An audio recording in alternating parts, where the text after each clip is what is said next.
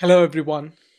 Microsoft 365 Security Administration certification is an expert level certification. So if you're new to Microsoft 365 services, I would recommend you to rather study MS-900 than MS-500. But if you are familiar with these Microsoft 365 services and you want to amplify your knowledge into security administration, this is a perfect certification for you. MS-500 teaches you how to proactively secure your Microsoft 365 enterprise environments. In this course, you will learn how to respond to threats, perform investigation, and enforce policies and governance on your Microsoft 365 services. I will make sure to create timestamps for this entire course so it is easier for you to navigate between these topics. And thank you so much for taking your time to learn this MS-500 course. And I really hope you find this course useful. And I wish you all the very best for your examination.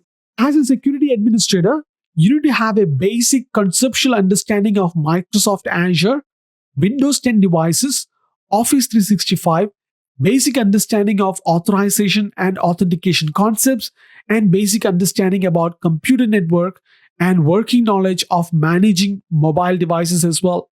There are primarily four skills you will be measured on this examination. On the right hand side, you can see the different weightages of these skills. The higher the weightage means you can expect more number of questions from these areas. For ease of learning, I have divided this course into 14 different modules. At the end of each module, you will have a quick knowledge check to review some questions what we have learned from the previous module. After you go through these modules, you would be able to learn how to administer user and group access in Microsoft 365 and plan and implement Azure AD Connect, explain and use conditional access to evaluate and improve your security posture, configure various advanced threat protection services in Microsoft 365, configure data loss prevention policies, create and manage e-discovery investigation, manage GDPR data subject request, etc. Along with going through these videos, I would definitely encourage you to create a free Azure and Microsoft 365 subscription so that you can try out all of this. Additionally, you can go to all of these free resources to gain more understanding and knowledge about this topic. In this lesson, you will learn about the evolution of identity technologies and the importance of identity for an organization. Let's have a high level look at the things we are going to learn in this video. After this video, you will be able to describe the evolution of identity technologies. You would be able to describe the challenges organizations face in managing these identities, and you would be able to explain the process of establishing an identity governance for an organization as well. So let us begin with understanding what are the evolution of identity technology. In the past, IT secured the perimeter around the physical corporate network, like guards protecting the walls of a castle. With today's mobile devices, cloud computing, and Internet of Things, identity and access management must secure on premises and cloud identities and manage access to sensitive information inside and outside the corporate network. Microsoft first addressed identity and access management with Windows NT domains to consolidate on premises accounts. Later, Microsoft developed Active Directory, smart card authentication, and support for third party multi factor authentication as well. Threats such as sophisticated credential theft, social engineering, and password database compromises have increased the risk of your users' identities. To mitigate those risks, Microsoft 365 takes a comprehensive approach, which include Azure Active Directory or Azure AD for unified identity management to manage and secure single sign-on at scale.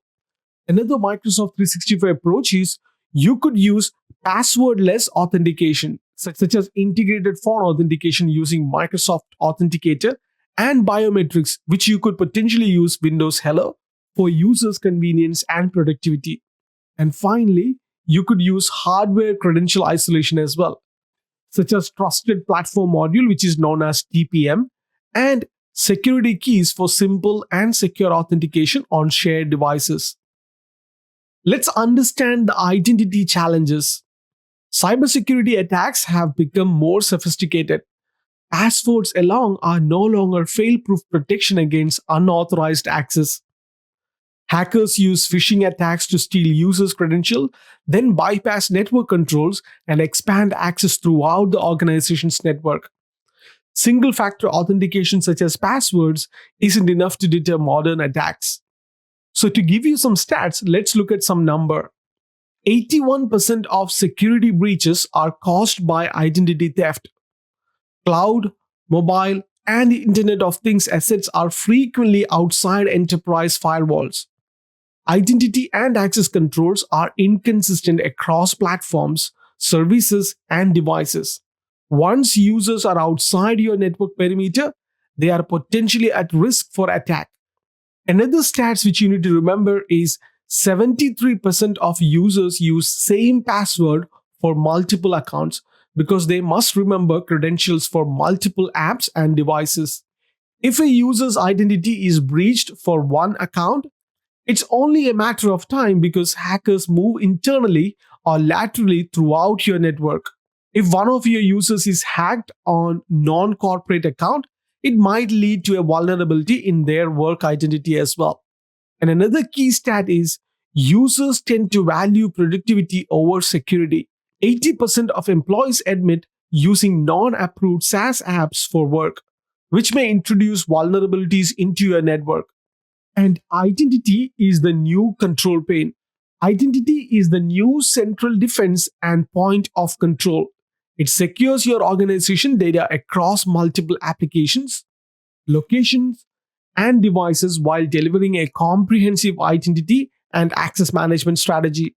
The corporate network remains the internal defense systems, but now with Azure Active Directory and other identity solution within Microsoft 365, you have an additional layer of protection to protect the personal set of identities for these users.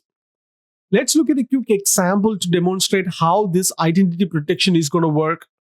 So consider this scenario where Christina is a division VP at Contoso and travels frequently to visit 5 offices that she manages across US, UK, Canada, and part of China. She handles highly sensitive information via connecting to corporate assets from unknown wireless networks. Classic security protocol assumed a castle under siege approach for hackers. However, Christina is out in the field and needs the same protection as though she is working in the corporate office. The company needs security that understands the user's behavior and detects when her user or device risk is elevated. If Christina's user credentials or device are compromised, how can IT automatically enforce additional layer of authentication and keep the organization safe? Using identity as the new control plane ensures that each time user attempts to access data from the network, their personal and device data are reviewed and authenticated. Suppose Christina attempts to access corporate resources via her registered device. Azure AD monitors her typical user data and validates her device based on your policy configuration to determine that this access would have a low business impact to the network.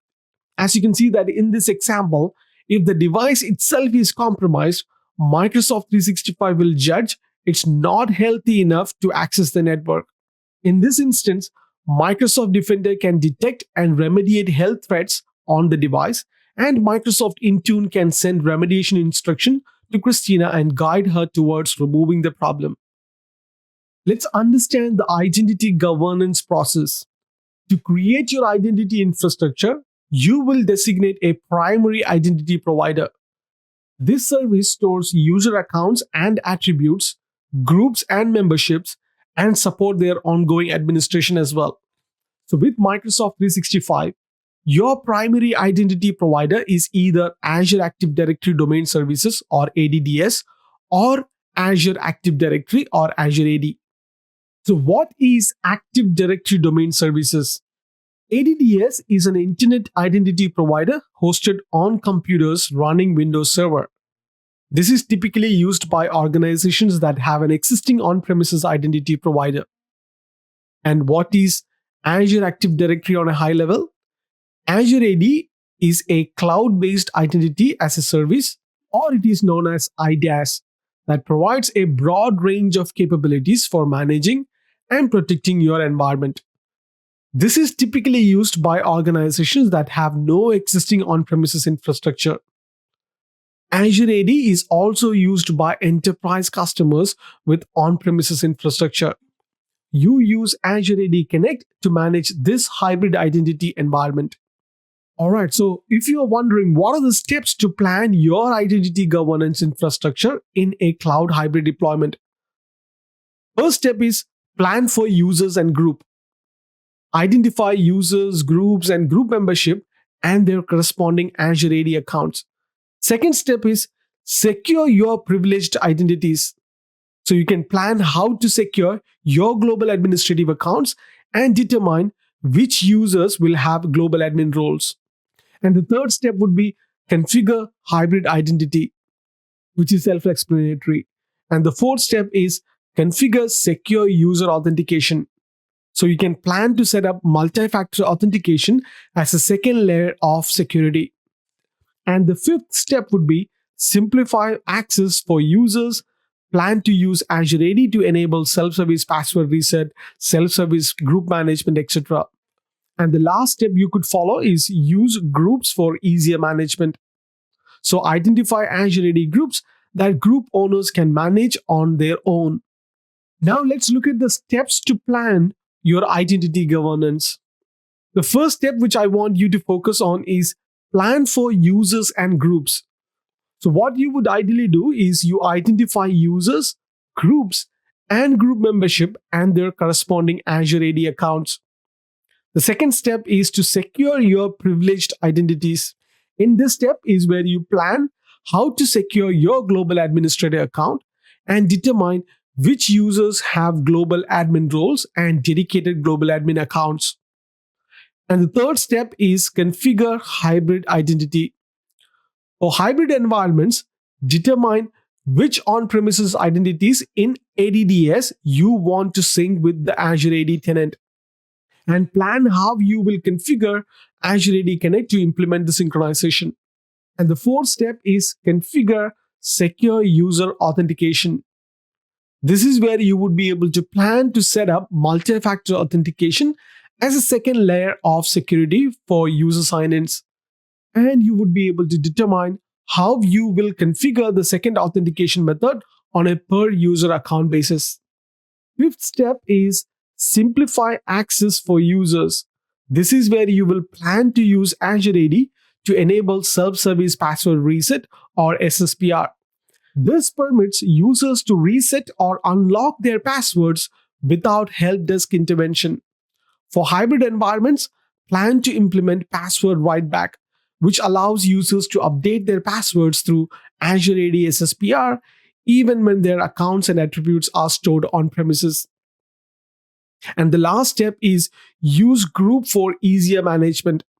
So identify Azure AD groups that group owners can manage on their own, and self-service group management enables group leaders who understand the business use for the group to have day-to-day controls of membership. So that concludes identity and governance episode. In this video, you will learn about concepts and principles of zero trust model and which Microsoft products support it. Let's have a high-level look at the things we are going to learn in this episode. After this lesson, you would be able to describe the zero trust approach to security in Microsoft 365. You would be able to describe the components of zero trust security, and you would be able to describe the 5 steps to implementing a zero trust model in your organization as well. And finally, you would be able to explain the zero trust networking to anybody. So let us begin by understanding the zero trust principles. So instead of assuming everything behind the corporate firewall is safe, the zero trust model assumes breach and verifies each request as though it originates from an open network. Regardless of where the request originates or what resources it accesses, zero trust teaches us to never trust, always verify. So what are the zero trust principles? First one is verify explicitly. Always authenticate and authorize based on all available data points. This includes user identity, location, device health, service or workload, data classification, or any sort of anomalies. The second principle is use least privileged access all the time. Limit user access with just in time and just enough access, which is sometimes known as JIT or JEA, risk based adaptive policies, and data protection to help secure both data and productivity. And the third principle is assume breach all the time. Minimize blast radius of breaches and prevent lateral movement by segmenting access by network, user, devices, and app awareness. Verify all sessions are encrypted end to end and use analytics to get visibility and drive threat detection and improve defenses. Now let's understand the zero trust components and the concepts. Now let's look at the 6 primary components of a zero trust model. The first one is identities. Verify and secure each identity with strong authentication across your entire digital estate. The second component is devices. You need to gain visibility into devices accessing the network. Ensure compliance and health status before granting them access. The third component is data. Move from perimeter based data protection to data driven protection. Use intelligence to classify and label data and encrypt and restrict access based on organizations' profiles. The next component is applications. You need to discover the shadow IT and ensure appropriate in app permissions, gate access based on real time analytics, and monitor and control user actions. The next component is infrastructure. You need to use telemetry to detect attacks and anomalies and automatically block and flag risk behavior and employ least privileged access principles. The last one is network. Please ensure devices and users aren't trusted just because they are on an internal network. Encrypt all internal communications, limit access by policy, and employ microsegmentation and real time threat detection. So, let me help you how to plan for a zero trust model. In some ways, the easiest way to think about zero trust is to assume everything is an open internet. Even resources we think are safe in our walled garden, with zero trust, we move from the world of implicit assumptions made based on a single element to explicit verification of all elements of access. So you may have hardened your external access points by requiring multi-factor authentication or certificates to access your VPN. But many times during investigation, we see that time and time again that either because of new exploits or because of exceptions made to reduce friction with demanding workers, the assumption is that if they are on my network, it's okay and it's good enough. A successful zero trust strategy requires seamless and flexible access to applications, systems, and data while maintaining a security for both users and resources. They need to do their jobs. There are 5 steps to securing your identity infrastructure. The first step is to strengthen your credentials. If users in your identity systems are using weak password and not strengthening them with MFA, it isn't a matter of if or when you got compromised, just how often you will be compromised. The second step is reduce your attack surface area. To make life harder for hackers, eliminate using older, less secure protocols, limit access entry endpoints, and exercise more sufficient control of administrative access to resources. And the third step to follow is to automate threat response. Reduce cost and risk by reducing the time criminals have to embed themselves into your environment. And the fourth step is to increase your awareness. Use auditing and logging of security related events and related alerts to help detect patterns that may indicate internal attacks or attempted or successful external presentation of your network. And the fifth step is to enable user self help. Reduce friction by empowering your users to stay productive even as you remain vigilant. So, how can you use Zero Trust using Azure AD conditional access? Azure Active Directory provides the strong, adaptive, standard based identity verification required in a Zero Trust framework. While Azure AD provides intrinsically strong authentication, it also allows admins to express their access requirement in simple terms. Virtually every aspect of each single sign-on is available to define the conditions under which access policies are applied.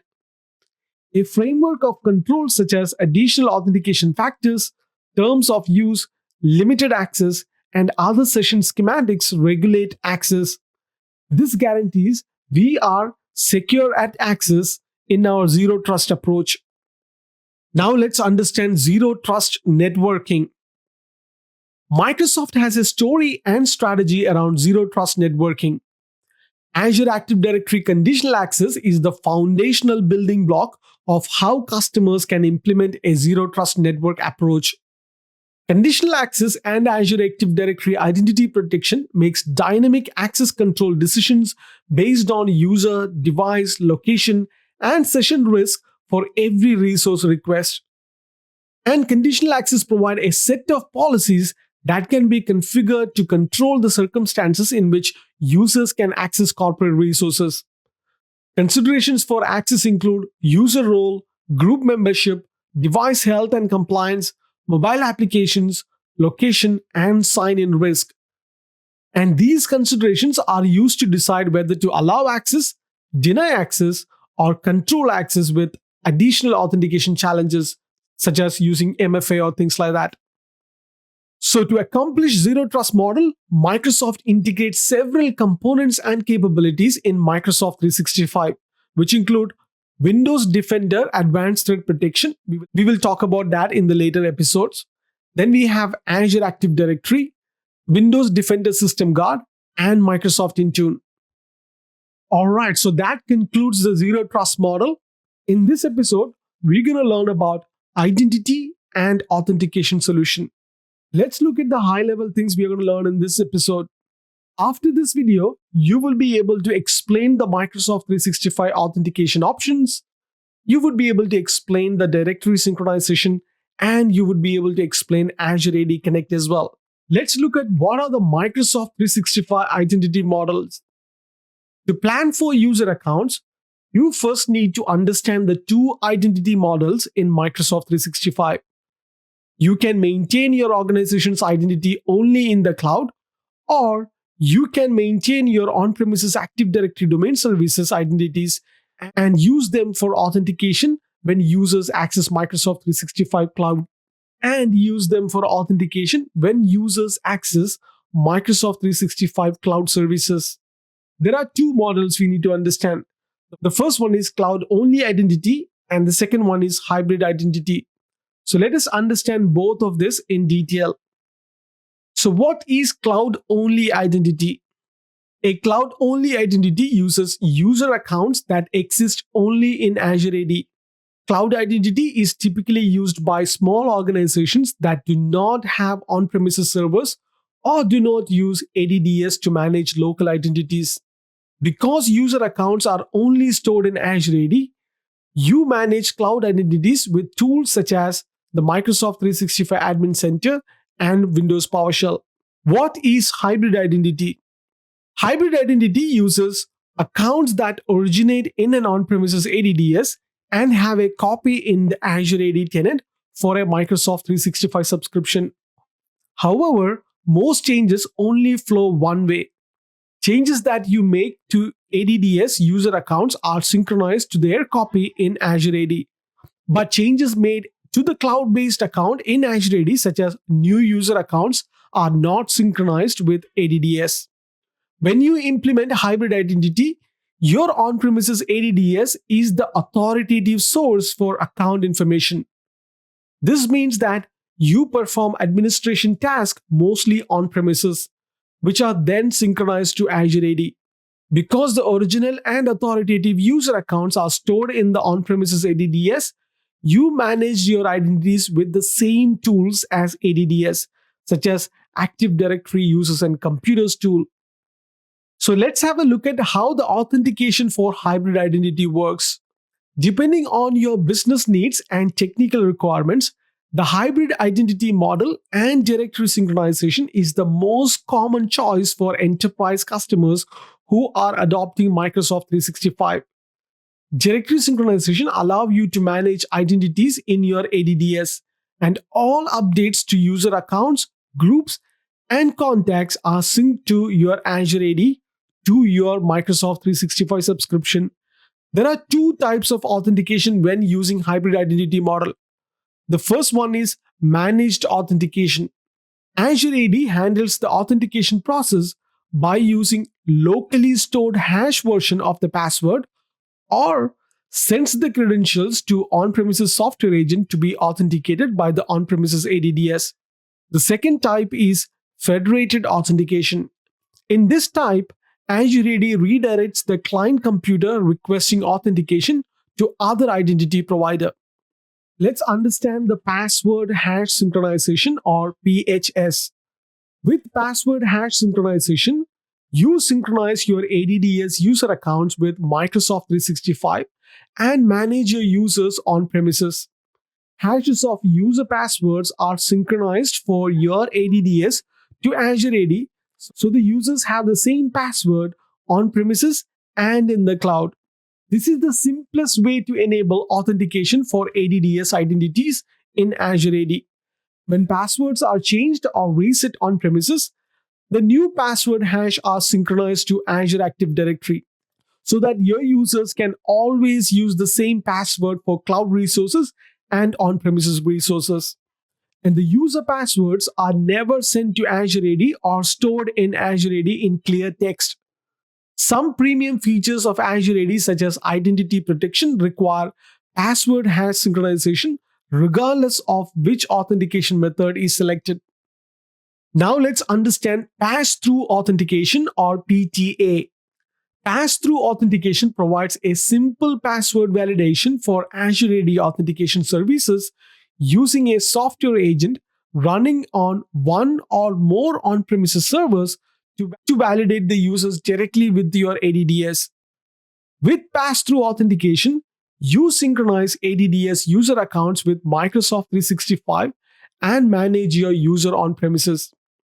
Pass-through authentication allows your users to sign into both on-premises and Microsoft 365 resources and application using their on-premises account and password.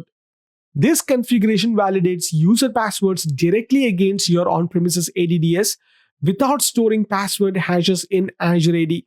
And PTA is also for organizations with security requirement to immediately enforce on-premises user account states, password policies, and logon hours. Now let's understand how the directory synchronization work. Directory synchronization is the synchronization of directory identities or objects between two different directories, such as your on-premises Active Directory environment and Azure AD, which supports online services like Microsoft 365. However, directory synchronization is not limited to any one specific directory. And in fact, it might include other directories such as HR databases and LDAP directory. In Microsoft 365, directory synchronization is commonly used to synchronize in one direction from on-premises to Azure AD. However, some features in Azure AD Connect allows you to write back specific objects and attributes to your on-premises directory. Integrating your on-premises directory with your Azure AD allows your users to improve productivity by reducing the amount of time spent by typing in passwords for accessing both cloud and on-premises resources. So, what are the advantages of directory synchronization? The first one is it gives you hybrid identity. With the hybrid identity, your organizations can provide users with common hybrid identity across on-premises or cloud-based services, including consistent group membership by leveraging Active Directory and then connecting to Azure AD. The second advantage is AD policies. Administrators can use policies set through Azure Active Directory to provide conditional access based on application resource, device and user identity, network location, and multi-factor authentication without having to perform additional tasks in the cloud. Another advantage is you can leverage identity. Users can leverage their common identity through accounts in Azure AD to Office 365 to Intune or other SaaS applications or any other non-Microsoft applications as well. Fourth advantage is one of the big one, which is single sign-on or SSO. Your security team will have confidence in knowing that user identities and informations are protected because all the servers and services used in SSO are mastered and controlled on premises. Another advantage is using MFA or multi-factor authentication.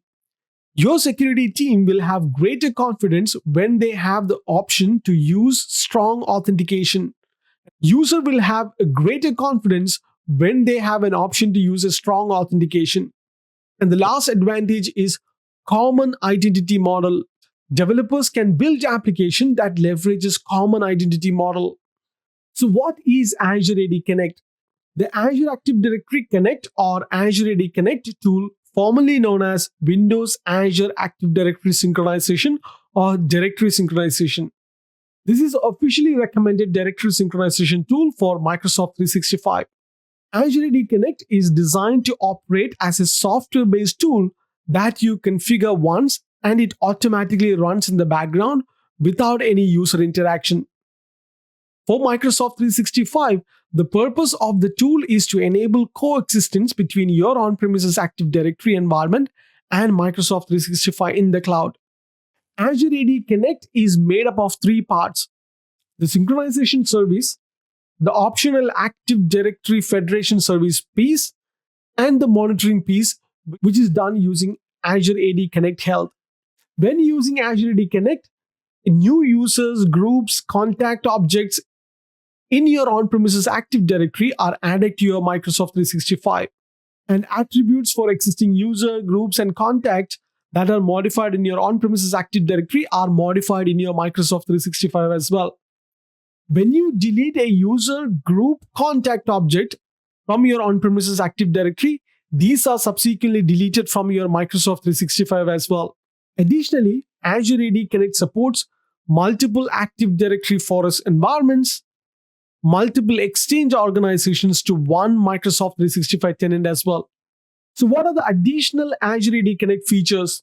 You can use Azure AD Connect for Exchange hybrid deployment, Exchange mail public folders, Azure AD app and object filtering, password synchronization, password pass-through authentication, password write-back, group write-back, device write-back, directory extension attribute sync. Then you can use it for preventing accidental deletes, automatic updates, SSO for your ADFS, and seamless single sign-on using password hash through synchronization as well. Azure AD Cloud Provisioning is a new Microsoft agent designed to meet and accomplish your hybrid identity goals for synchronization of users, groups, and contacts in Azure AD. And this can be used alongside your Azure AD Connect sync as well. With Azure AD Connect Cloud Provisioning, provisioning from AD to Azure AD is orchestrated in Microsoft Online Services. An organization only need to deploy in their on-premises and IaaS-hosted environment a lightweight agent that acts as a bridge between Azure AD and AD. This provisioning configuration is stored in Azure AD and managed as part of the service.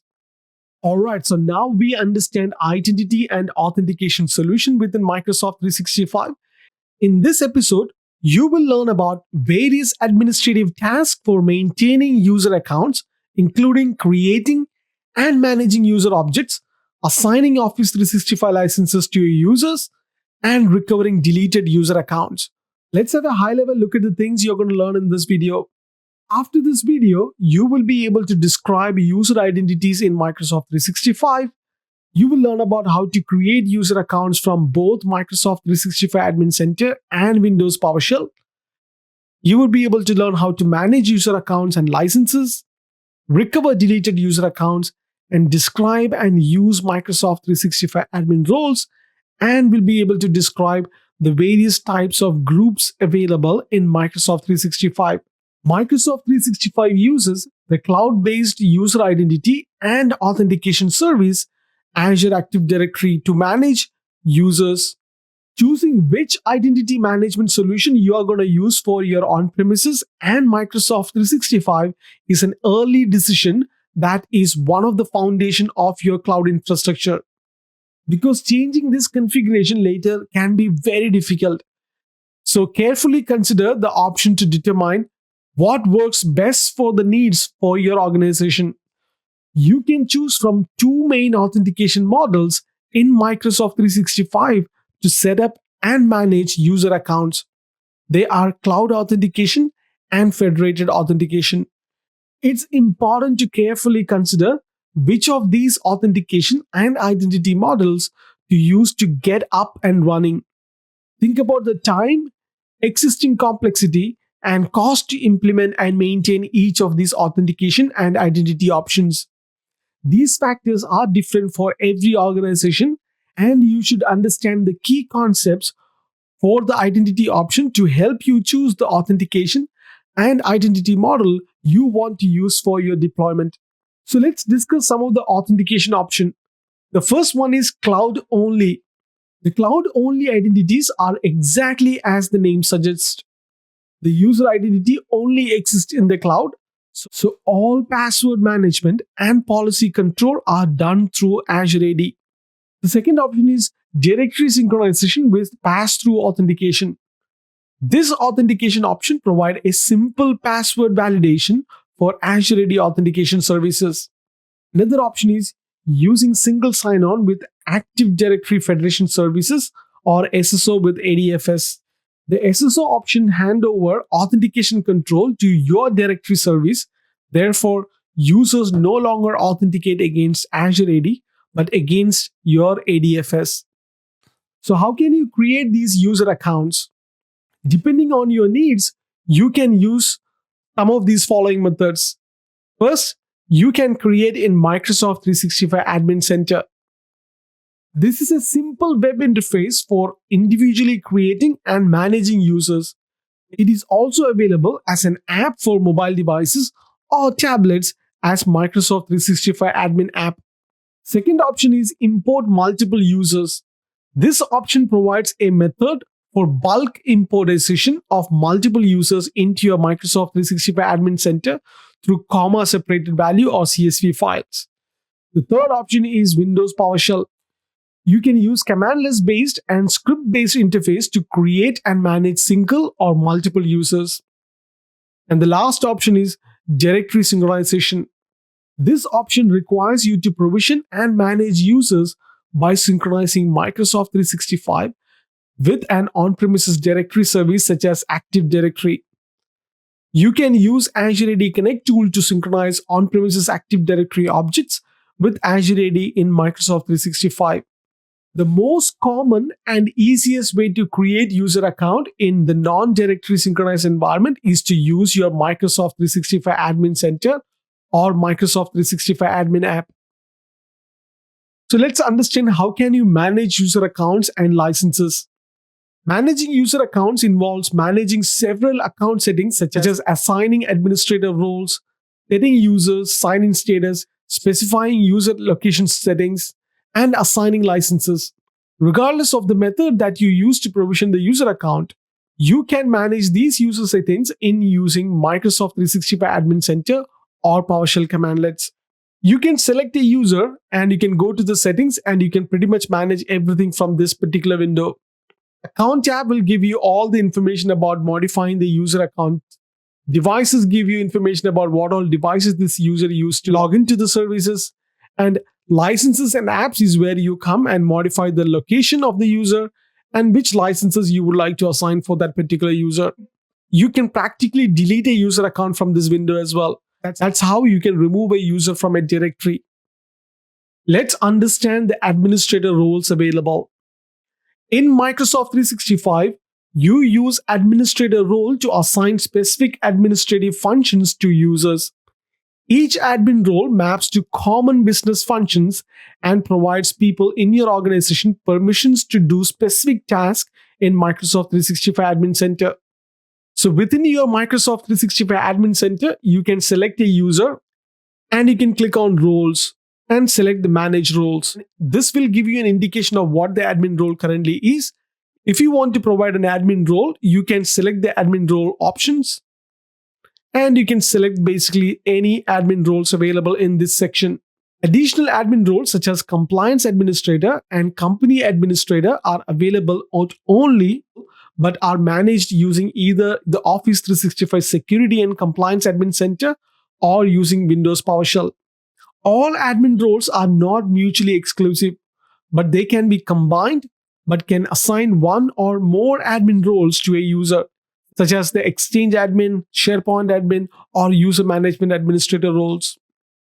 Now let's understand groups. Office 365 Group is the foundational membership service that drives all teamwork across Microsoft 365. With Office 365 Groups, you can give a group of people access to a collection of collaboration resources for those people to share. You can find the groups within Microsoft Admin Center by going into groups.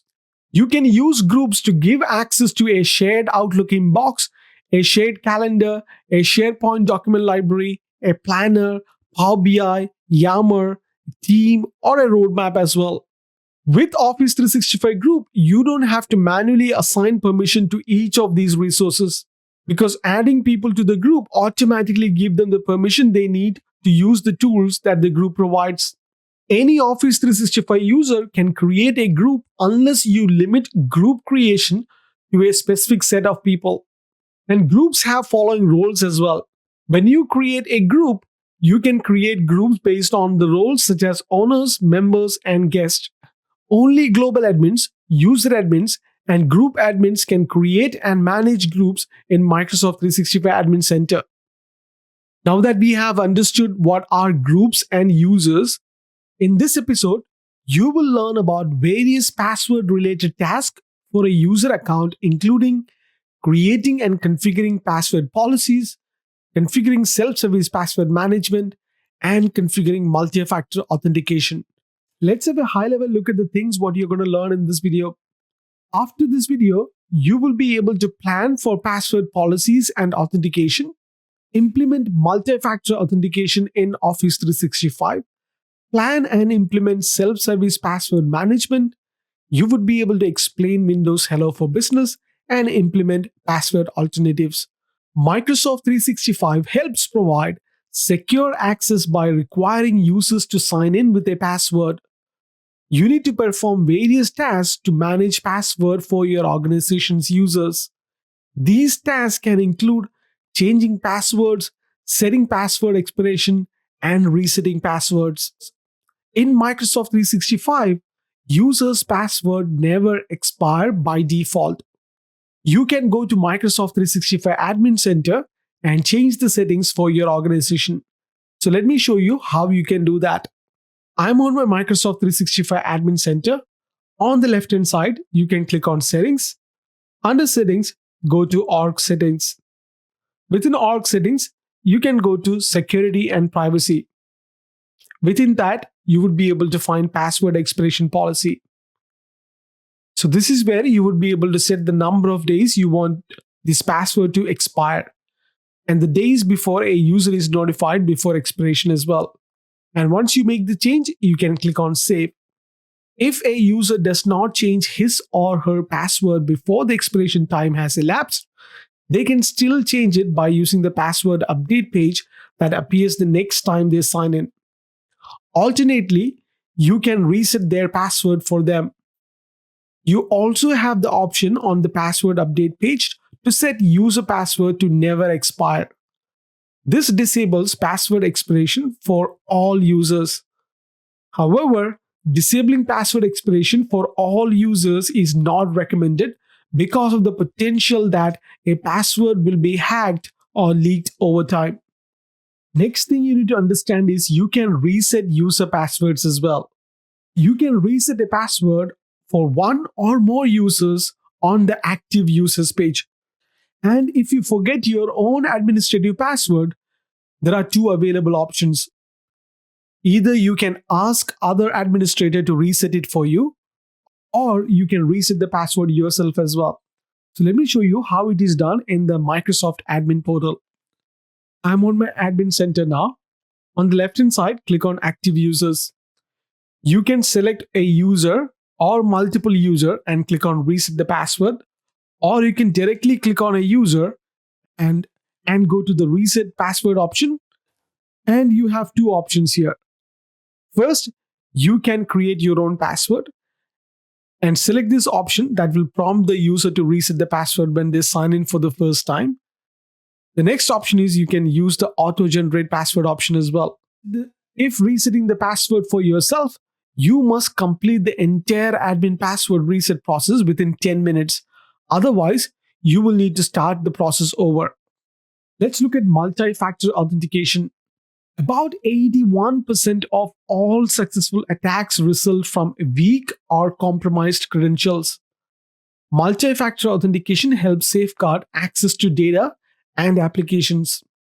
MFA or multi factor authentication requires two or more of the following authentication methods: something you know, which is typically a password; something you have, which is a trusted device that is not easily duplicated, such as a smart device or a badge; and the third one is something you are, which is usually a fingerprint, iris or retina scan, or facial recognition.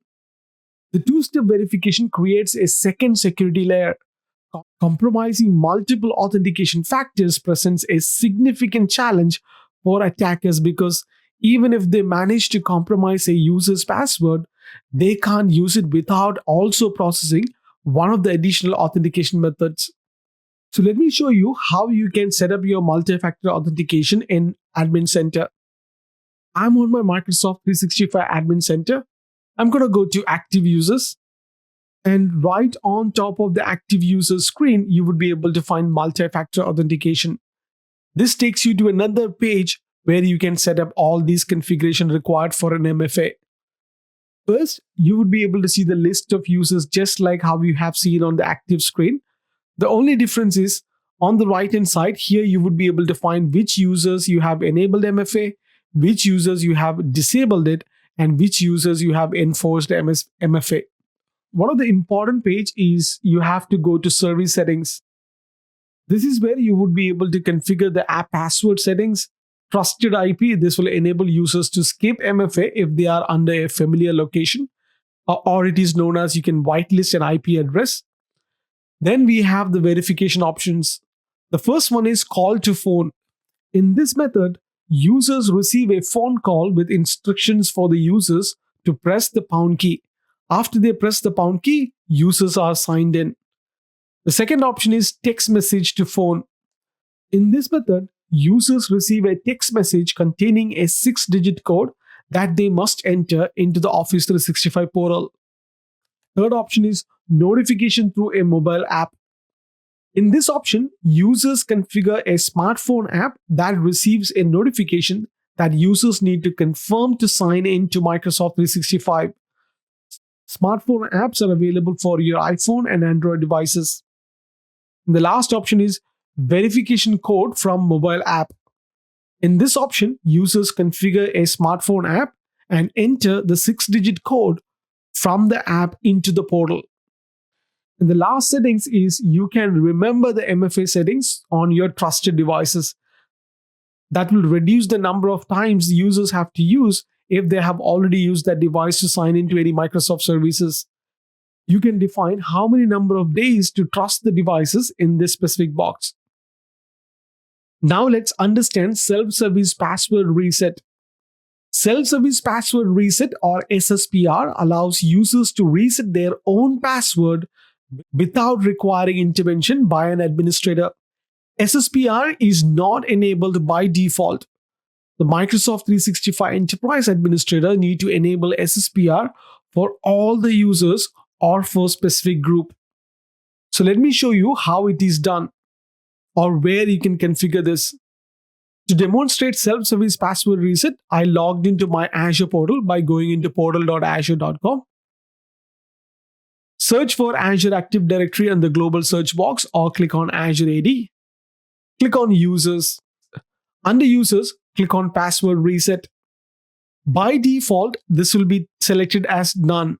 So you have an option to either select it for a group of users to reset the password, or you can enable for all the users.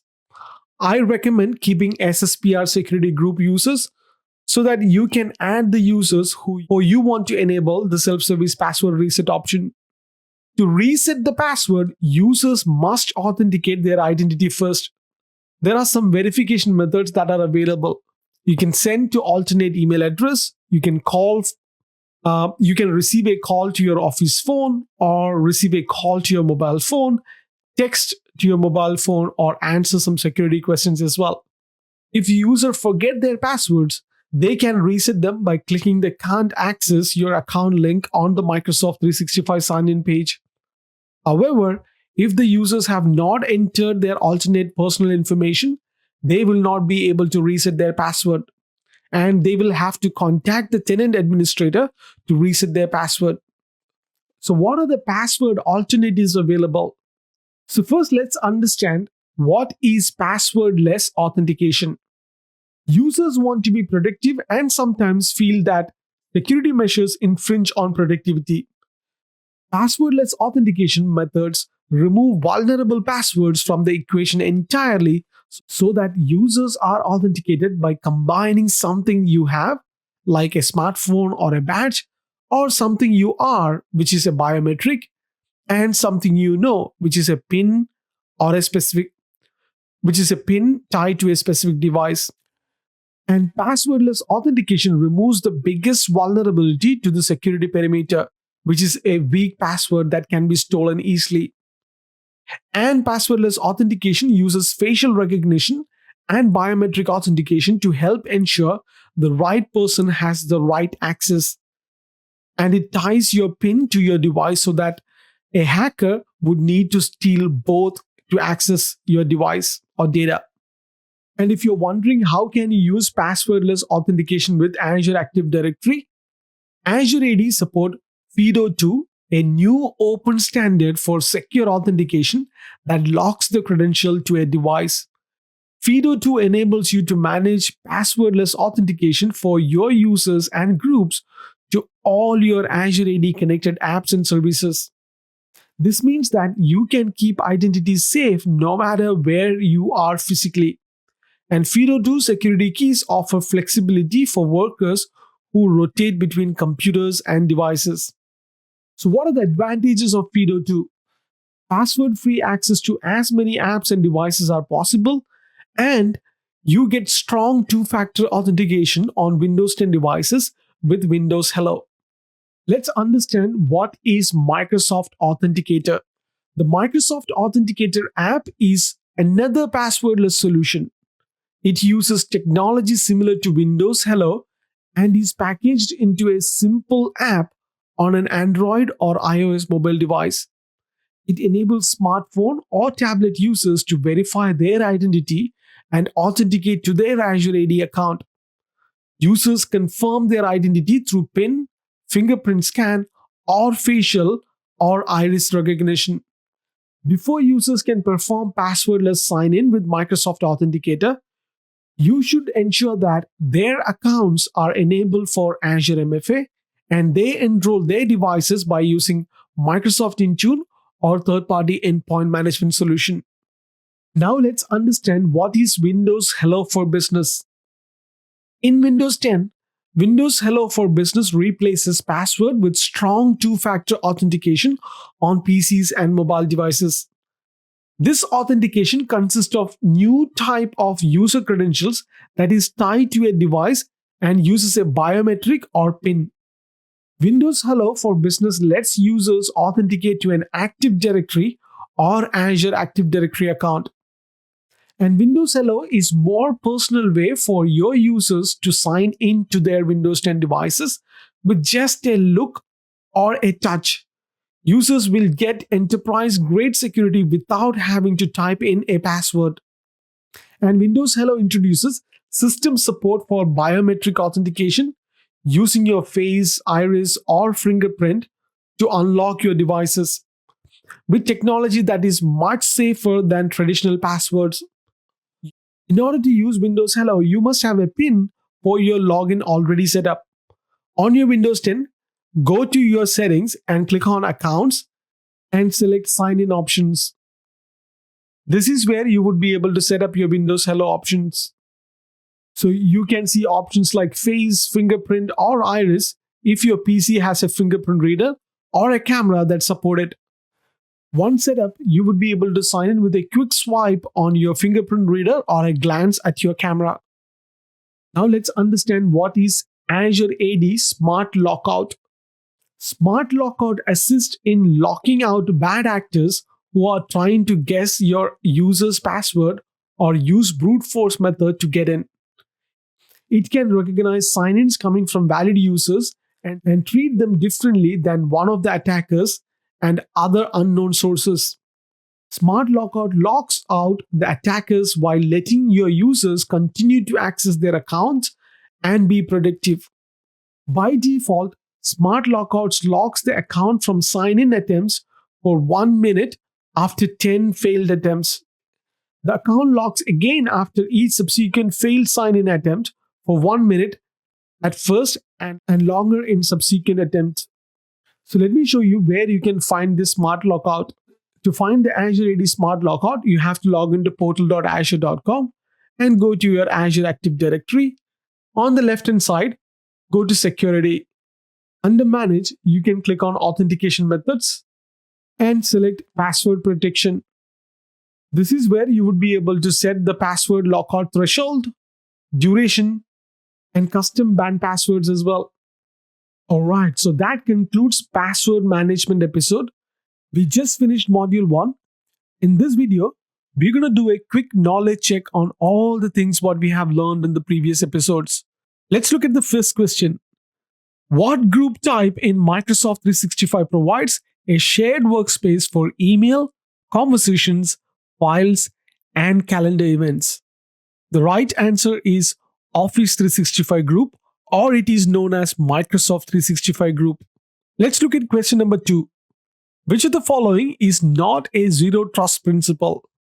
The correct answer is block mobile devices. Let's look at question number 3. Which of the following is not a component of zero trust deployment? The one which is not a component is culture. Let's look at question number 4. A successful zero trust strategy requires seamless and flexible access to applications, systems, and data while maintaining security for both users and resources. Which of the following lists the 5 steps to securing identity infrastructure in a zero trust model? The right answer is strengthen your credentials, reduce attack surface area, automate threat response, increase awareness, and enable user self-help. Let's look at question number 5. Which of the following are acceptable cloud-only authentication scenarios for Microsoft 365? You need to select 2 options. The correct answer is password hash sync with seamless single sign-on and pass-through authentication with seamless single sign-on. And the last question is, which of the following are Azure AD Connect feature? You need to select 3 answers. The first correct answer is password synchronization. Then it is group write back. And the last option is directory extension attribute sync. So that concludes module 1 knowledge check. In this episode, you will learn to plan directory synchronization with Microsoft 365. After this lesson, you would be able to plan for directory synchronization and plan and prepare to use Azure AD Connect and plan Azure AD Connect for multi-forest scenarios. And you would be able to plan Azure AD Connect pass-through authentication as well. So let's understand how to prepare for directory synchronization.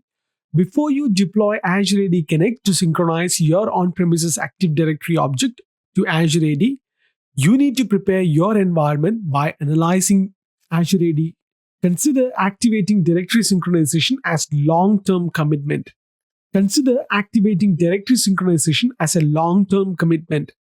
After you have activated directory synchronization, you can only edit synchronized object by using your on-premises Active Directory management tools. To help a seamless transition to Microsoft 365 by using directory synchronization, You should prepare your Active Directory forest before you begin your Microsoft 365 directory synchronization deployment. So, how can you verify UPN suffixes?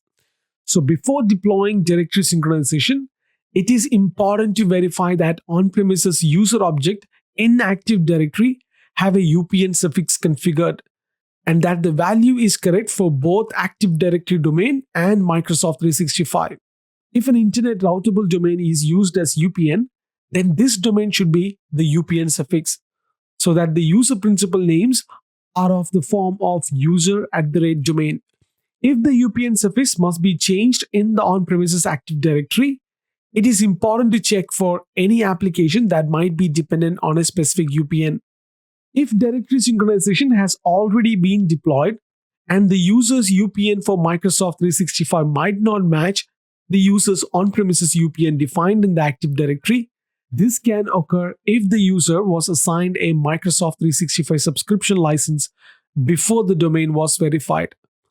To resolve this issue, PowerShell can be used to update users' UPN in Microsoft 365 to ensure that their Microsoft 365 UPN matches their corporate username and domain in your on-premises Active Directory.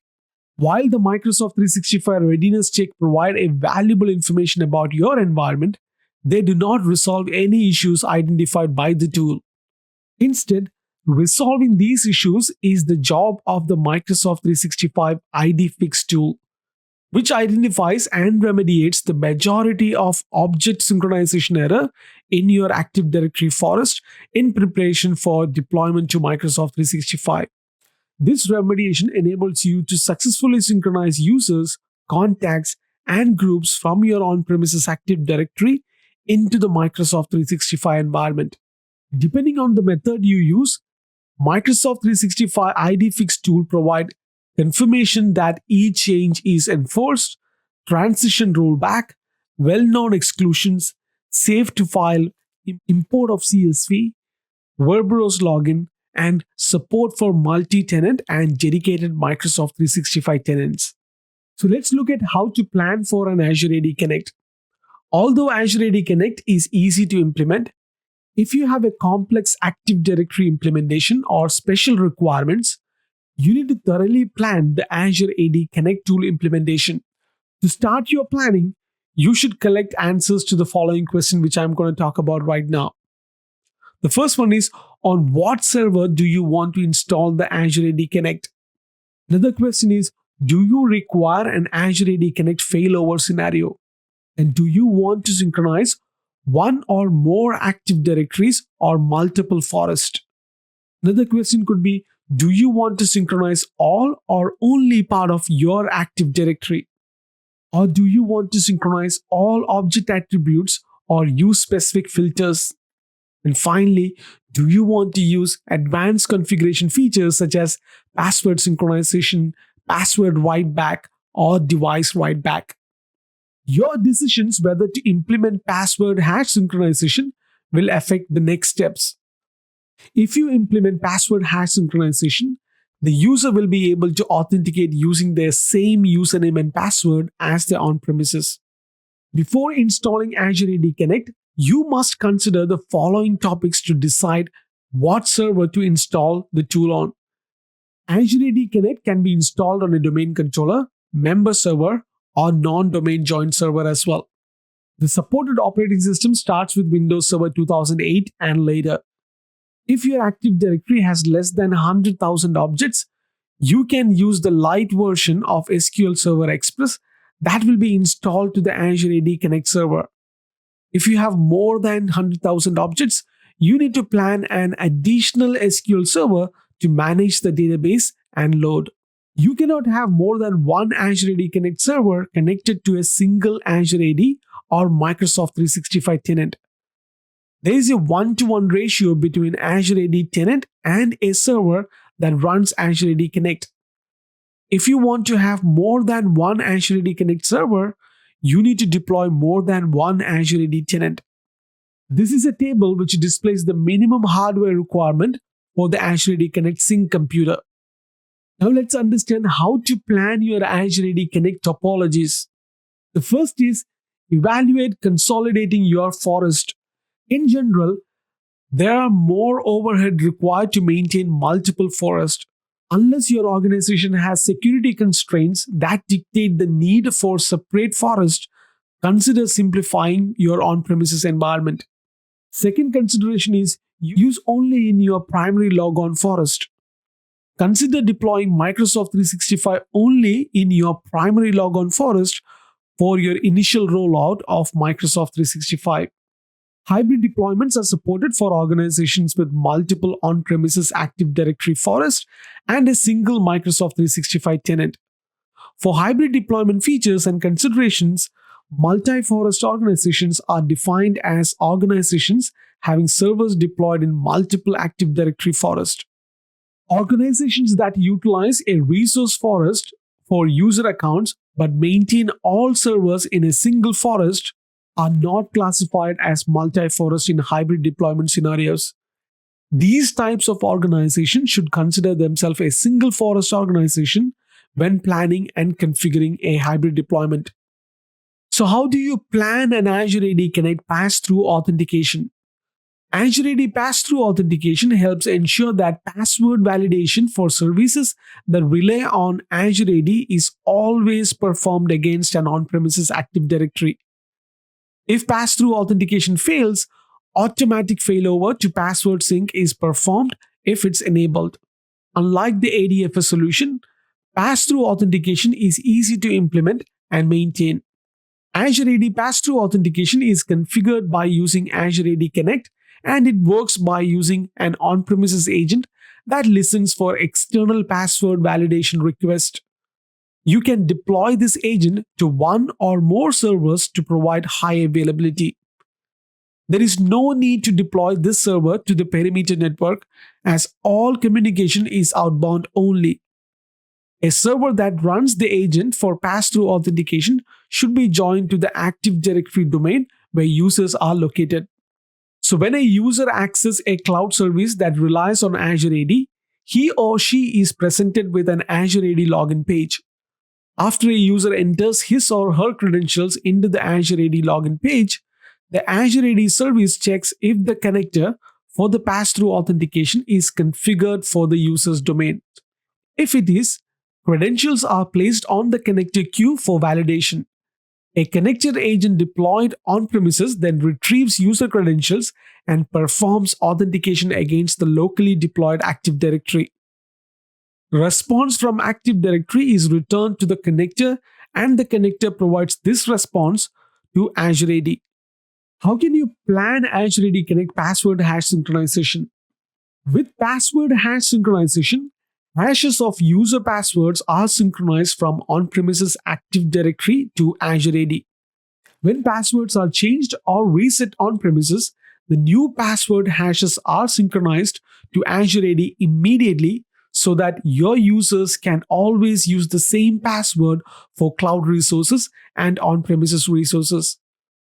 The passwords are never sent to Azure AD or stored in Azure AD in clear text. You can use password hash synchronization together with password write back to enable self-service password reset in Azure AD. In addition, you can enable seamless single sign-on for users on domain-joined machines that are on corporate network. With single sign-on, enabled users only need to enter a username to help them securely access cloud resources. That concludes the lesson on Azure AD Connect. In this episode, you will examine the Azure AD Connect installation requirements, the options for installing and configuring the tool, and how to monitor your Azure AD Connect health. After this lesson, you would be able to configure Azure AD Connect prerequisites, set up Azure AD Connect, describe Azure AD Connect health, manage users and groups with directory synchronization, use Azure AD Connect sync security groups, and troubleshoot directory synchronization as well. So without wasting any more time, let's get into it. So before you install Azure AD Connect, there are few things that you need. The first requirement is you need an Azure AD. You can create an Azure free trial to get an Azure AD tenant. You can either use Azure Portal or the Office 365 portal to access the Azure AD tenant. You can add and verify the domain you plan to use in Azure AD, and an Azure AD tenant allows by default 50K objects. So when you verify your domain, the limit is increased to 300K objects. The next thing what you need is an on-premises Active Directory. Within the on-premises Active Directory, the AD schema version and the forest functional level must be Windows Server 2003 or later. The domain controller can run any version as long as the schema and the forest level requirements are met. If you plan to use the feature of password write back, then the domain controller must be on Windows Server 2008 R2 or later. The domain controller used by Azure AD must be writable. It is not supported to use the read-only domain controller, and Azure AD Connect does not follow any write redirects. Another prerequisite is Azure AD Connect server. The Azure AD Connect server contains critical identity data. It is important that administrative access to this server is properly secured. The Azure AD Connect server must be treated as a Tier 0 component. Another requirement could be an SQL server used by the Azure AD Connect. Azure AD Connect requires an SQL Server database to store identity data. By default, an SQL Server 2012 Express Local DB is installed. SQL Server Express has a 10 GB size limit that enables you to manage approximately 100,000 objects. If you need to manage a higher volume of directory object, you need to point the installation wizard to a different installation of SQL Server. This type of SQL Server installation can impact the performance of Azure AD Connect. Keep in mind, this type of an SQL Server installation can impact the performance of Azure AD Connect. Let's understand accounts. First of all, you need an Azure AD Global Administrative account for the Azure AD tenant you wish to integrate with. This account must be a school or organization account, and that cannot be a Microsoft account. If you use an Express setting or upgrade from Directory Sync, then you must have an enterprise administrative account for your on-premises Active Directory. The last one is connectivity. The Azure AD Connect server needs DNS resolution for both intranet and internet. The DNS server must be able to resolve names both to your on-premises Active Directory and the Azure AD endpoints. Alright, now let's look at how to set up your Azure AD Connect. Installing Azure AD Connect is accomplished by running a configuration wizard and performs additional installation and configuration tasks during the implementation. Because Microsoft is continually improving the product, it is important to download the latest version. You can go to the Microsoft download to find the latest version, or you can go to the Azure portal, go to your Active Directory.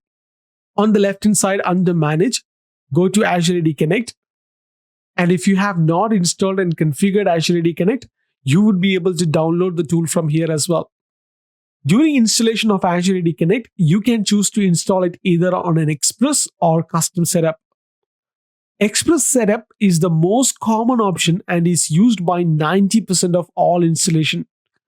It was designed to provide a configuration that works for most common customer scenarios.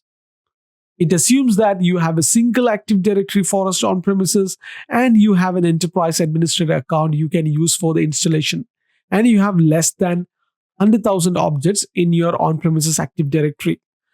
With the Express setting, you will get password hash synchronization, a configuration that synchronizes users, groups, contacts, and Windows 10 computers.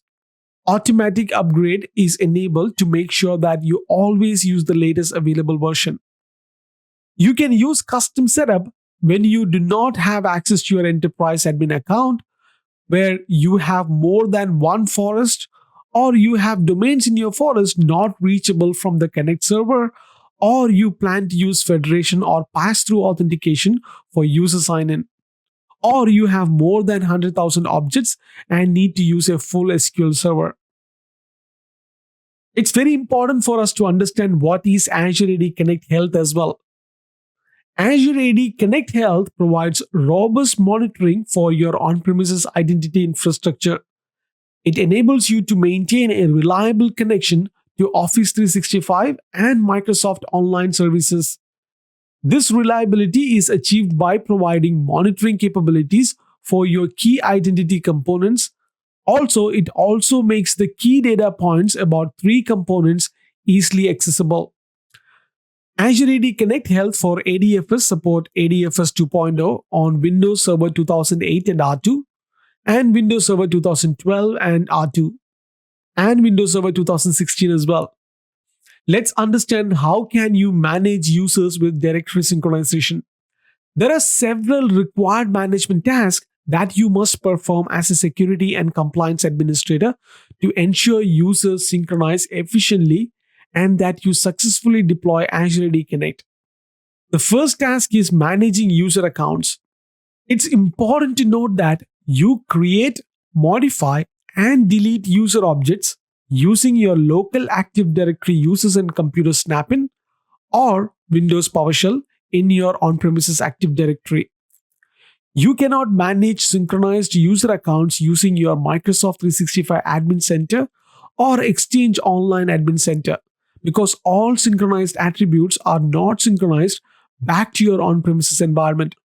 Only a few additional attributes that are not available in your Active Directory must be managed in the Microsoft 365 Admin Center, such as Microsoft 365 product licenses and advanced Exchange Online settings such as enabling in-place archiving, etc. The next task is recovering a user account that was accidentally deleted. Azure AD supports soft deletes. This feature is also available if you delete users in your on-premises Active Directory and the deletion is synchronized to Microsoft 365. In this case, the user object is put in a deleted state and no longer appears in the user list, and the user's license can be reassigned. The user object will not be linked to an on-premises object unless you restore it or create a new object with the same source anchor. So if you accidentally delete a user account and a directory synchronization cycle runs, the user account will be deleted in Microsoft 365. However, if you have the recycle bin feature enabled in Active Directory, you can recover the account from the recycle bin and the link between account will be re-established. If you do not have a recycle bin enabled, you might need to create another user account with a new GUID. Let's look at another task. This time it is recovering from unsynchronized deletes. Another important maintenance task is dealing with an on-premises delete that does not synchronize to Microsoft 365. In this case, the linked object is not removed from Azure AD. This situation can occur if directory synchronization has not yet completed or if the directory synchronization failed to delete a specific cloud object, both of which result in an orphaned Azure AD object.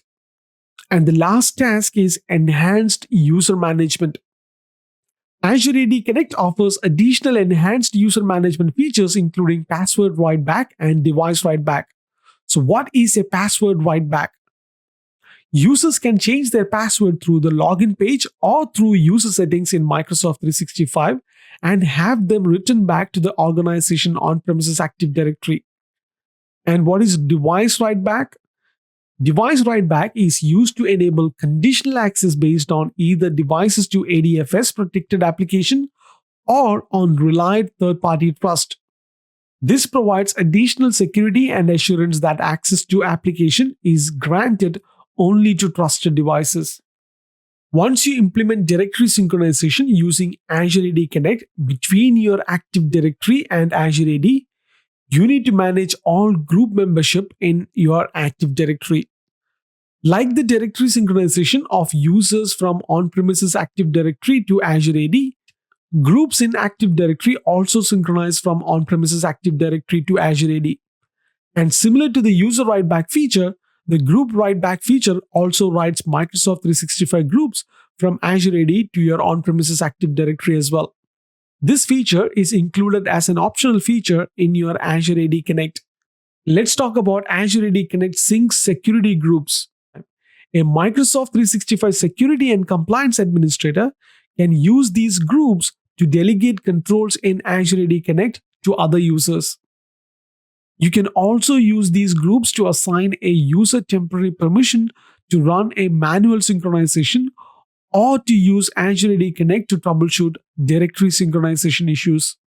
So, how can you troubleshoot directory synchronization? So, let me take you to the Microsoft 365 Admin Center. So, I am on my Microsoft 365 Admin Center. Under Settings, you can click on Directory Sync Errors. The key troubleshooting tasks for directory synchronization include analyzing logs for errors and remediating synchronization errors with the tool itself. So, some of the typical issues that can lead to the problem are authentication error, unexpected change in your Active Directory affect the affected OU, corrupted Active Directory, duplicate attributes, etc. The Microsoft 365 Admin Center provides an overview about directory synchronization errors. So that concludes the lesson on directory synchronization. In this episode, we're going to learn about what is Azure AD Identity Protection. After this lesson, you would be able to describe Azure Identity Protection and what kind of identities can be protected. You would be able to identify vulnerabilities and risk events. Then you would be able to plan your investigation in protecting cloud-based identities and protect your Azure Active Directory environment from security breaches as well. Identity protection is a tool that allows organizations to accomplish three key tasks. First, it will allow to automate the detection and remediation of identity-based risk. Then you would be able to investigate risk using data in the portal. Then you would be able to export risk detection data to third-party utilities for further analysis as well. So let me show you where and how you can access the identity protection. I'm on my Azure portal. Go to Azure Active Directory. Under Manage, scroll down to go to Security. And within Security, under Protect, you can find Identity Protection. Identity protection uses the learnings Microsoft has acquired from their position in the organization with Azure AD, the consumer space with Microsoft accounts, and in gaming with Xbox to protect your users. Microsoft analyzes 6.5 trillion signals per day to identify and protect customers from threats.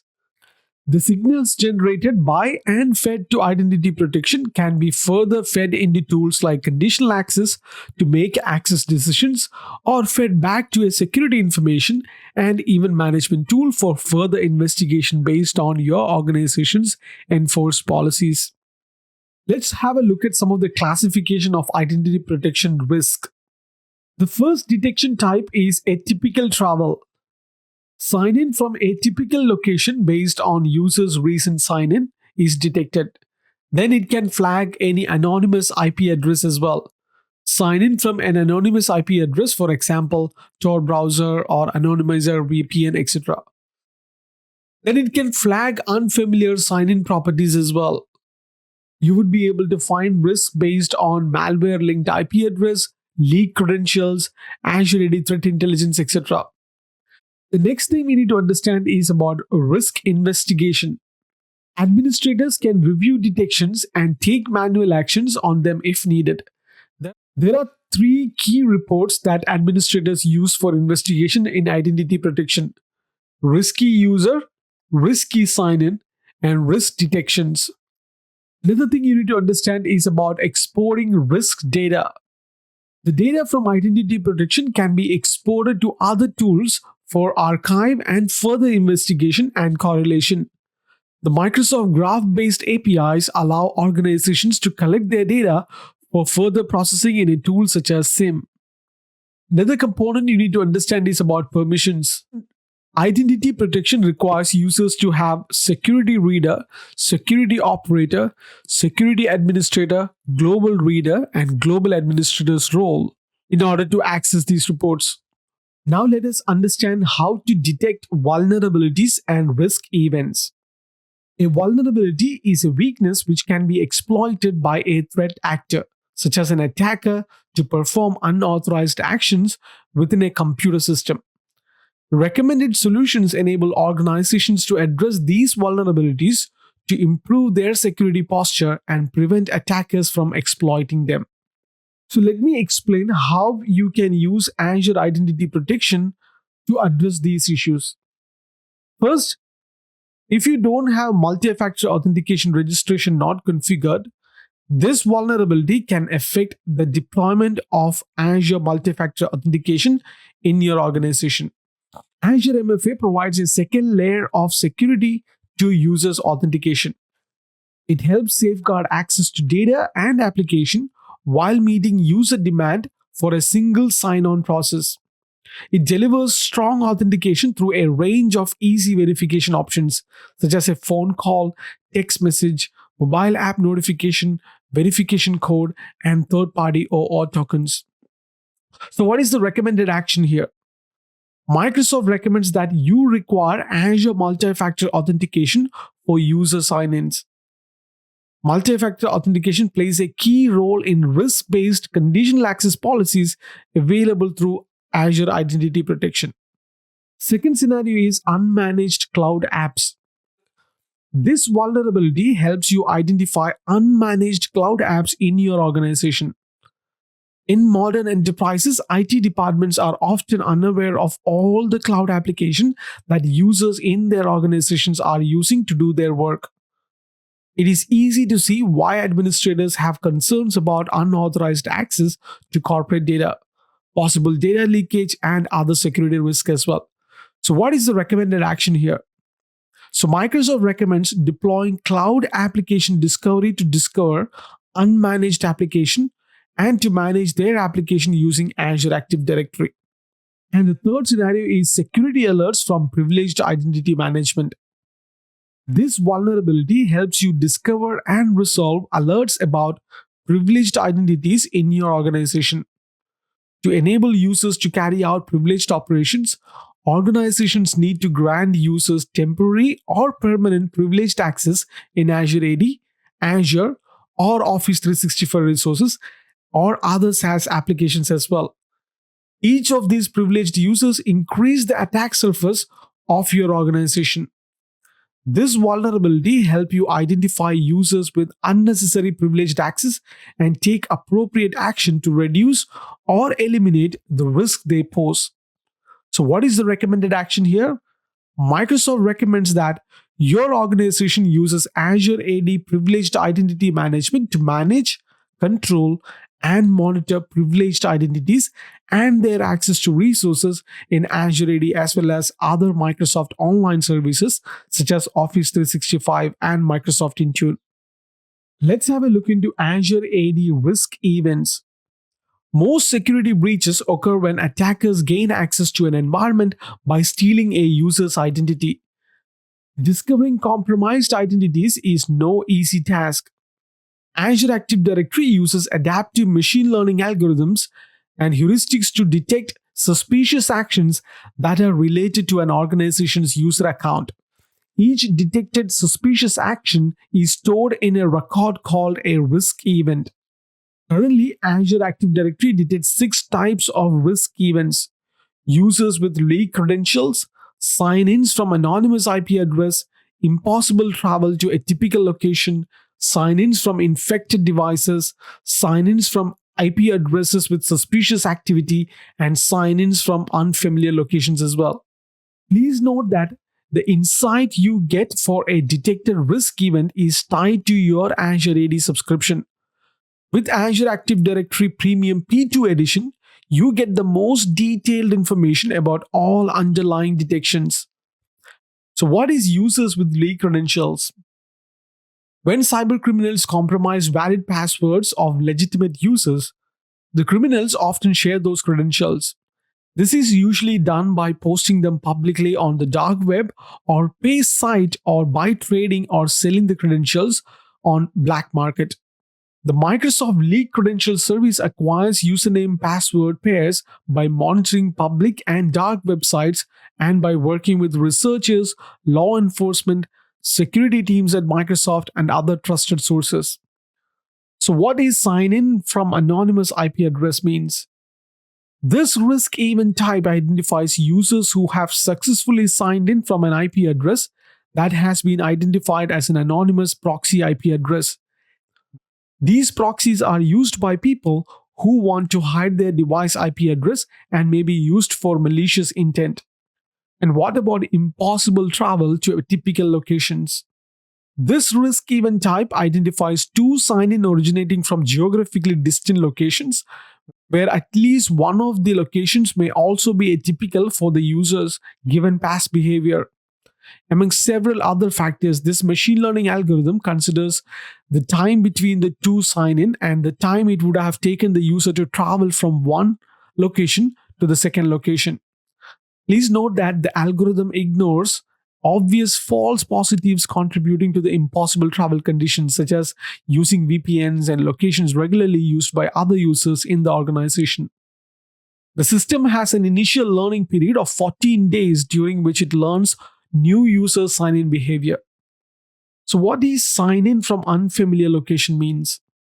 This risk event type considers past sign in location to determine new or unfamiliar locations. And what is sign ins from infected devices? This risk event type identifies sign ins from devices infected with malware that are known to actively communicate with a bot server. This is determined by correlating IP address of the user's device against the IP address that were in contact with a bot server. So now with all the information what we learned, how can you plan your investigation? Your journey through identity protection typically starts with Azure Active Directory Identity Protection Dashboard. You can find plenty of reports in Azure AD Identity Protection for user flagged for risk events, and vulnerabilities.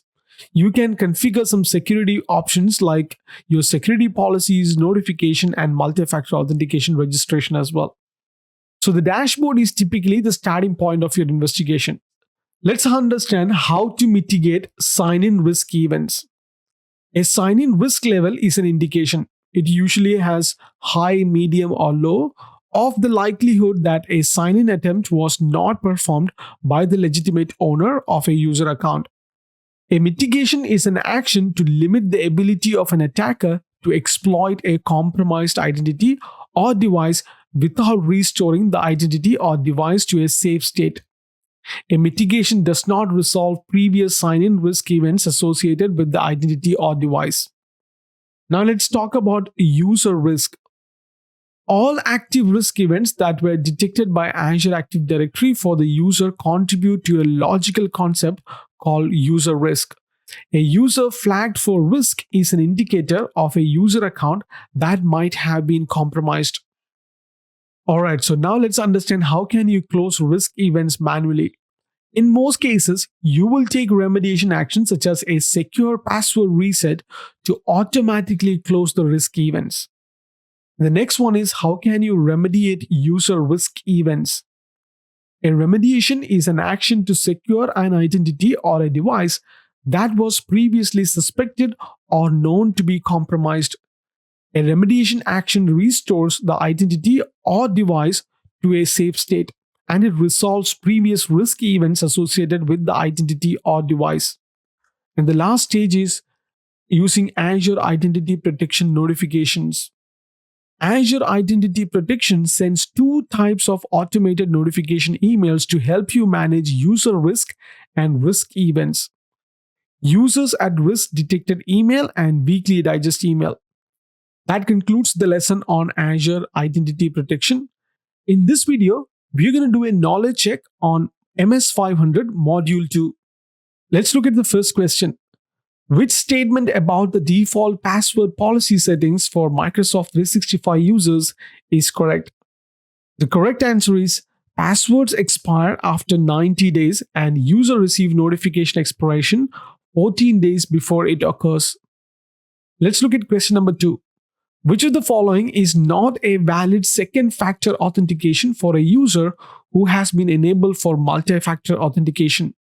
The correct answer is encryption code in the text file. Let's look at question number 3.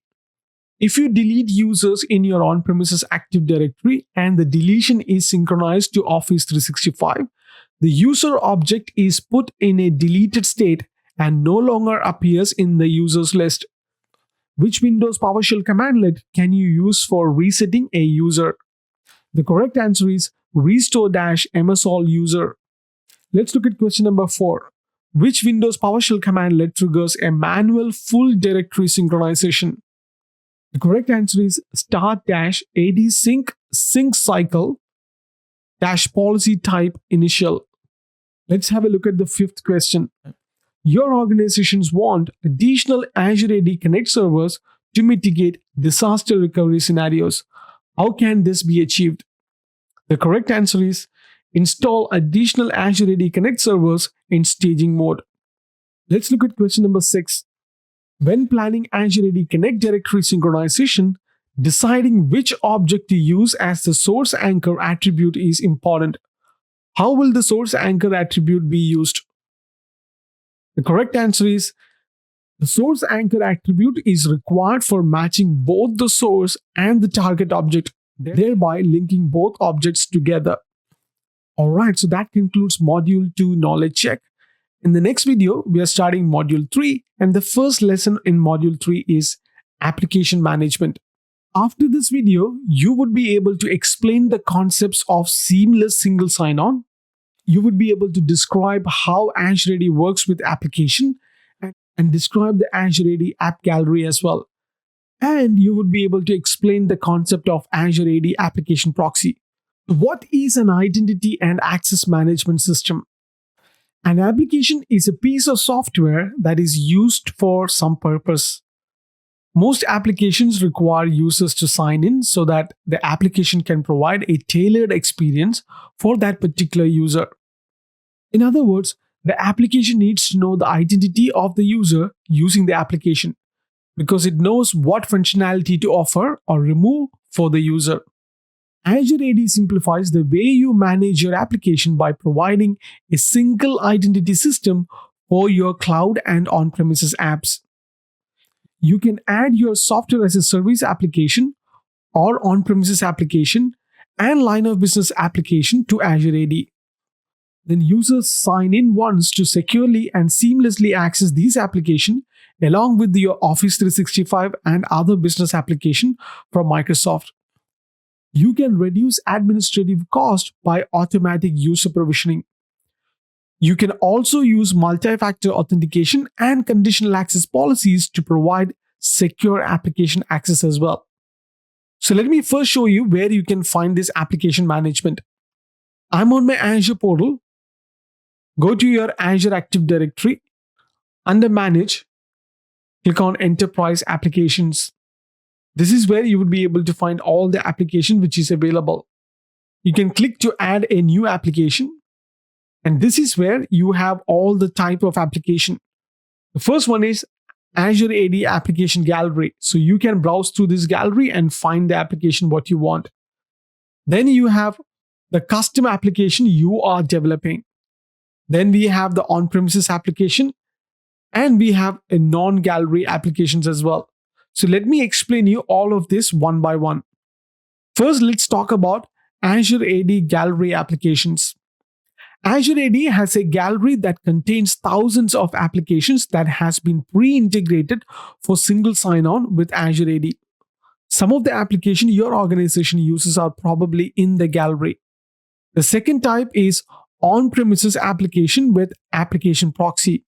With Azure AD Application Proxy, you can integrate your on-premises web apps with Azure AD to support single sign-on. Then end users can access your on-premises web apps in the same way they can access Office 365 and other SaaS applications. The third kind is custom developed applications. When building your own line of business applications, you can integrate them with Azure AD to support single sign-on. By registering your application with Azure AD, you have control over the authentication policy for the application. And the last one is non-gallery application. This way, you can bring your own application as well. It can support single sign-on for other applications by adding them to Azure AD. There are multiple ways to integrate your application. So when we talk about non-gallery applications, there are multiple ways you can integrate this application. It supports SAML-based single sign-on, automatic user provisioning, and password-based single sign-on as well. Now let's understand what is Seamless Single Sign-On is, or SSO. Azure Active Directory Seamless Single Sign-On. Azure Active Directory Seamless Single Sign-On automatically signs users in when they are on their corporate devices connected to your corporate network. When enabled, users don't need to type in their password to sign in to Azure AD, and usually even type in their username. When you enable Seamless Single Sign-On, users don't need to type in their passwords to sign into your Azure AD. This feature provides users easy access to your cloud-based applications without needing any additional on-premises components. The Seamless Single Sign-On can be combined with either the password hash synchronization or pass-through authentication sign-in methods. And Seamless Single Sign-On is not applicable to Azure AD Federation Services or ADFS. It is important to note that Seamless Single Sign-On needs the user device to be domain joined only, but it is not used on Azure AD joined or hybrid Azure AD joined devices. An SSO on Azure AD joined and hybrid Azure AD joined and Azure AD registered devices work based on the primary refresh token. Now let's talk about Azure AD Application Gallery. So I'm on my Azure portal. Go to your Azure AD, go to Enterprise Application. So all the application what you see over here are the application from the gallery. And click on New Application. And basically all the apps what you see over here, all the featured apps, all are from Application Gallery. Azure Active Directory has a gallery that contains thousands of pre-integrated applications. Many of the applications your organization use are probably already there in the gallery. After an application is added to your Azure AD tenant, you can configure properties for the app. You can manage the user access to the app with a conditional access policy, and you can configure single sign-on so users can sign in to their app with their Azure AD credentials. So what are the prerequisites for it? To add an application to your Azure AD tenant, you need an Azure account with an active subscription. And you need access like either global administrator or cloud application administrator or application administrator or owner of the service principal. Now let's talk about Azure AD Application Proxy. So first, let me show you how you can find the Azure AD Application Proxy. On the Azure portal, within your Azure Active Directory, you can go under Manage and find Application Proxy. This is where you would be able to configure the Azure AD Application Proxy. This is an example diagram which shows how Azure AD enables secure remote access to your on-premises application using Application Proxy. So what are the benefits of Azure AD Application Proxy? First, you get authenticated access. If you choose to use Azure AD pre-authentication, then only authenticated connections can access your network. Second is conditional access. You can apply rich policy controls before connections to your network are established. Third is you can use it for traffic terminations. All traffic is terminated in the cloud. Fourth one is all access is outbound. So you do not need to open inbound connection to the corporate network. Fourth is cloud scale analytics and machine learning. So you can get cutting edge security protection as well. Fifth benefit is remote access as a service. So you do not have to worry about maintaining and patching on-premises servers. And the last benefit is DDoS prevention.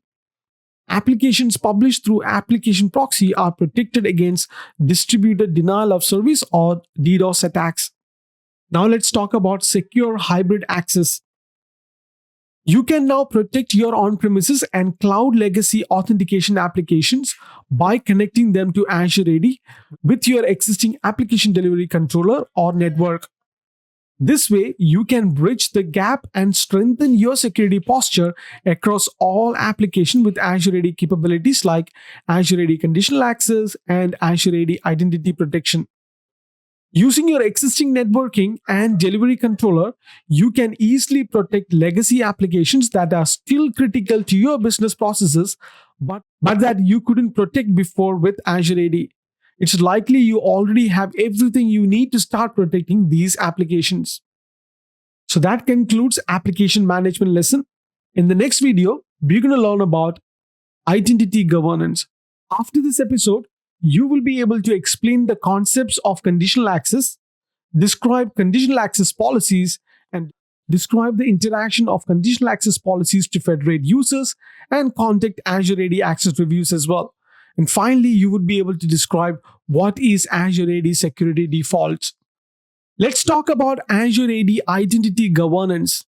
Identity governance give organizations the ability to govern the identity lifecycle, govern access lifecycle, and secure privileged access information across employees and business partners and vendors, and across services and applications, both on premises and in the cloud as well. Specifically, it is intended to help organizations address four key questions: which users should have access to which resources? What are those users doing with that access? Are there effective organizational controls for managing access? And can auditors verify that the controls are working? Let's talk about identity lifecycle first. Identity governance help organizations achieve a balance between productivity and security. How quickly can a person have access to the resources they need, and how should their access change over time? Identity lifecycle management is the foundation for identity governance, and effective governance at scale requires modernizing the identity lifecycle management infrastructure for applications. For many organizations, identity lifecycle for employees is tied to representation of that users in an HCM system, which is human capital management system. Azure AD Premium automatically maintains user identities for people represented in Workday in both Active Directory and Azure Active Directory. So, what is access lifecycle going to look like? Organizations need a process to manage access beyond what was initially provisioned for a user when that user's identity was created. Furthermore, enterprise organizations need to be able to scale efficiently to be able to develop and enforce access policy and control on an ongoing basis. Organizations can automate the access lifecycle process through technologies such as dynamic groups, coupled with user provisioning to SaaS apps and apps integrated with SCIM as well. Organization can also control which guest users have access to an on-premises applications. These access rights can then be regularly reviewed using recurring Azure AD access reviews.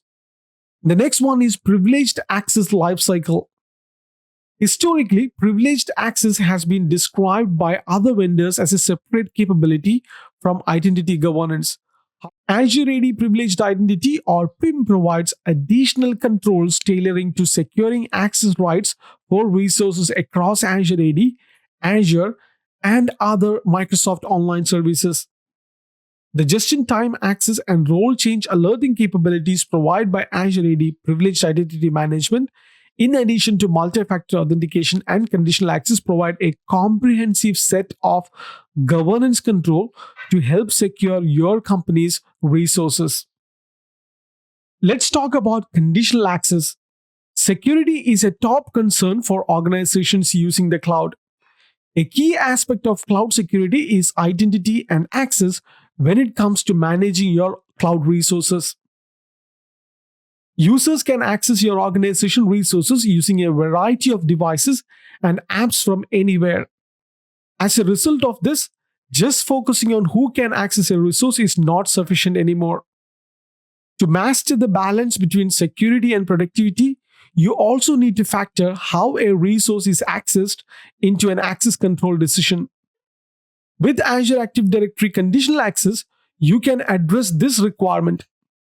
Conditional access is a capability of Azure Active Directory. With conditional access, you can implement automated access control decisions for accessing your cloud apps that are based on conditions. Alright, so let us discuss some of the common access concerns that conditional access can help you with.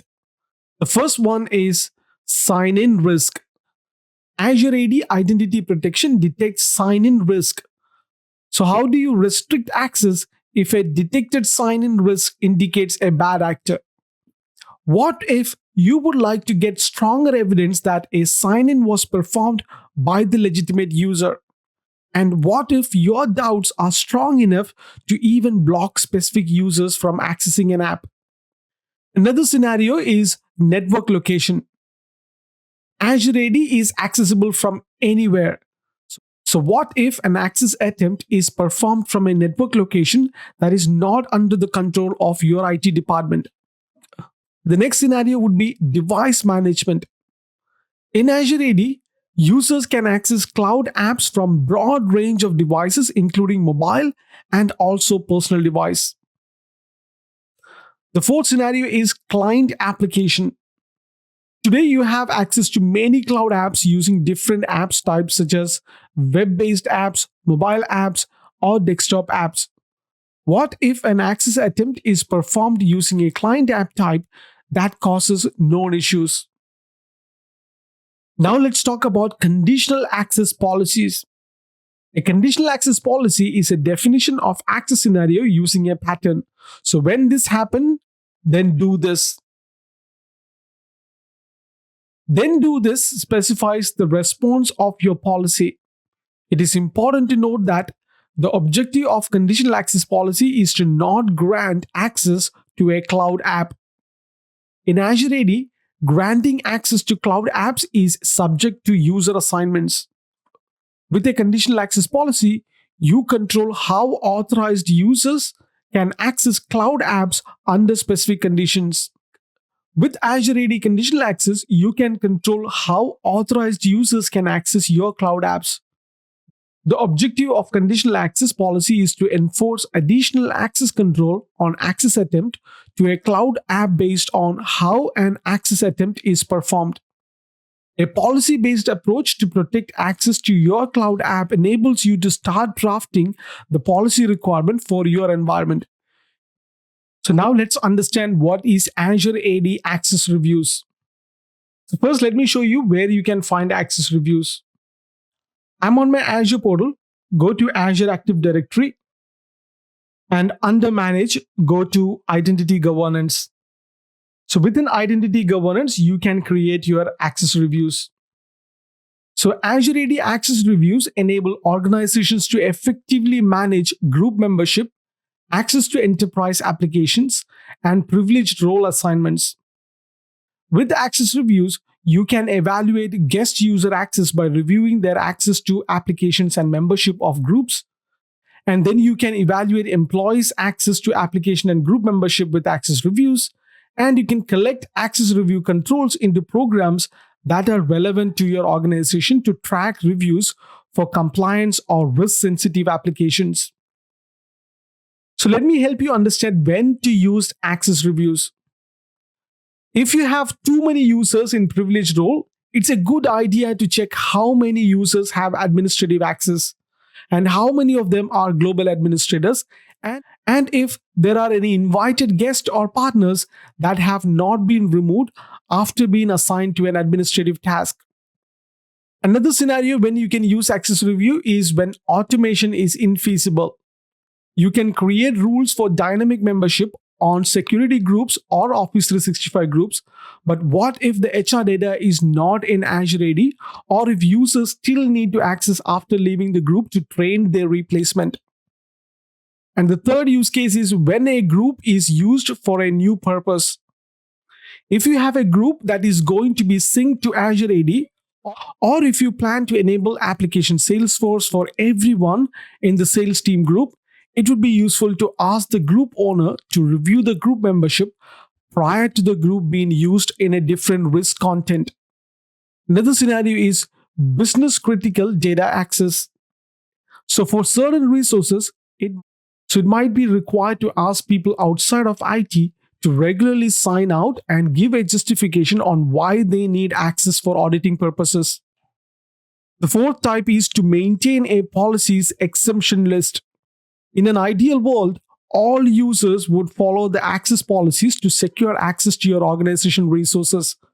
However, sometimes there are business cases that require you to make exceptions. Another way you can use access reviews is to ask group owners to confirm they still need guests in their groups.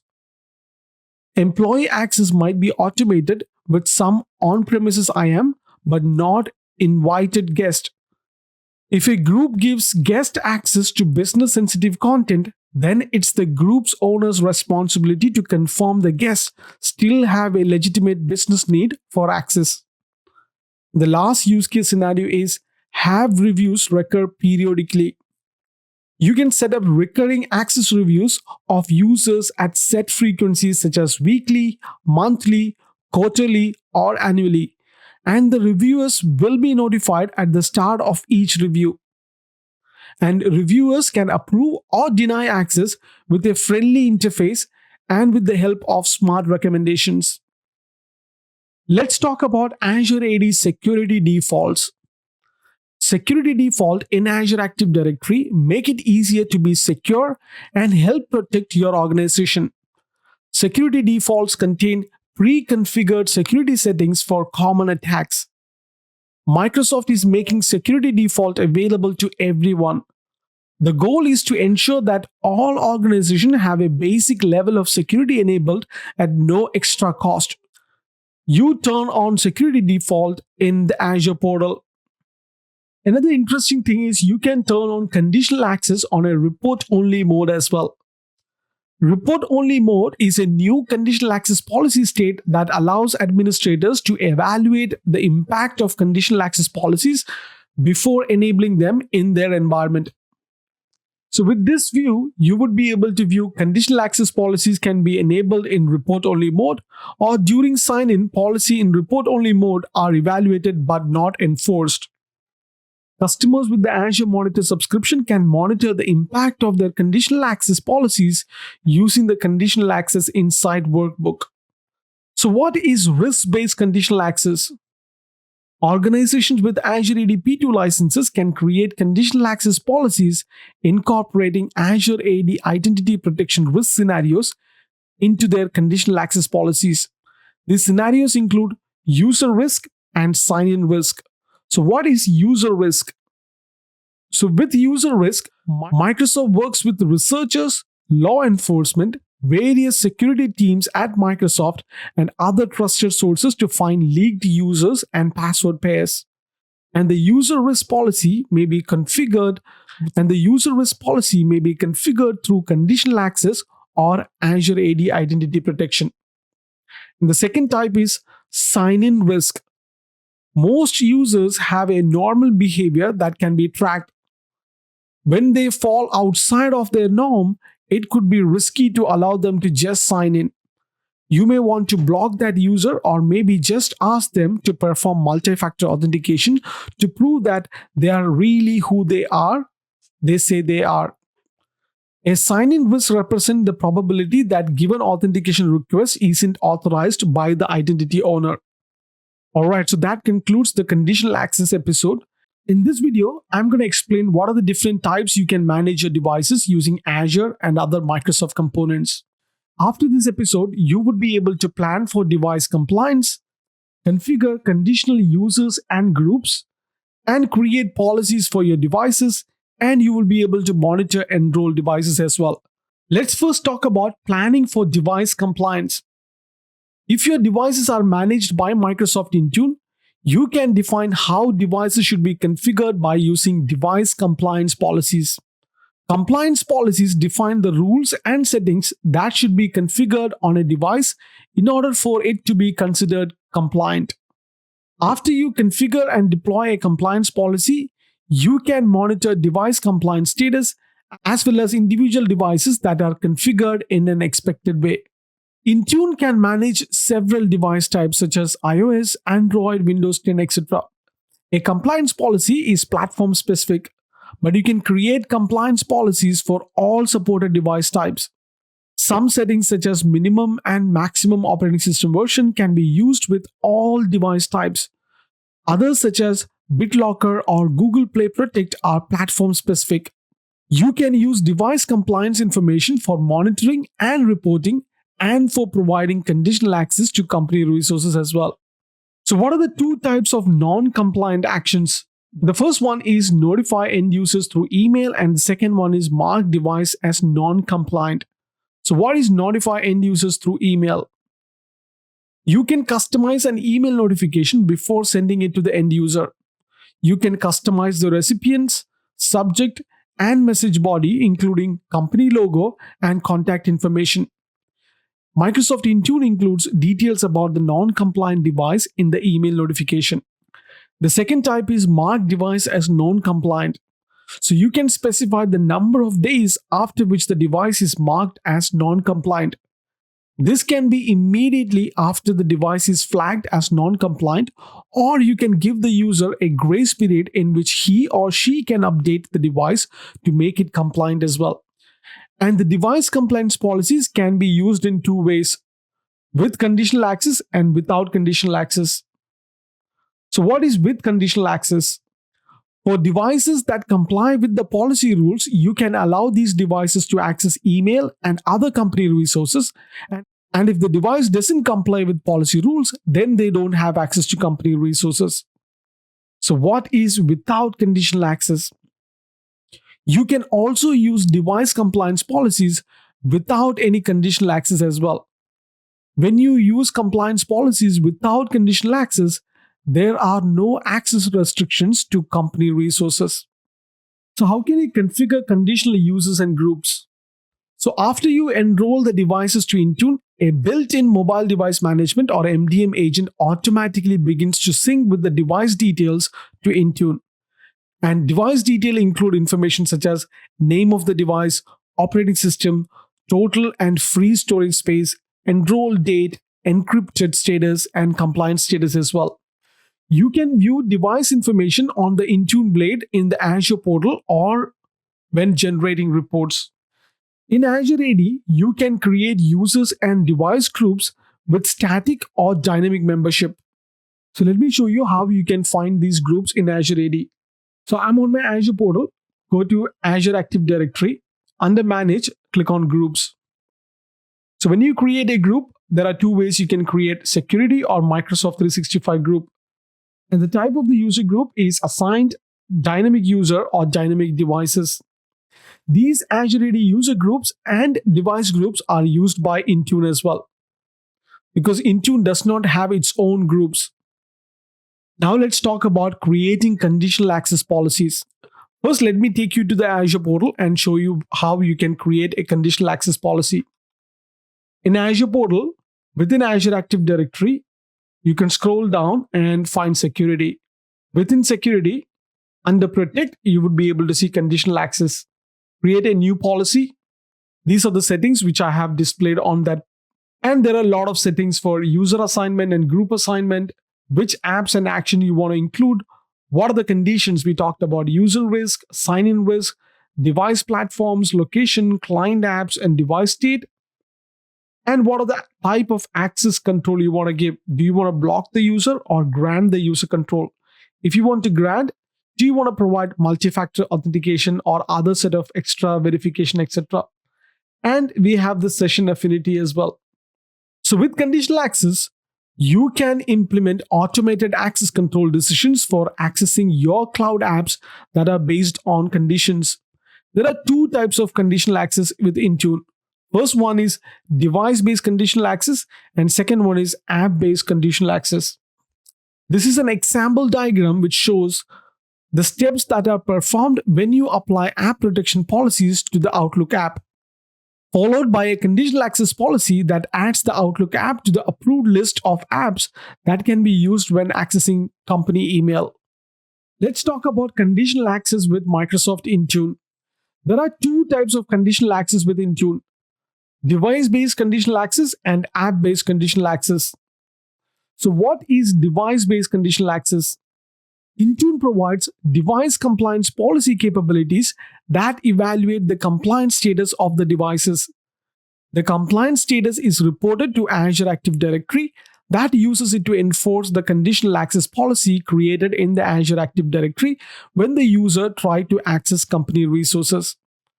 Device-based conditional access policy for Exchange Online and other Office 365 products are configured through the Azure portal. And what is app-based conditional access? App-based conditional access and client app management add an extra security layer by making sure Only client apps that support Intune app protection policies can access Exchange Online and other Office 365 services. Please note that a managed app is an app that has an app protection policies applied to it and can be managed by Microsoft Intune. And finally, how can you monitor these enrolled devices? You can perform basic device monitoring on Intune Blade in the Azure portal and in the Microsoft 365 admin portal as well. Intune stores audit logs of all activities. Audit logs include activities such as create, update, delete, and assign. And you can review audit logs for most Intune workloads. Auditing is enabled by default and it cannot be disabled. As there can be many audit events, you can filter them based on several criteria or use Graph API to retrieve up to 1 year of audit events. Alright, so that concludes the episode on managing devices. Role-based access control is the way that you manage access to resources in Azure and Microsoft 365. After this lesson, you should be able to plan for role-based access control, configure RBAC, and distinguish between Azure RBAC and Azure AD administrative roles, and you will be able to monitor and audit RBAC usage as well. So first of all, what can you do with RBAC? RBAC allows one user to manage virtual machine in a subscription and another user to manage virtual network. That's the main differentiation. Using RBAC, you can segregate duties within your team and grant only the amount of access to the user that they need to perform their jobs. Instead of giving everybody unrestricted permission to your Azure subscription or resources, you can allow only certain action at a particular scope. When planning your access control strategy, it is a best practice to grant users the least privilege to get their work done. This is an example diagram which shows a suggested pattern for using RBAC. So let's understand how RBAC works. The way you control access to resources using RBAC is to create role assignments. This is a key concept to understand. It is how permissions are enforced. The role assignment consists of three elements: security principle, role definition, and scope. Let's talk about security principle now. A security principle is an object that represents a user, group, or service principal that is requesting access to Azure resources. First is user. A user is an individual who has a profile in Azure Active Directory. Group means a set of users created in Azure AD. And service principal is a security identity used by application or services to access specific Azure resources. Now let's understand what is role definition. A role definition is a collection of permissions. It's sometimes just called as a role. A role definition lists the operations that can be performed, such as read, write, and delete. And roles can be high level like owner or specific like virtual machine reader. Owner has full access to all resources, including the right to delegate access to others. Contributor can create and manage all type of Azure resources but can't grant access to others. Reader can view existing Azure resources, and user access administrator let you manage user access to Azure resources. Now that we have understood about security principle and role definition, let's understand what is scope. Scope is the boundary that the access applies to. When you assign a role, you can further limit the actions allowed by defining a scope. This is helpful if you want to make someone a website contributor, but only for one resource group. In Azure, you can specify a scope at multiple levels: management group, subscription, resource group, or resource as well. And scopes are structured in a parent-child relationship. When you grant access at a parent scope, those permissions are inherited to the child scope as well. So how are these roles related? When Azure was initially released, access to resources was managed with just three admin access: account administrator, service administrator, and co-administrator. Later, role-based access control or RBAC for Azure resources was added. Azure RBAC is a newer authorization system that provides a fine-grained access management to Azure resources. RBAC includes many built-in roles and can be assigned to different scopes and allows you to create your own custom roles as well. To manage resources in Azure AD, such as users, groups, and domains, and there are several Azure AD administrative roles as well. So let me show you in the Azure portal what are the different types of RBAC roles available. I'm on my Azure portal. I go to subscriptions, click on subscription, and I can click on access control IAM. So within role assignment, you can see there are different types of roles. So I'm going to click on add, click on role assignment, and let's check the role assignment. Azure RBAC is an authorization system built on Azure Resource Manager that provides fine-grained access management to Azure resources, such as compute and storage. RBAC include over 70 built-in roles, but there are only 4 fundamental RBAC roles: owner, contributor, reader, and user access administrator. So who are owners? Owner has full access to all resources and delegate access to others. Contributor can create and manage all types of Azure resources but cannot grant access to others. And then there is reader. Reader can view Azure resources. Another type is user access administrator. User access administrator can manage user access to Azure resources. The rest of the built-in roles allows management of specific Azure resources. So let's understand when you configure. So when you configure RBAC, there are some of the things you need to understand. The first one is listing roles. A role definition is a collection of permission that you can use for role assignments. So I just showed you an example on how you can list all these roles. The second is list access. When managing access, you want to know who has access to what and what are their permissions and at what level. So how can you list access? So I'm going to go back to my Azure portal. So within Azure Active Directory, I click on users and all users. I'm going to choose one specific user. And on the left hand side, under manage, you can see Azure role assignments. This is one way you can list the access for that user. The next is granting access. In RBAC, to grant access, you assign a role. So how do you assign a role? I'm going to go back to my Azure portal now. So within Azure portal, I'm going to go back to resource groups. I'm going to pick a random resource group. And within resource group, you can click on access control IAM. This is how you can grant an access. So you can come to this particular resource group and you can add a role assignment to this particular group. And the next way to configure is to remove access. Just like how you add an access, to remove access work just like that. So you can go under a resource group and you can go to the role assignments and you can select a user and you can remove the access for that user as well from there. Let's talk about how to monitor and audit RBAC usage. Sometimes you need information about role-based access control changes, such as for auditing or troubleshooting purposes.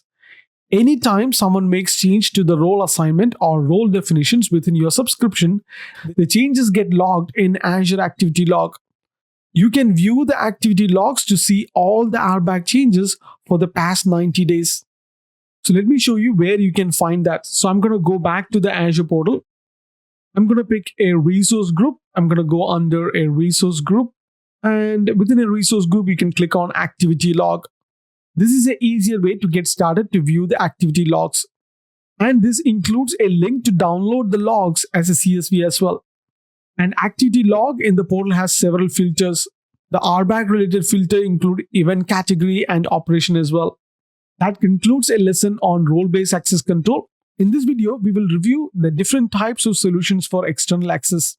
After this lesson, you would be able to manage external access with Azure AD B2B collaboration. You would be able to explain the difference between Office 365 external access and Azure AD B2B collaboration, and explain the attributes of a collaborative user, and we'll be able to demonstrate Azure AD B2B collaboration as well. So what is Azure AD B2B guest user access? Azure Active Directory business to business or B2B collaboration lets you securely share your company's applications and services with guest users from other organizations while maintaining control over your own corporate data. Work safely and securely with external partners, large or small, even if they don't have an Azure AD or an IT department.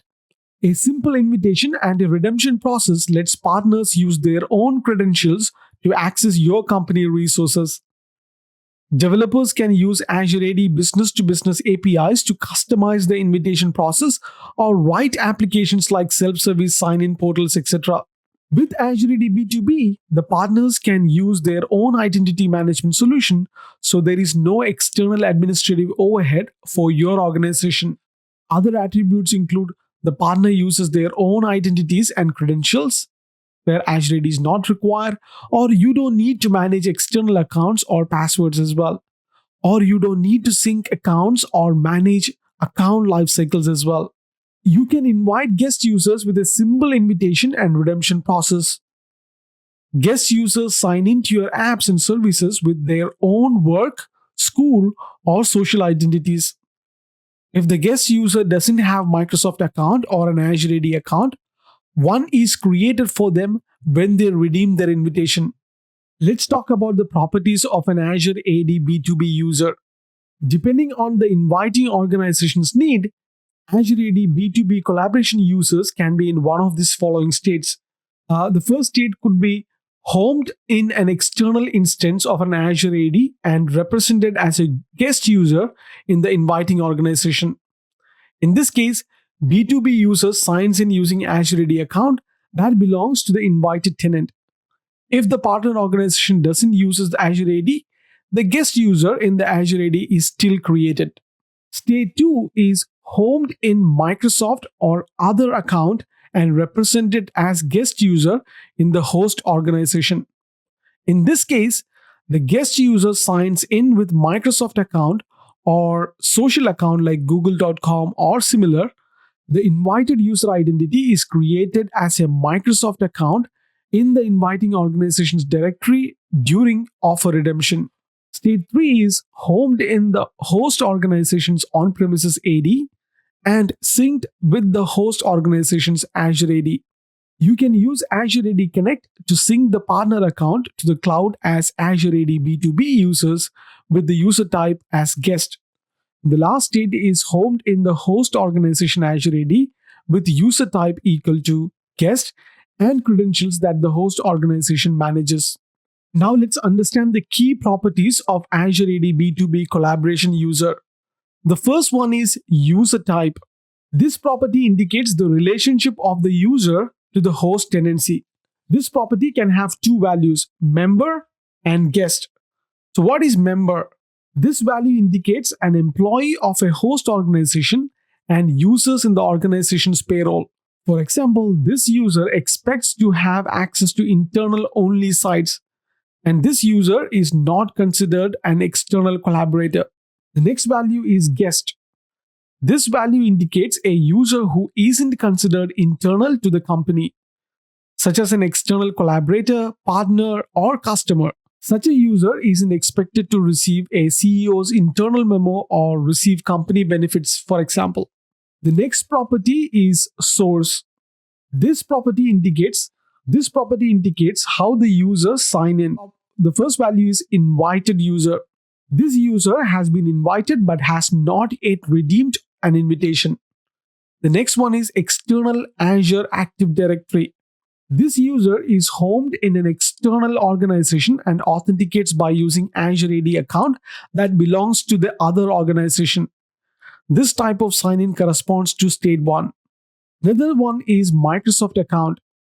This user is homed in Microsoft account and authenticates by using a Microsoft account.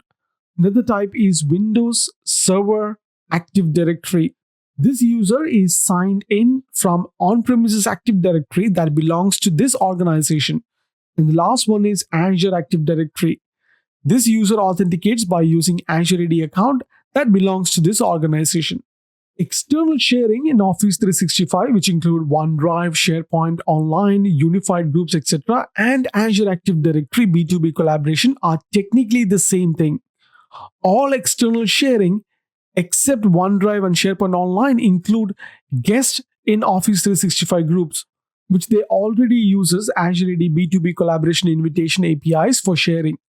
So to manage external sharing in OneDrive or SharePoint Online with Azure AD B2B collaboration, set the OneDrive SharePoint Online external sharing settings to allow sharing only with the external users that already exist in your organization's directory. Users can go to externally Users can go to externally shared site and pick up from external collaborators that the admin has added.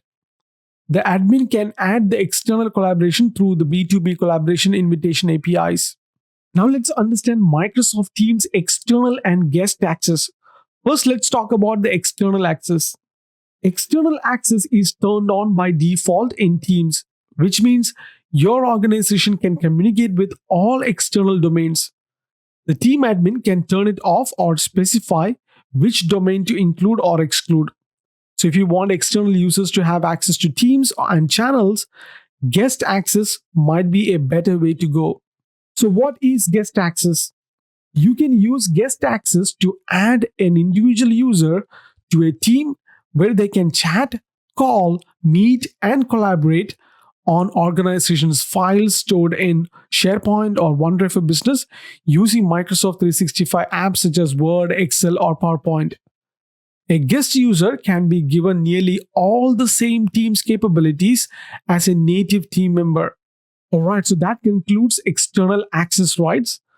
After this episode, you would be able to explain privileged identity management, configure PIM for use in your organization, and how can you use PIM for audit rules, and explain Microsoft Identity Manager as well. Let us first understand Identity as a Service. IaaS is the new control plane. First of all, what is the control plane? In a switch or a router, the control plane is the part that controls where the traffic is. In a switch or a router, the control plane is the part that controls where the traffic is to go. But it's not responsible for the movement of the traffic. The control plane learns the routes, either static or dynamic. The part responsible for moving the traffic is the forward plane. And this example figure shows a simple switch diagram. A user's identity is like a control plane because it controls which protocol the user will interact with, which organization program the user can access, and which devices the user can employ to access these programs. Identity is what helps protect your user and corporate data. For example, should that data be encrypted, deleted, or ignored when an issue occurs? So what is privileged identity management? Azure AD Privileged Identity Management, or PIM, enables you to manage, control, and monitor access within your organization. This includes access to resources in Azure AD, Azure resources, and other Microsoft online services like Microsoft 365 and Microsoft Intune. This control does not eliminate the need for users to carry out privileged operations in Azure AD, Azure, Office 365, and Software as a Service apps. So let me show you where you can find Azure AD Privileged Identity Management. I'm on my Azure portal. You can go to the global search box and type in Privileged Identity Management and select Privileged Identity Management. And this service is where you set up your PIM configurations. And organizations can give users just-in-time privileged access to Azure resources and Azure AD from this. And PIM helps mitigate the risk excessive, unnecessary, or misused access right. So what are the key features of PIM?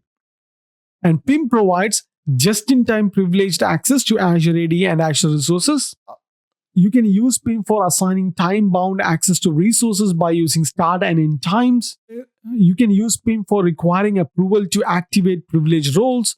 You can enforce Azure MFA to activate any roles, using justification to understand why users activate, or getting notification when privileged roles are activated as well. You can use PIM for conducting access reviews to ensure that users still need roles. And you can download an audit history for internal or external audit as well. Now let's understand just-in-time administrator access. Historically, you could assign a user to an admin role through the Azure portal and other Microsoft online service portals or Azure AD commandlets in Windows PowerShell. As a result, that user becomes a permanent admin, always active in assigned role. In addition to permanent admins, Azure AD PIM service introduced the concept of eligible admin. So, how can you enable eligible admin? So, I'm going to go back to my privileged identity management. Under Quick Start, you can click on Activate Just in Time Access. So, eligible admins are users that need privileged access periodically, but not all day, every day. The role is inactive until the user needs access. Then he or she completes an activation process and becomes an active admin for a predetermined amount of time. More and more organizations are choosing to use this approach to reduce and eliminate standing admin access to privileged roles. So, what are the prerequisites for PIM? To use PIM, you need Azure AD P2 license or Enterprise Mobility Plus Security E5 license. Alright, so let's understand the way you can configure PIM. The first person to use PIM in your instance of Azure AD is automatically assigned the security administrator and privileged role administrator role in the directory. This person must be an eligible Azure AD user. Only privileged role administrator can manage the Azure AD directory role assignments of the users. In addition, you can choose to run security wizard that walks you through the initial discovery and assignment experience process as well. So the first step is to discover access resources. Then you go to grant access to other personnel to manage PIM. And the third is elevating access for a global administrator. Let's understand how can you audit PIM. You can use privileged identity management audit history to see all the user assignments and activation within a given time period for all privileged roles. If you want to see the full audit history of activity in your tenant, including administrator, end user, and synchronization activity, you can use the Azure Active Directory access and usage reports. You can use the audit history to view the total activations, max activation per day, and average activations per day in the line graph as well, if you want to use an audit history graph. So, what is Microsoft Identity Manager or MIM? Microsoft Identity Manager or MIM helps organizations manage the users, credentials, policies, and access within their organization and hybrid environments. With MIM, organizations can simplify identity lifecycle management with automated workflows, business rules, and easy integration with heterogeneous platforms across the data center. MIM enables Active Directory to help the right users and access rights for an on-premises apps. Azure AD Connect can then make those users and permissions available in Azure AD for Office 365 and cloud-hosted apps.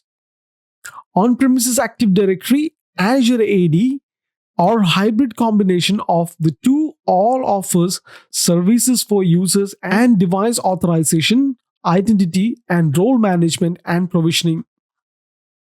Alright, so that concludes the lesson on privileged identity management, and that concludes module 3 as well.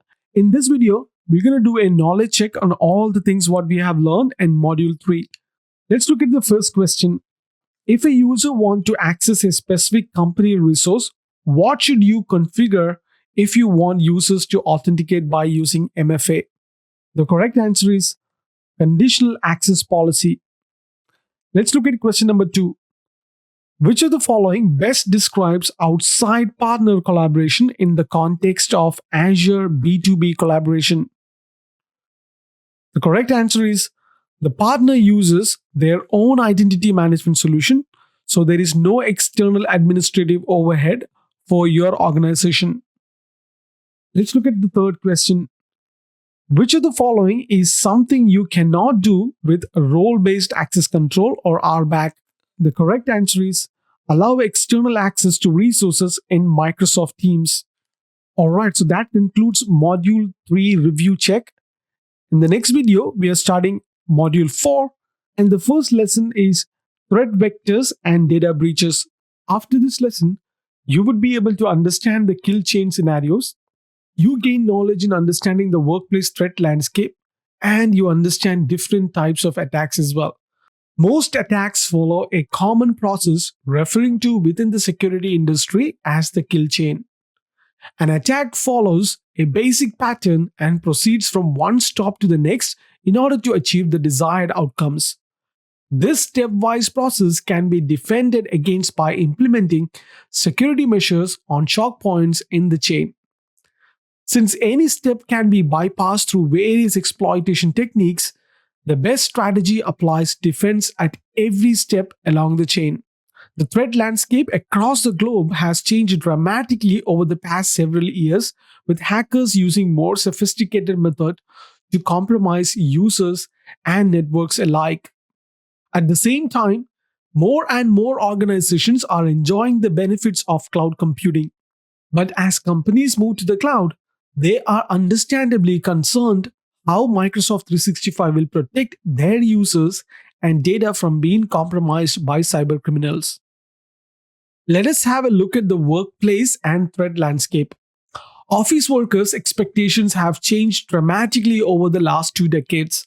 Compared to a few years ago, companies today have many more factors to consider when dealing with different entities such as users, devices, apps, and data.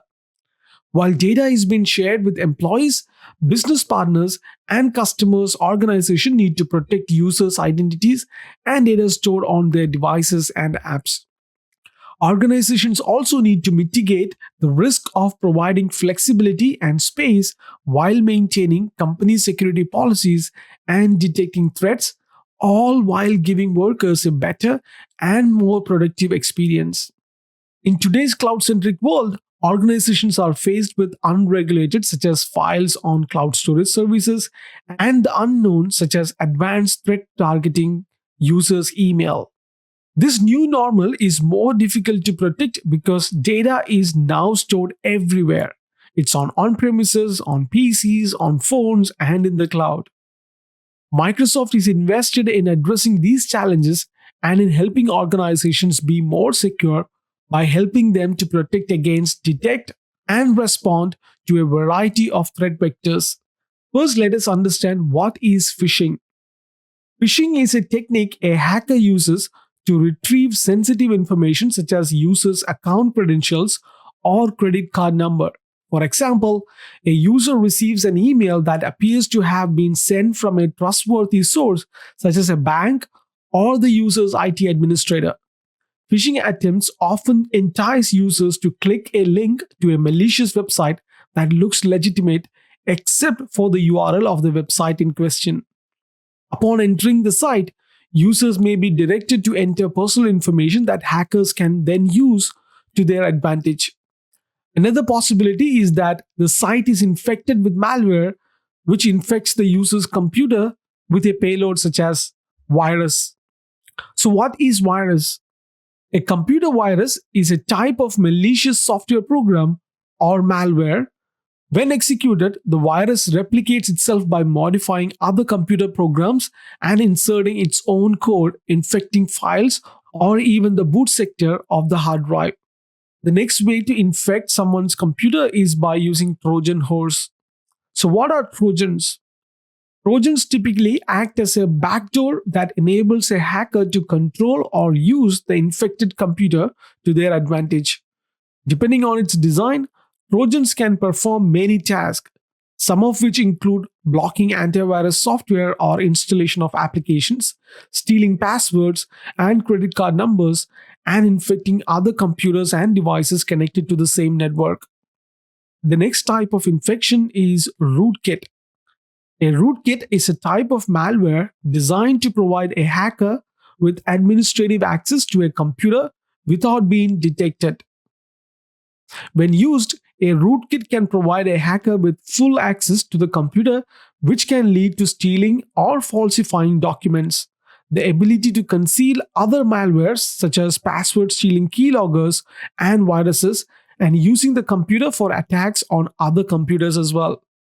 The next one is spyware.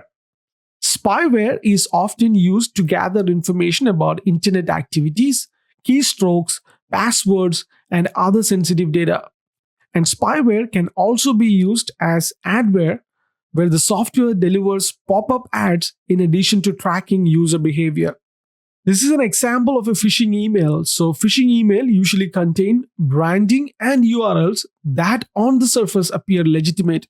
They also typically convey a sense of urgency to persuade the user to act quickly. Now, let's understand what is spoofing. Spoofing is a technique used to forge an email header so that the message appears to recipients as having been sent from a trusted source. By design, the Simple Mail Transfer Protocol or SMTP allows for a domain to send on behalf of another domain because there is a legitimate reason for doing so. For example, when you have hired an external company to generate and send out advertising or product updates on your behalf, or might have an application that spoofs your own organization to send internal notification by email. But spoofing is also used by attackers to trick the recipient into divulging information such as account credentials, credit card information, or other sensitive information.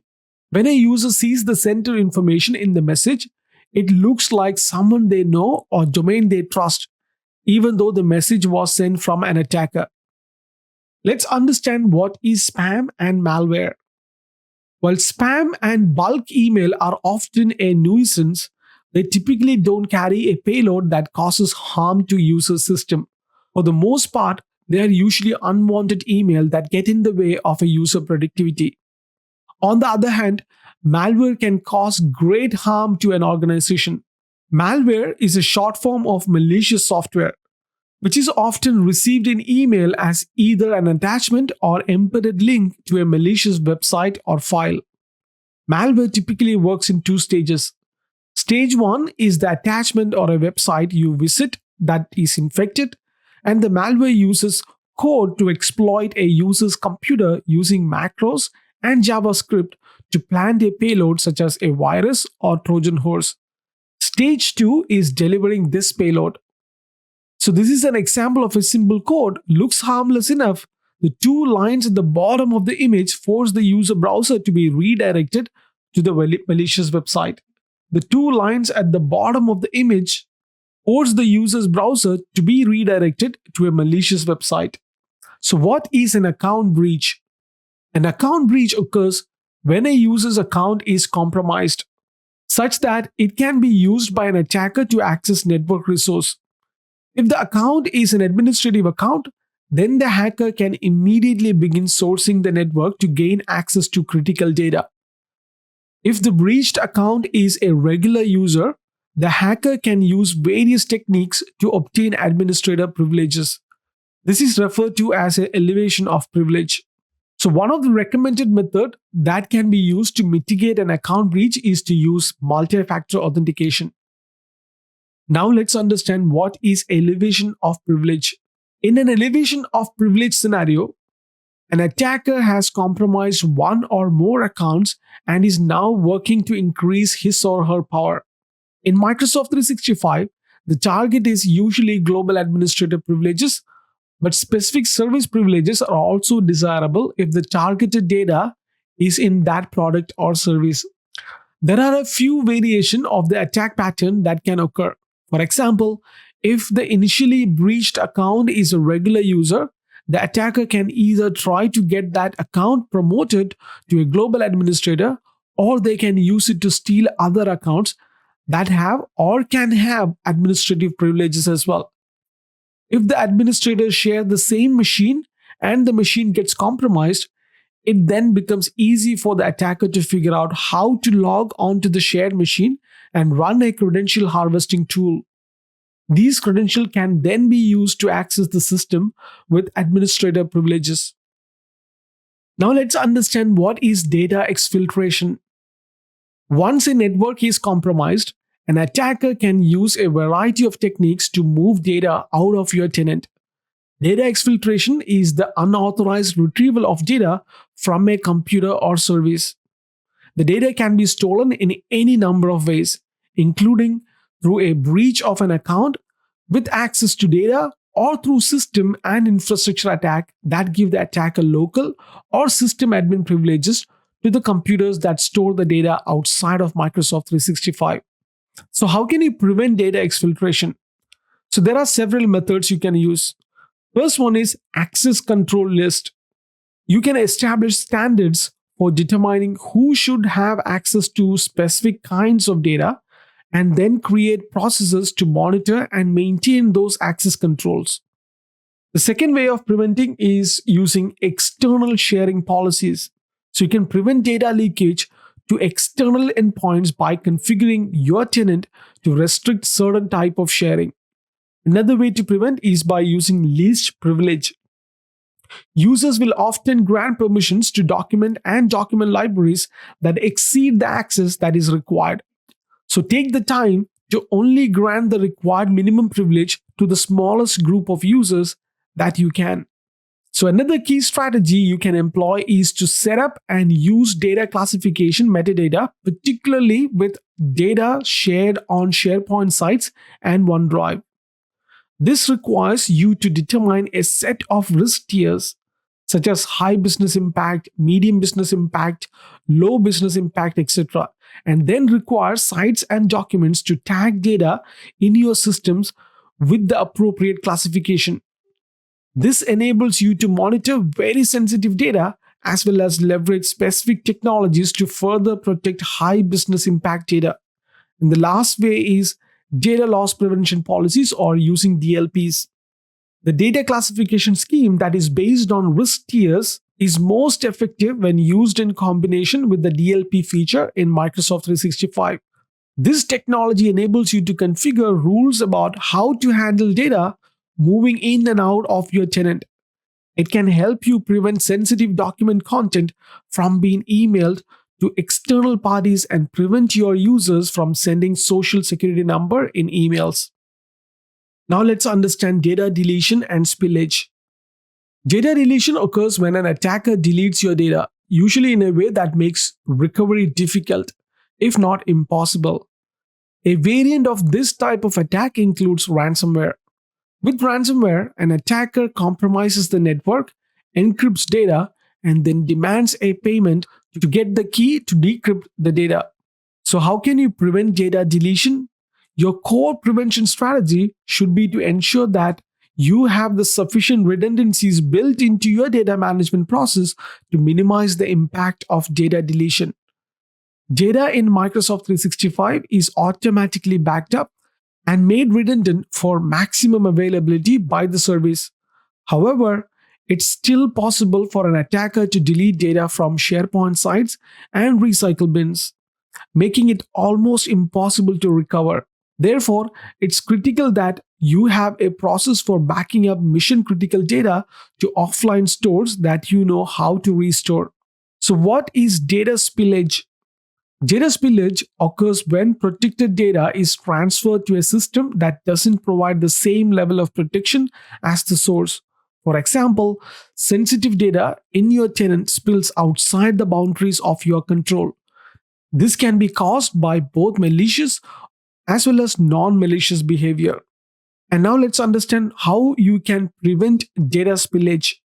One of the most effective methods for preventing the unexpected or malicious exposure of data outside your tenant include implementing a solution such as Azure Information Protection Policies, which can be used to classify, protect, and monitor the life cycle of documents and files.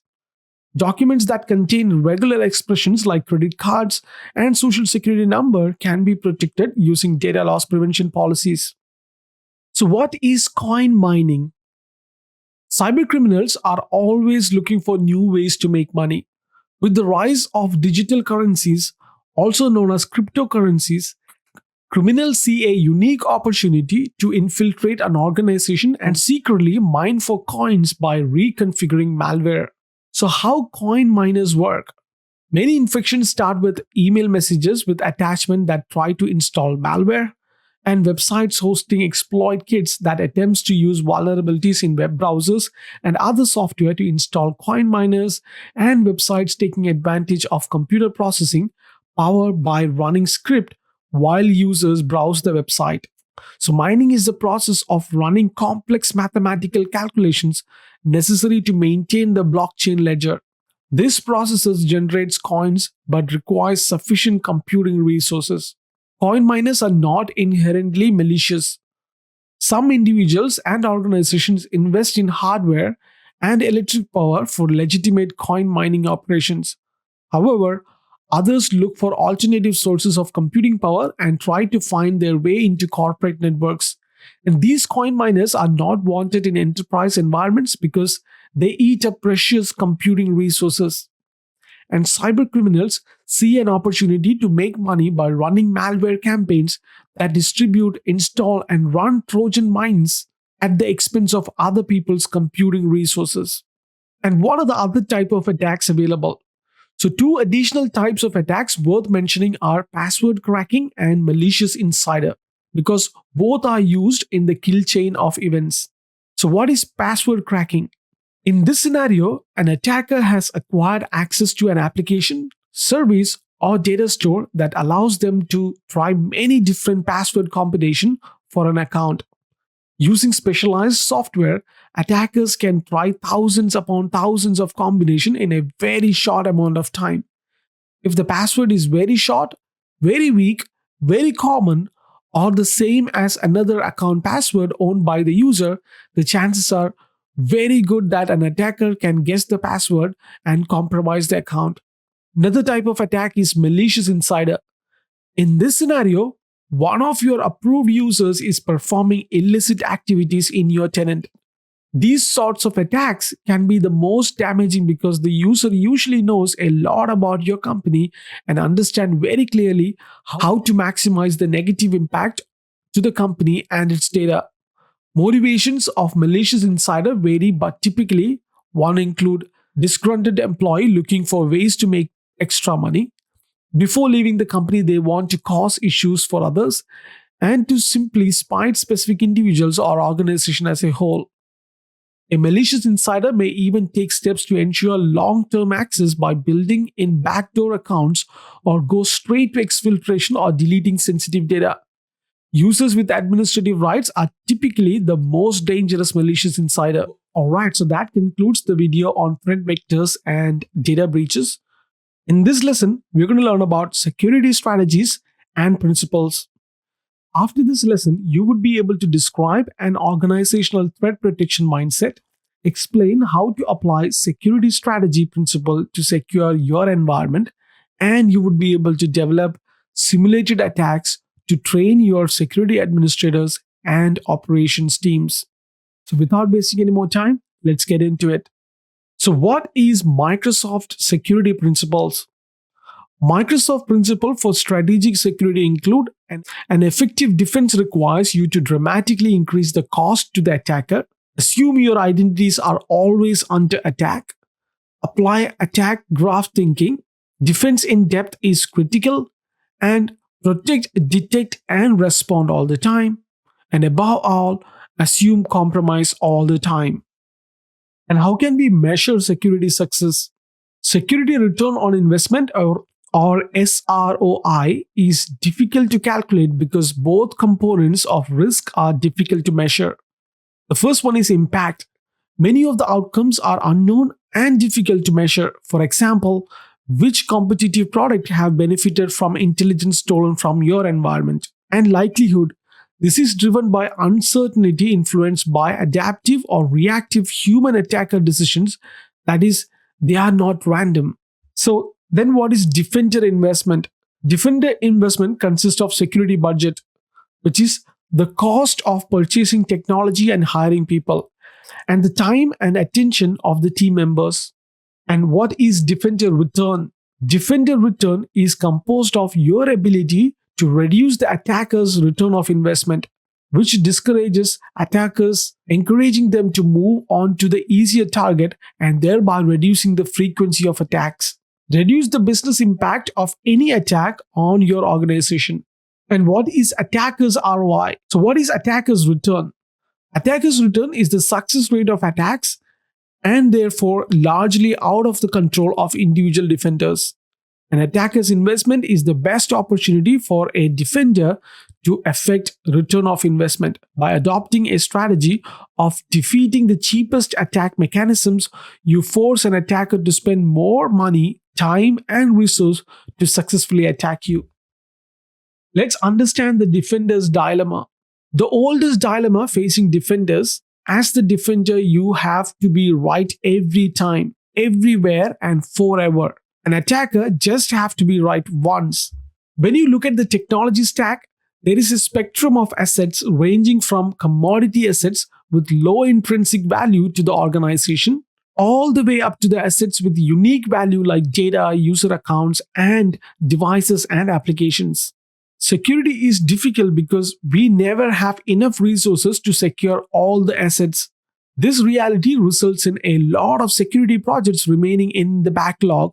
At the same time, attackers have at their disposal numerous effective techniques that range from exploiting unpatched firmware, operating systems, and apps to configuring weaknesses to human errors by users and administrators.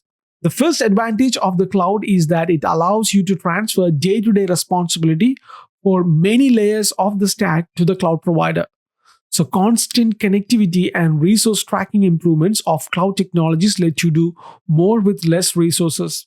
And the cloud also make threat detection more effective since the cloud stores and processes massive number of events and other threat signals. Administrators can use context and machine learning to separate the signal from the noise. And how can you raise the attacker's cost? Your focus as a defender should be to undermine the attacker's model by raising the cost of the attack. This shifts the current paradigm from a defender dilemma to an attacker dilemma. You must defend against the cheapest attack techniques first. Blocking the cheap attack raises the cost to attack your environment. You must also have good detection and response process and capabilities. These both limit the time attackers have to conduct attacks and the freedom to explore while they are there. These capabilities will also quickly raise the cost to attack your environment. Once you have solid detection and response in place against known attacks, you can start to defend against potential and future attacks. This is not a luxury most organizations can afford. With Office 365 Advanced Threat Protection, you can use Attack Simulator to run realistic attack scenarios in your organization. This can help you identify and find vulnerable users before a real attack impacts your bottom lines. The more you are able to prevent easy attacks, the more expensive it becomes for attackers. Alright, so that concludes an episode on security strategy and principles. In this video, I will introduce you to topics like Exchange Online Protection, Microsoft 365 Security Center, and Cloud Application Security. After this lesson, you would be able to describe the Microsoft 365 Security Center, list the type of threats that can be avoided by using Exchange Online Protection and Office 365 ATP, and explain the concepts of Cloud Application Security as well. In the earlier lesson, I have introduced you to various threat vectors an attacker can use to access targets within an organization. You also learned how an attacker can methodically proceed from one step to another in a kill chain once a user or computer has been compromised. First, let's understand what is Microsoft 365 Security Center. Microsoft 365 Security Center is the home for monitoring and managing security across your Microsoft identities, data, devices, apps, and infrastructure. Let me show you where you can find Security Center. You can go to security.microsoft.com and sign in with your credentials, and you will be welcome to this page. In Security Center, you can view the security health of your organization. You can act to configure devices, users, and apps, as well as get alerts for suspicious activity as well. Microsoft 365 Security Center is designed to help security administrators and security operations team manage and protect their organization. And in the home page is where you can see many featured common cards that security teams need to protect their assets. The composition of card and data depends on the user's role. Because Microsoft 365 Security Center uses role-based access control, different roles will see cards that are relevant to their work. Microsoft 365 Security Center include Home. This is where you can get a glance of view of overall security health of your organization. Then you can see Alerts, which gives you greater visibility into all alerts across your Microsoft 365 environment. You can have Reports, which organizes the data and information you need to better protect your users, devices, apps, and more. Then you have Secure Score, which improves your overall security posture for Microsoft Secure Score.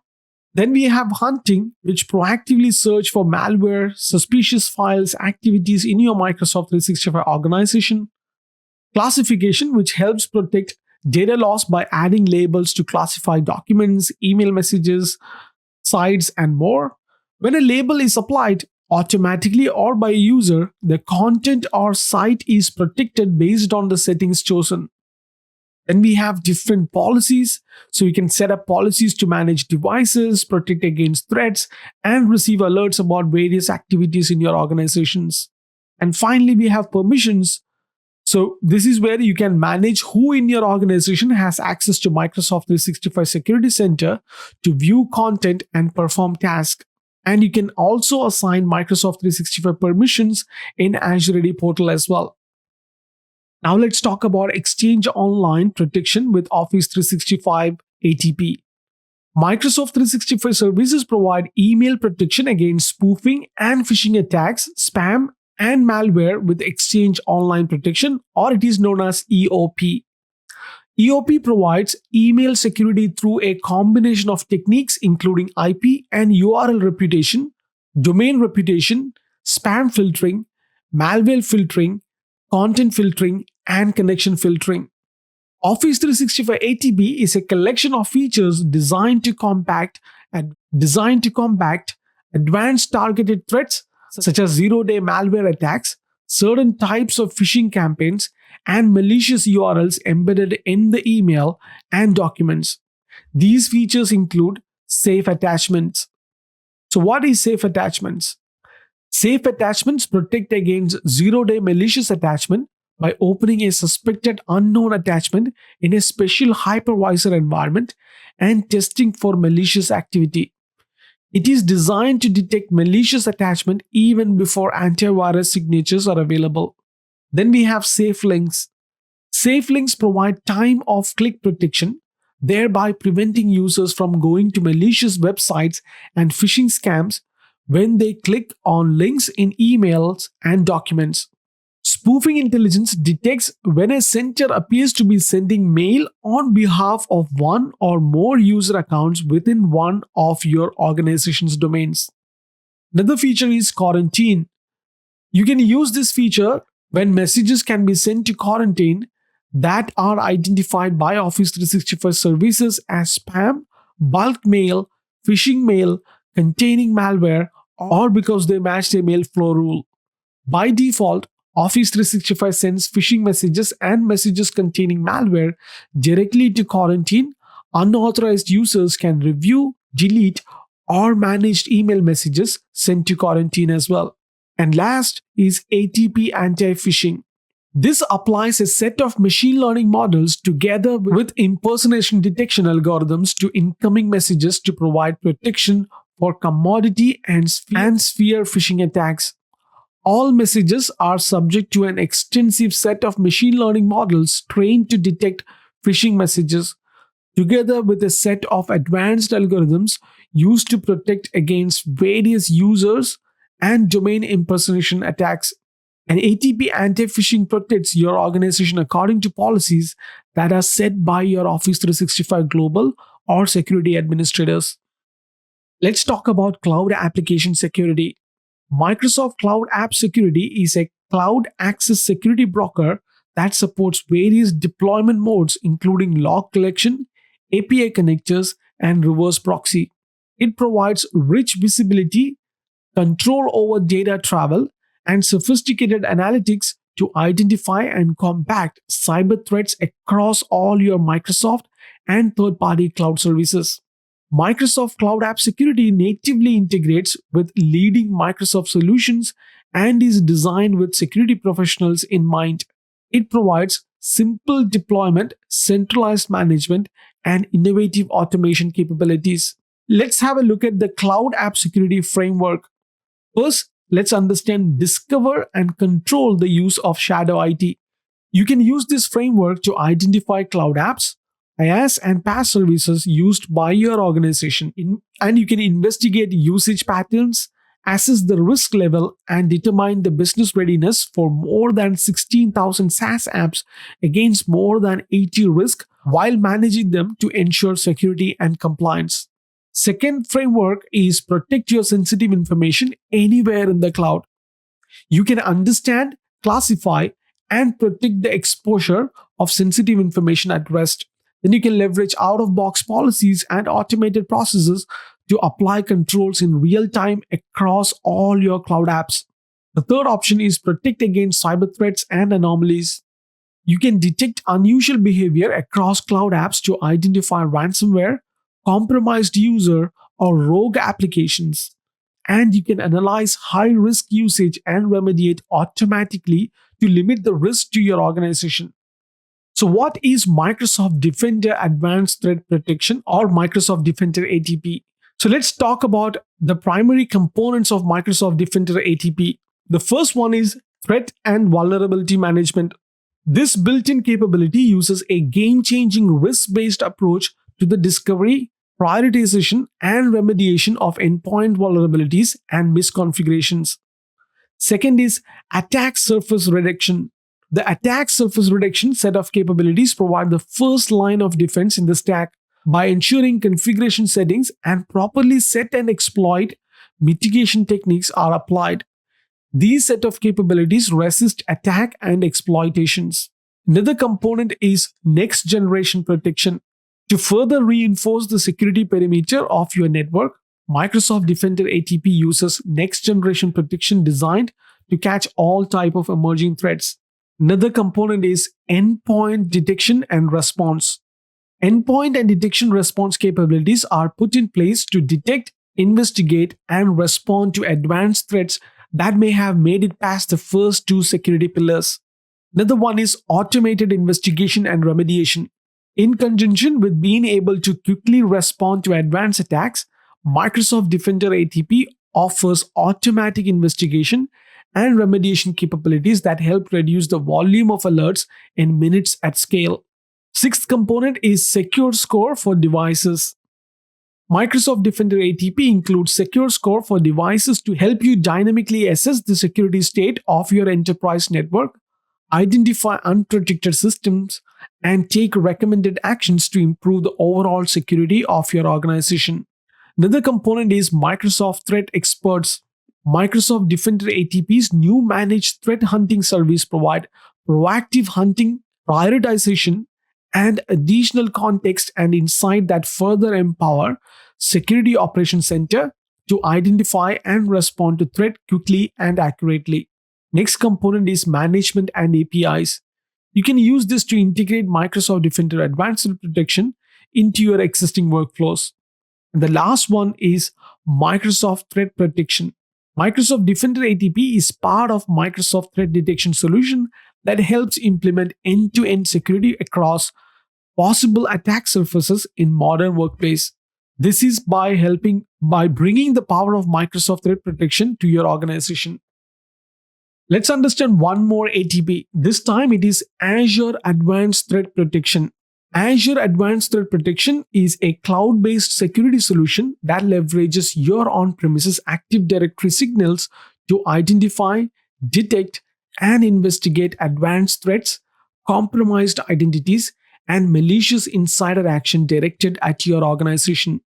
Azure ATP enables security operation analysts and security professionals struggling to detect advanced attacks in hybrid environments to monitor users' entity behavior and activities with learning-based analytics, protect user identities and credentials stored in Active Directory, identify and investigate suspicious user activities, and advanced attacks throughout the kill chain and provide clear incident information on a simple timeline for fast triage. So, why would you use Azure ATP? Azure ATP helps you identify and track any malicious activity in your environment, including pass the ticket, pass the hash, horizontal or vertical brute force attacks, DNS reconnaissance, unusual protocols, and malicious service. And Azure ATP protects from both known and unknown attack vectors before they cause damage to your organization. And Azure ATP focuses on several phases of cyber attack kill chain as well. Finally, Azure ATP allows you to install decoy accounts to identify and track malicious activity within your network. Alright, so that concludes Microsoft Security Services or Solutions. In the next video, we're going to learn about Secure Score.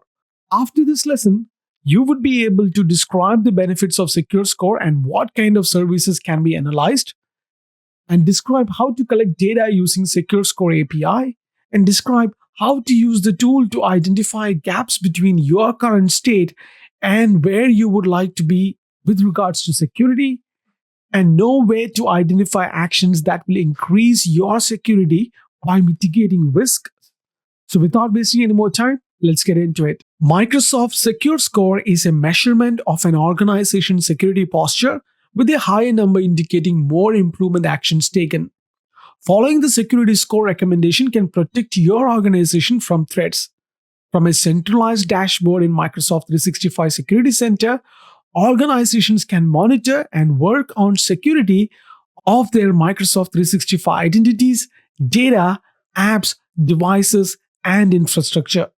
Secure Score helps organizations to report on current state of organization security posture, improve their security posture by providing discoverability, visibility, guidance, and control, and compare with benchmarks and establish key performance indicators as well. With Secure Score, organizations gain access to robust visualizations of metrics and trends, integration with other Microsoft products, and score comparisons with similar organizations, and much more. So, let me show you how you can find the Secure Score dashboard. I'm on my Microsoft Security Center. You can go to Security Center by going into security.microsoft.com. On the left hand side, you can click on Secure Score. And this is where you can see your Secure Score. Microsoft Secure Score is a numerical summary of your security posture based on system configurations, user behavior, and other security related measurements. It is not an absolute measurement on how likely your system or data will be breached. Rather, it represents the extent to which you have adopted security controls in your Microsoft environment, which can help offset the risk of being breached. No online service is completely immune from security breaches, and Secure Score should not be interpreted as a guarantee against any security breach in any manner. So, how does Secure Score work? You are given points for configuring recommended security features, performing security related tasks such as viewing report or addressing the improvement actions with a third party application or software. Some improvement action only give points when fully completed, and some give partial points if they are completed for some devices or users. Your score is updated in real time to reflect the information presented in visualization and improvement action pages. Secure Score also syncs daily to receive system data about your achieved points for each action. Let's talk about the Secure Score dashboard. In the Microsoft Secure Score overview page, you can see how points are split between these groups and what points are available. In the Improvement Action tab, list the security recommendation that addresses possible attack surfaces along with their status, completed, not completed, resolved through third party, and ignored. You can search, filter, and group all the improvement actions. Ranking is based on number of remaining points left to achieve, implementation difficulty, user impact, and complexity. The highest ranked improvement actions have a large number of points remaining with low difficulty, user impact, and complexity. Let's understand Secure Score API. In addition to web-based Secure Score tool, there is also Secure Score API, which is fully integrated into the Microsoft Graph. This allows you customize where you would like your organization's score to be seen for aligning a dashboard to show all pertinent information. Once the Secure Score API has been set, PowerShell scripts are used to retrieve the necessary data from Secure Score. How can you improve your security posture? Once you have used Secure Score tool to determine the current state of your organization's security posture and identify the risk within your organization, the next step is to analyze your findings and plan how to improve your condition. During this planning process, you should consider the potential for risk, the difficulty of implementing proposed solutions, the time frames for implementation, and the impact you are rating based on each Microsoft 365 Secure Score action.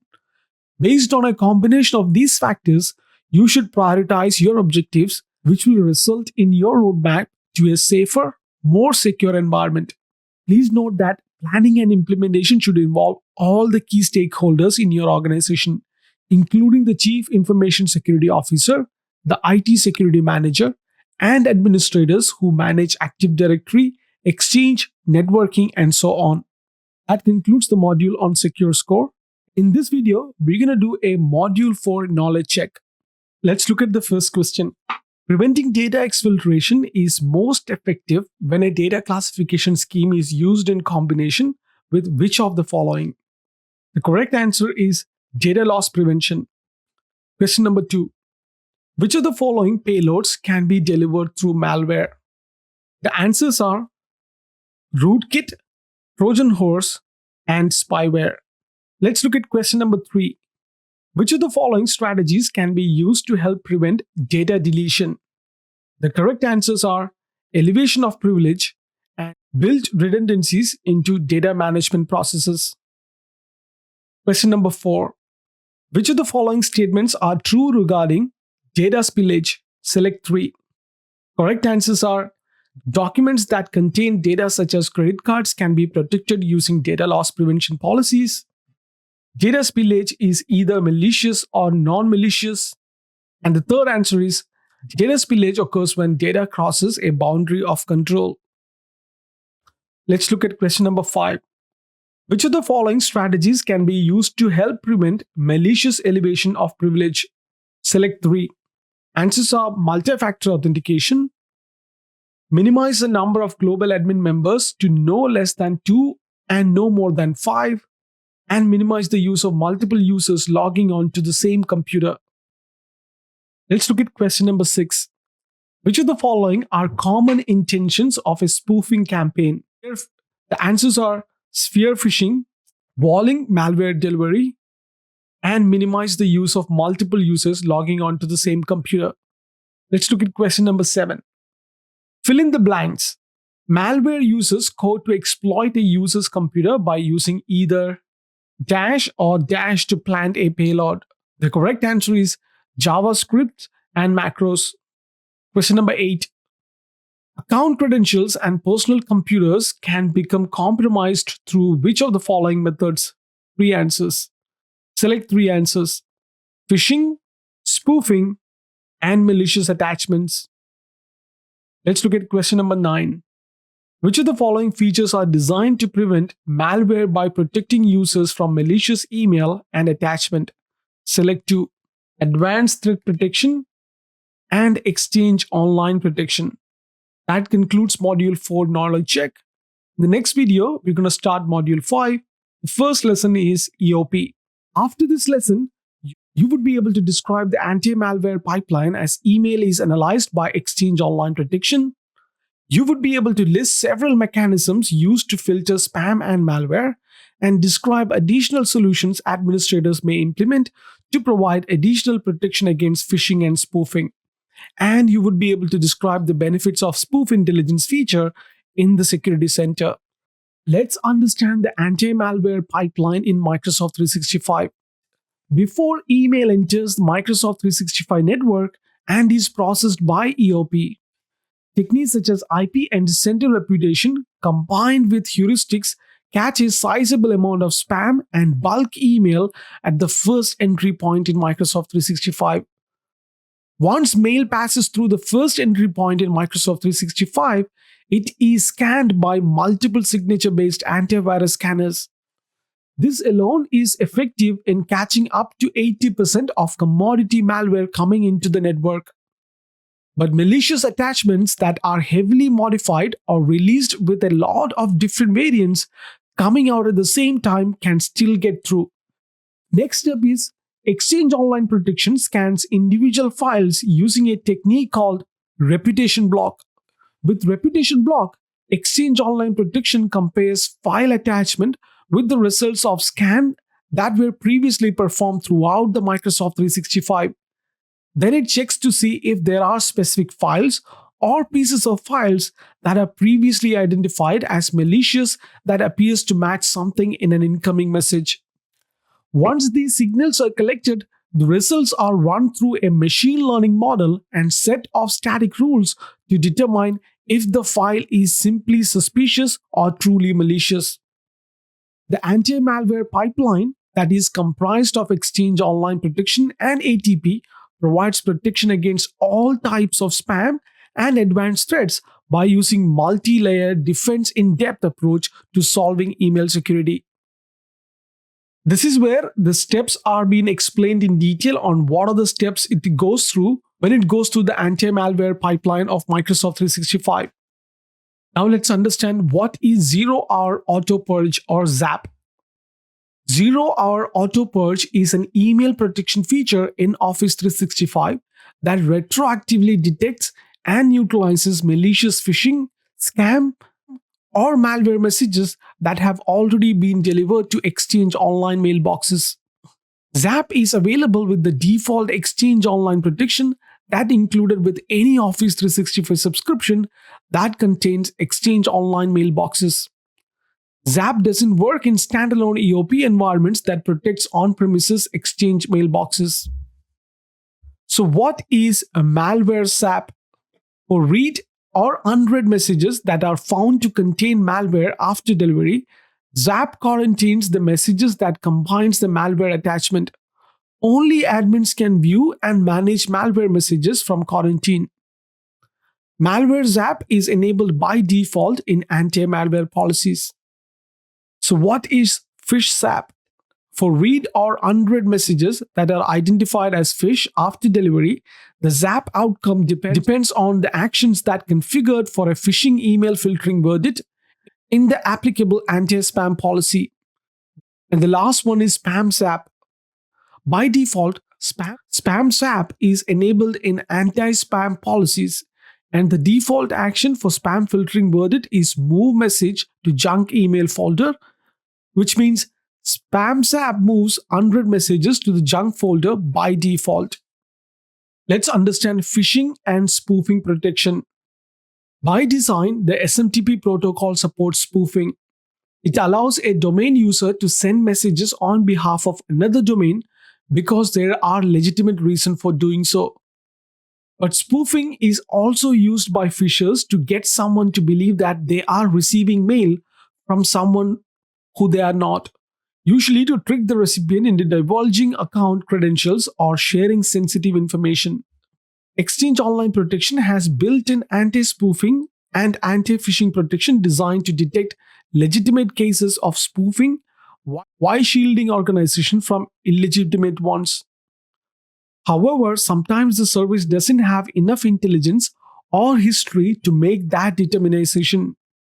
So first of all, let's understand the Sender Policy Framework. A Sender Policy Framework or SPF text record is a DNS record that helps to prevent spoofing and phishing by verifying the domain name from which email messages are sent. SPF validates the origin of email messages by verifying the IP address of the sender against the alleged owner of the sending domain and determines if a sender is permitted to send on behalf of a domain. The next one is Domain Key Identified Mail.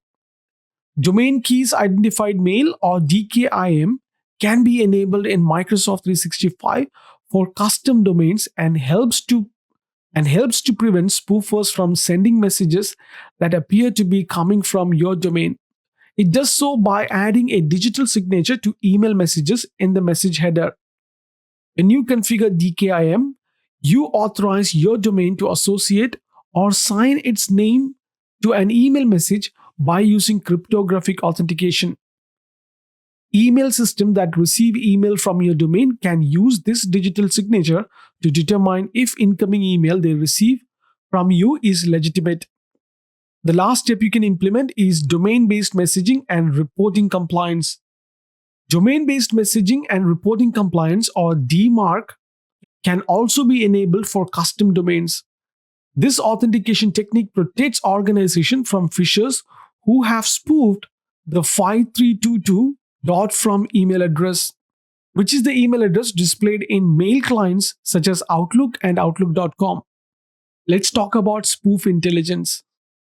As previously discussed, spoofing is controlled by the built-in protection provided by EOP and by implementing authentication techniques such as SPF, DKIM, and DMARC. For customers who have Microsoft 365 Enterprise E5 or customers who have purchased Advanced Threat Protection or EOP licenses, the Spoof Intelligence feature in Microsoft 365 Security and Compliance Center can provide insight into centers who are spoofing your domain. You can review centers who are spoofing your domain and then choose to either allow the center to continue or to block the center. The spoof intelligence policy is automatically created, enabled by default, and enforced by Microsoft 365. While it cannot be disabled, you are able to manage it and control which domain or user can spoof your domain by reviewing the existing policy applied in the SCC. So, how can you manage spoof intelligence? For each spoofed user account that a sender spoofed from your domain, you can view the following information in Microsoft 365 Security and Compliance Center. You can see parameters called sender. This is usually the domain from which the spoof email originates. Then another parameter you can see is spoofed user, the user account that is being spoofed by the sender. Then number of messages, which is the number of mail messages sent by the sender to your organization on behalf of the identified spoof center or centers within the last 30 days. And number of complaints, where complaints filed by users against this center by your users within the last 30 days. And authentication result. This value is passed if the center passed Exchange Online Protection Center authentication checks, such as SPF or DKIM. Then decision set by. This shows whether the Microsoft 365 administrator or the spoof intelligence policy determined whether the center is allowed to spoof the user. The last date on which message was received by this center on behalf of the spoofed user. The last parameter is allowed to spoof or not, which basically displays whether this center is allowed to send email on behalf of the spoofed user. And the possible values include yes, no, or some user. Alright, so that concludes a lesson on Exchange Online Protection. In the next video, we're going to talk about Office 365 Advanced Threat Protection. After this lesson, you should be able to describe how safe attachments is used to block zero-day malware in email attachments and documents. Describe how SafeLink protects users from malicious URLs embedded in email and documents that points to malicious websites, and explain how advanced threat protection capabilities extend to SharePoint, OneDrive, and Teams. So without wasting any more time, let's get into it. Let's learn about how Office 365 ATP expands on Exchange Online Protection. Once the email passes through the frontline defenses provided by EOP, it is further analyzed by ATP's safe attachments and safe link features for anything suspicious. The first stage it goes through after EOP is safe attachments. In safe attachment, it analyzes attachments by detonating them in hypervisor sandbox environment, where the attachment undergoes behavior analytics if it delivers a malicious payload that modifies the registry, system settings, access rights, and so on. The next stage is safe links. In this stage, it checks any URL that are embedded in the message body by validating them against a list of URLs that are known to be malicious. If URL detonation is enabled and a link that is embedded in message or attachment points to a file on an external web server, SafeLink downloads the file to the sandbox environment where it is analyzed in the same manner as suspicious email attachment.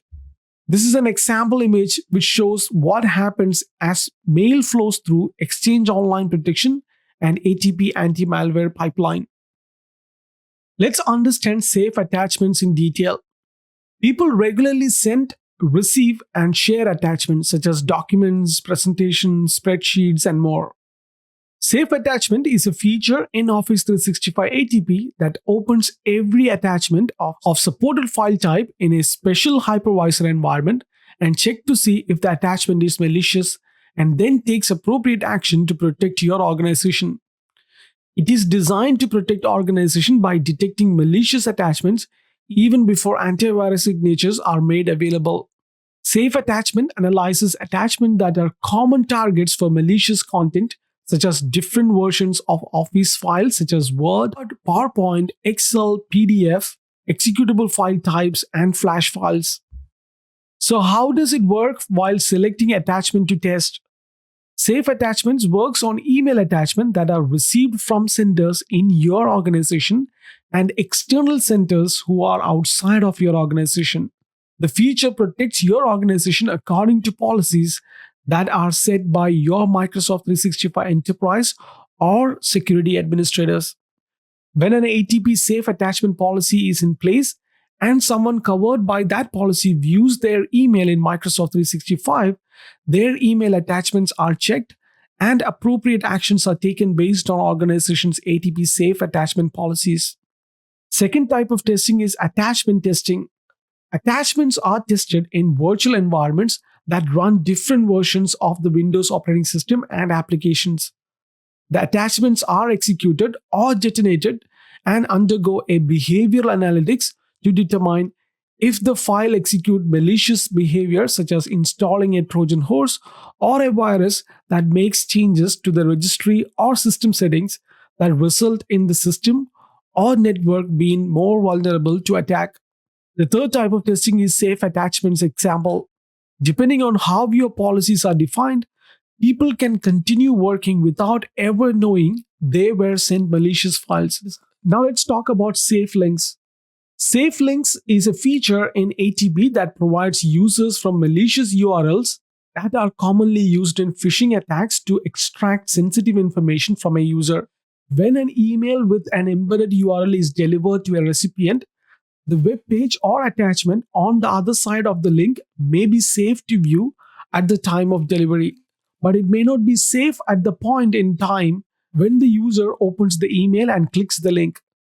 Safe links protect the user by rewriting the link in the message body so that the link is checked at the time it's clicked instead of when the message is delivered.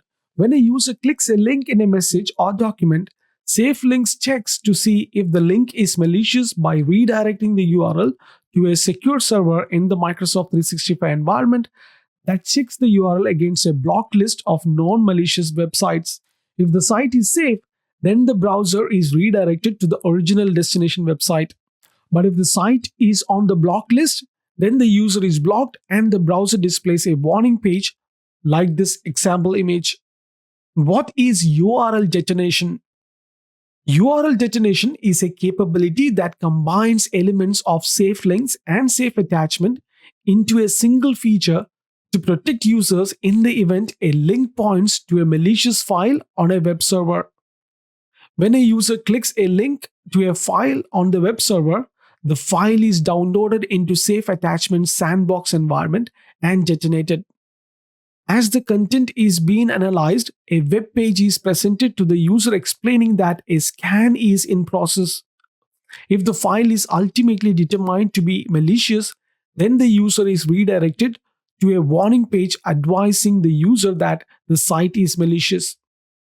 Please note that this option can only be configured in a custom policy you create. The option is not available in the default policy.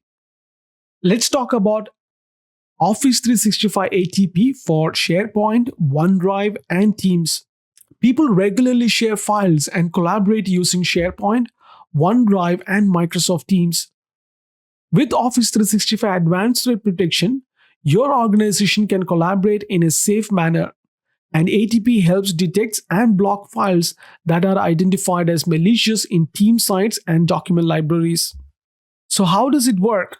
When a file in SharePoint Online, OneDrive for Business, and Microsoft Teams have been identified as malicious, ATP directly integrates with the file stores to log that file.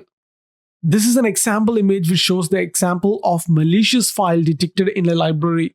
Although the blocked file is still listed in the document library and web, mobile, or desktop application, the blocked file cannot be opened, copied, moved, or shared.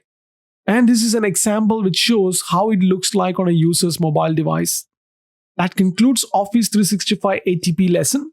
In this video, we're going to learn about how to manage safe attachments.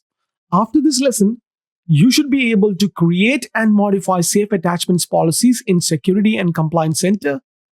You would be able to create a safe attachments policy by using Windows PowerShell and configure a safe attachment policy to take certain actions, and how a transport rule can be used to describe the safe attachments functionality and the end user experience when an email attachment is scanned and found to be malicious. Alright, so before you create a safe attachment policy, you must make sure that you have necessary permissions. To define ATP policies, you must be assigned either Exchange Online Organization Management role or both Exchange Online Hygiene Management and Security Administrator roles. It's important to note that Safe Attachments feature may introduce message delivery delays for your users after you apply a safe attachment policy. Dynamic delivery is the only option that allows the recipient to receive and read the message body without experiencing a delay in delivery. You can set up ATP Safe Attachment Policy using either Office 365 Security and Compliance Center or Exchange Online Center. So let me show you where you can find this. Alright, so now I'm on my admin portal.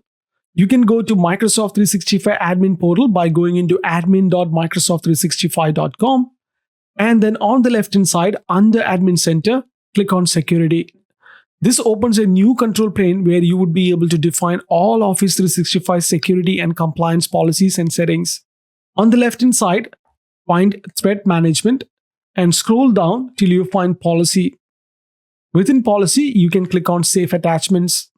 You can either create a new policy or you can modify an existing policy. Please note that you can set up multiple safe attachment policies for your organization. These policies will be applied in the order they are listed in the ATP Safe Attachment Policies page. It can take up to 30 minutes for the safe attachment policy changes to take effect. Along with Portal, you would be able to create and configure safe attachment policies in Windows PowerShell as well. This table shows the Exchange Online Protection commandlets you can use to create and manage safe attachment rules and policies. When you use remote Windows PowerShell commandlets, a rule defines the conditions and the policy defines the action to take after the conditions are met. Please note that when using Windows PowerShell to create policy, you need to create the policy before the rule. This is because you must specify the policy you want to associate the rule with when you create the rule. On some occasions, you may need to modify an existing safe attachment policy for one reason or another. So you can still go back to the Office 365 Security and Compliance Center and go to the Threat Management and Policies. You can select an existing policy and you would be able to modify your policies based on your requirement as well. So what's the end user experience of safe attachment looks like? The end user experience for safe attachment is about protecting the user from opening an unsafe attachment. While some administrators choose to create policies that are configured to block or replace attachment, most will likely to select the dynamic delivery option to avoid message delivery delays. When a safe attachments policy is applied, with the action to block, the entire message is prevented from delivery. The user receives a notification message that a message with a malicious attachment was received, and both the message body and attachment will be blocked. When safe attachment policy is applied with an action to replace, the attachment provides a better user experience. In this scenario, if a malicious attachment is detected, it is replaced with an icon with a red warning sign. When the user hovers over the icon, a message appears notifying the user that the malware was detected and the attachment was blocked. The user still has access to original message body, but the malware threats are removed. This enables the user to at least read and respond to the message if needed. That concludes an episode on safe attachment. In this video, we're going to learn about managing safe links. After this lesson, you would be able to create and modify a safe links policy in Security and Compliance Center and create a safe link policy by using Windows PowerShell and configure safe link policy to take certain actions as well, and would be able to describe a transport rule and describe the end user experience when SafeLinks identifies a link to a malicious website embedded in the email as well. So without wasting any more time, let's get into it. Before you can create or manage SafeLink policy, you need to be assigned the appropriate permissions.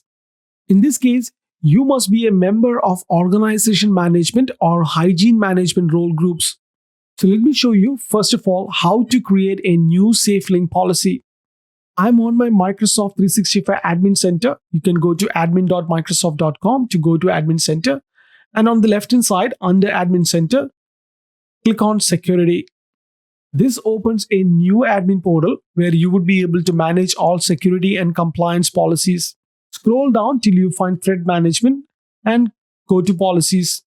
Within Policy, you would be able to find ATP Safe Links. You can either create a new policy by yourself or you can modify an existing policy as well.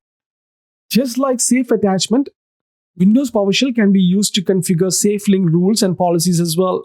This table shows the list of Exchange Online Protection commandlets you can use to create and manage SafeLink rules and policies. For SafeLinks, a rule defines the condition and policy defines the action to take after the conditions are met. So how can you modify an existing policy? So within the Security and Compliance Center, under Threat Management, go to Policy, click on SafeLinks, and select a policy and click on Edit Policy. This is where you get an option to modify an existing SafeLink policy. Let's have a look at the end user experience on both SafeLinks and URL detonation. When the user clicks a link in the email and the target website is subsequently identified as malicious, the SafeLink process automatically warns the user. At a high level, this is how it looks. Someone sends a user an email message that contains a URL to a website, and the message flows through the anti-malware pipeline, and assuming it passes through all the initial checks, it eventually arrives in the recipient's inbox. The user opens the message and clicks the link. When the user clicks the link, the URL is redirected to a secure server that checks the URL against a block list of known malicious websites. If the link is safe, the user's browser navigates to the target website. If the link is malicious, the user's browser displays a warning sign like this. In the URL detonation user experience, when you click the link, the file is downloaded in the safe attachment sandbox environment and detonated just like an attachment. During this process, the recipient is redirected to a warning page just like one you are seeing on the screen. That concludes the lesson on safe links. In the next video, we're going to learn about Azure Advanced Threat Protection.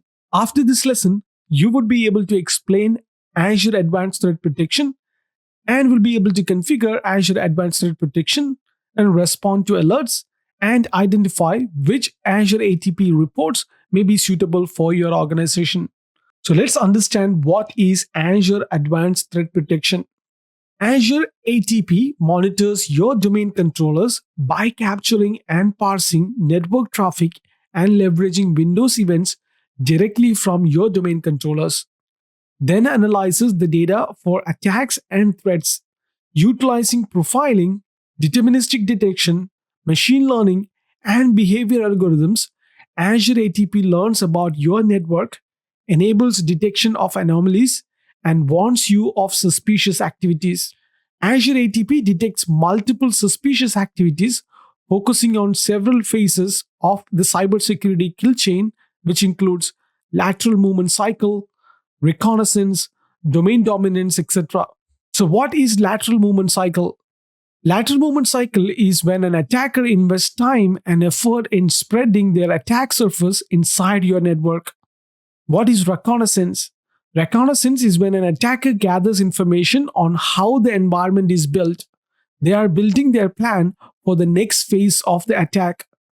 The third one is domain dominance or persistence. This is when an attacker captures the information, allowing them to resume their campaign using various sets of entry points, credentials, and techniques. ATP sensors are installed directly on your domain controller. The Azure ATP sensors access the required event logs directly from the domain controller. After the logs and network traffics are parsed by the sensor, the Azure ATP sends only the parsed information to the Azure ATP cloud service, which is only a percentage of the logs are sent. You need to understand different components which is part of Azure ATP. Let's look at these one by one. The first one is Azure ATP portal. The Azure ATP portal allows you to create your Azure ATP instance, and this displays the data received from Azure ATP sensors and enables you to monitor, manage, and investigate threats in your network environment. Second component is Azure ATP sensor. Azure ATP sensors are installed directly on your domain controllers. The sensor directly monitors domain controller traffic without the need for a dedicated server or configuration or port mirroring. The third component is Azure ATP Cloud Service. Azure ATP Cloud Service runs on Azure infrastructure and is currently deployed in US, Europe, and Asia. Azure ATP Cloud Service is connected to Microsoft Intelligent Security Graph. So how can you configure the Azure ATP? The installation procedure provides instructions for creating and managing your Azure ATP instance or workspace. In Azure ATP, you will have a single instance or workspace enabling you to manage multiple forests from a single pane of glass. After you verify your network which meets the requirement of the sensor, you can proceed for the creation of Azure ATP workspace. The first step is to enter the Azure ATP portal, which you can use by login with your Azure Active Directory user account. Then you create your workspace. Third step is this is where you provide your username and password to connect to your Azure Active Directory forest, and then you download the Azure ATP sensor setup package. And the final step is where you install the Azure ATP sensor. After you log into the Azure ATP portal, you are automatically taken to the Open Security Alert timeline. Security alerts are listed in chronological order with the nearest alert on the top of the timeline. Each security alert has the following information. Entities involved including users, computers, servers, domain controllers, and resources, times and time frame of the suspicious activity which initiated the security alert, severity of the alert which is either high, medium, or low, and the status which is open, closed, or suppressed. And you will have the ability to share the security alert with other people in your organization via email, or you can export the security alert to Excel as well. Let's look at alert investigation. Following proper investigation, all Azure ATP alerts can be classified as either true positive, which is a malicious action detected by Azure ATP, or benign true positive, an action detected by Azure ATP that is real but not malicious, such as a penetration test, or false positive, a false alarm, meaning the activity didn't happen. And how can you generate Azure ATP reports? So what are the different types of Azure ATP reports available? The first one is summary report. The summary report presents a dashboard of status in the system. Then we have modification of sensitive groups.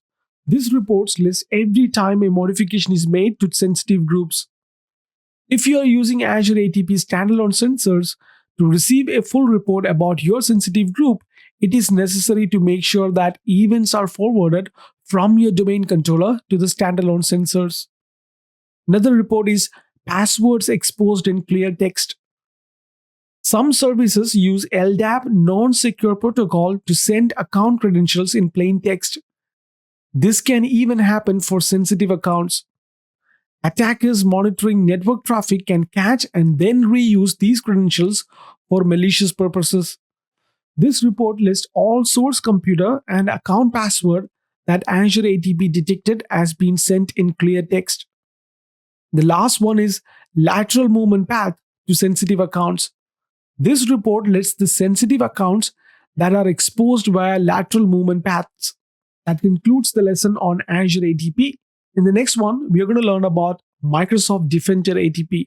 After this episode, you would be able to explain the capabilities of Microsoft Defender ATP, configure Microsoft Defender ATP, integrate Microsoft Defender ATP with Azure ATP, use Application Guard and Application Control, and configure alerts in Microsoft Defender ATP, and you would be able to explain the security configuration framework for Windows 10 as well.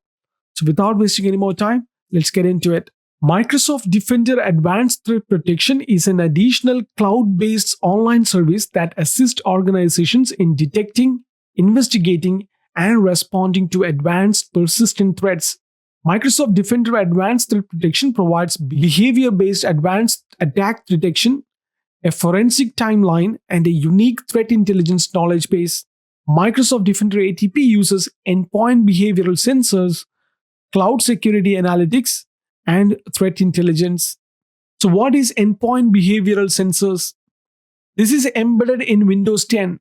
These sensors collect and process behavioral signals from the operating system and sends this sensor data to your private, isolated cloud instance of Microsoft Defender ATP. And what is cloud security analytics? Cloud security analytics leverage big data, machine learning, and unique Microsoft optics across the Windows ecosystem. Enterprise cloud products such as Office 365 and online assets, behavioral signals are translated into insights, detections, and recommended response to advanced threats. Now let's look into Microsoft Defender Security Center. Microsoft Defender Security Center is the portal where you can access Microsoft Defender Advanced Threat Protection capabilities. You can use the Security Operations dashboard to gain insight on various alerts on devices and users in your network. Then you can use Threat Vulnerability Management dashboard to expand your visibility on overall security posture of your organization. This is where you will see devices that require attention and recommendations that can help you reduce the attack surface in your organization.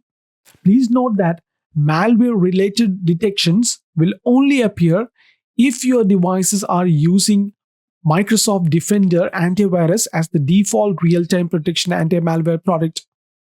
Let's talk about Microsoft Defender ATP alerts.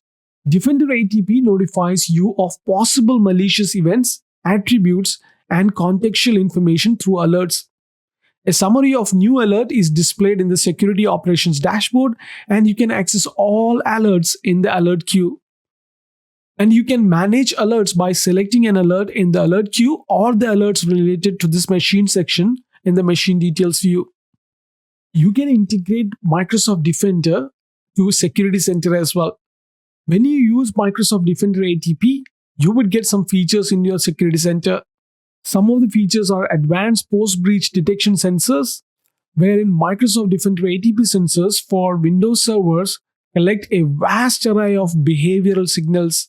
The other one is analytics-based, cloud-powered post-breach detection. This is where Defender ATP quickly adapts to changing threats. It uses advanced analytics and big data. Threat intelligence is where Microsoft Defender ATP generates alerts when it identifies attacker tools, techniques, and procedures. Some of the capabilities which is available in Azure Security Center are automated onboarding, single pane of glass, and detailed machine investigation. So what is Application Guard? Microsoft Defender Application Guard is designed to help prevent old and newly emerging attacks to help keep employees productive. Using Microsoft's unique hardware isolation approach, Microsoft's goal is to destroy the playbook that attackers used by rendering current attack methods obsolete. So what type of devices should use Application Guard? The first one is enterprise desktops. These desktops are domain joined and managed by your organization. Second is enterprise mobile laptops. These laptops are domain joined and managed by your organization. Configuration management is primarily done through SCCM or Microsoft Intune. Then we have bring your own device mobile laptops. These personally owned laptops are not domain joined but are managed by your organization through tools like Microsoft Intune. And the last one is personal devices. Again, these are personally owned devices or mobile laptops are not domain joined or managed by an organization. You can create and deploy Windows Defender application guard policies by using the Configuration Manager endpoint protection. Let's talk about application control. Application control can help mitigate these types of security threats by restricting the application that users are allowed to run and the code that runs in the kernel. Application control policies can also block unsigned scripts and MSIs and restrict Windows PowerShell to run in containerized language mode. Application control is a crucial line of defense for protecting enterprises given today's threat landscape, and it has an inherent advantage over traditional antivirus solutions. Specifically, application control moves away from an application trust model where all applications are assumed trustworthy to one where application must earn trust in order to run. Let's talk about exploit guard. Windows Defender Exploit Guard, or it is known as Windows Defender EG, is a new set of host intrusion prevention capabilities for Windows 10, which allowing you to manage and reduce the attack surface of apps used by your employees. So let's discuss the four features of Windows Defender Exploit Guard. The first one is exploit protection. Exploit protection can apply exploit migration techniques to apps your organization uses, both individually and to all apps. This works with third-party antivirus solutions and Windows Defender antivirus as well. The next feature is attack surface reduction rules.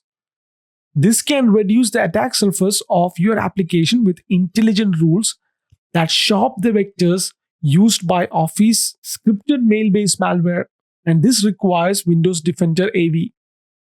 The third feature is network protection.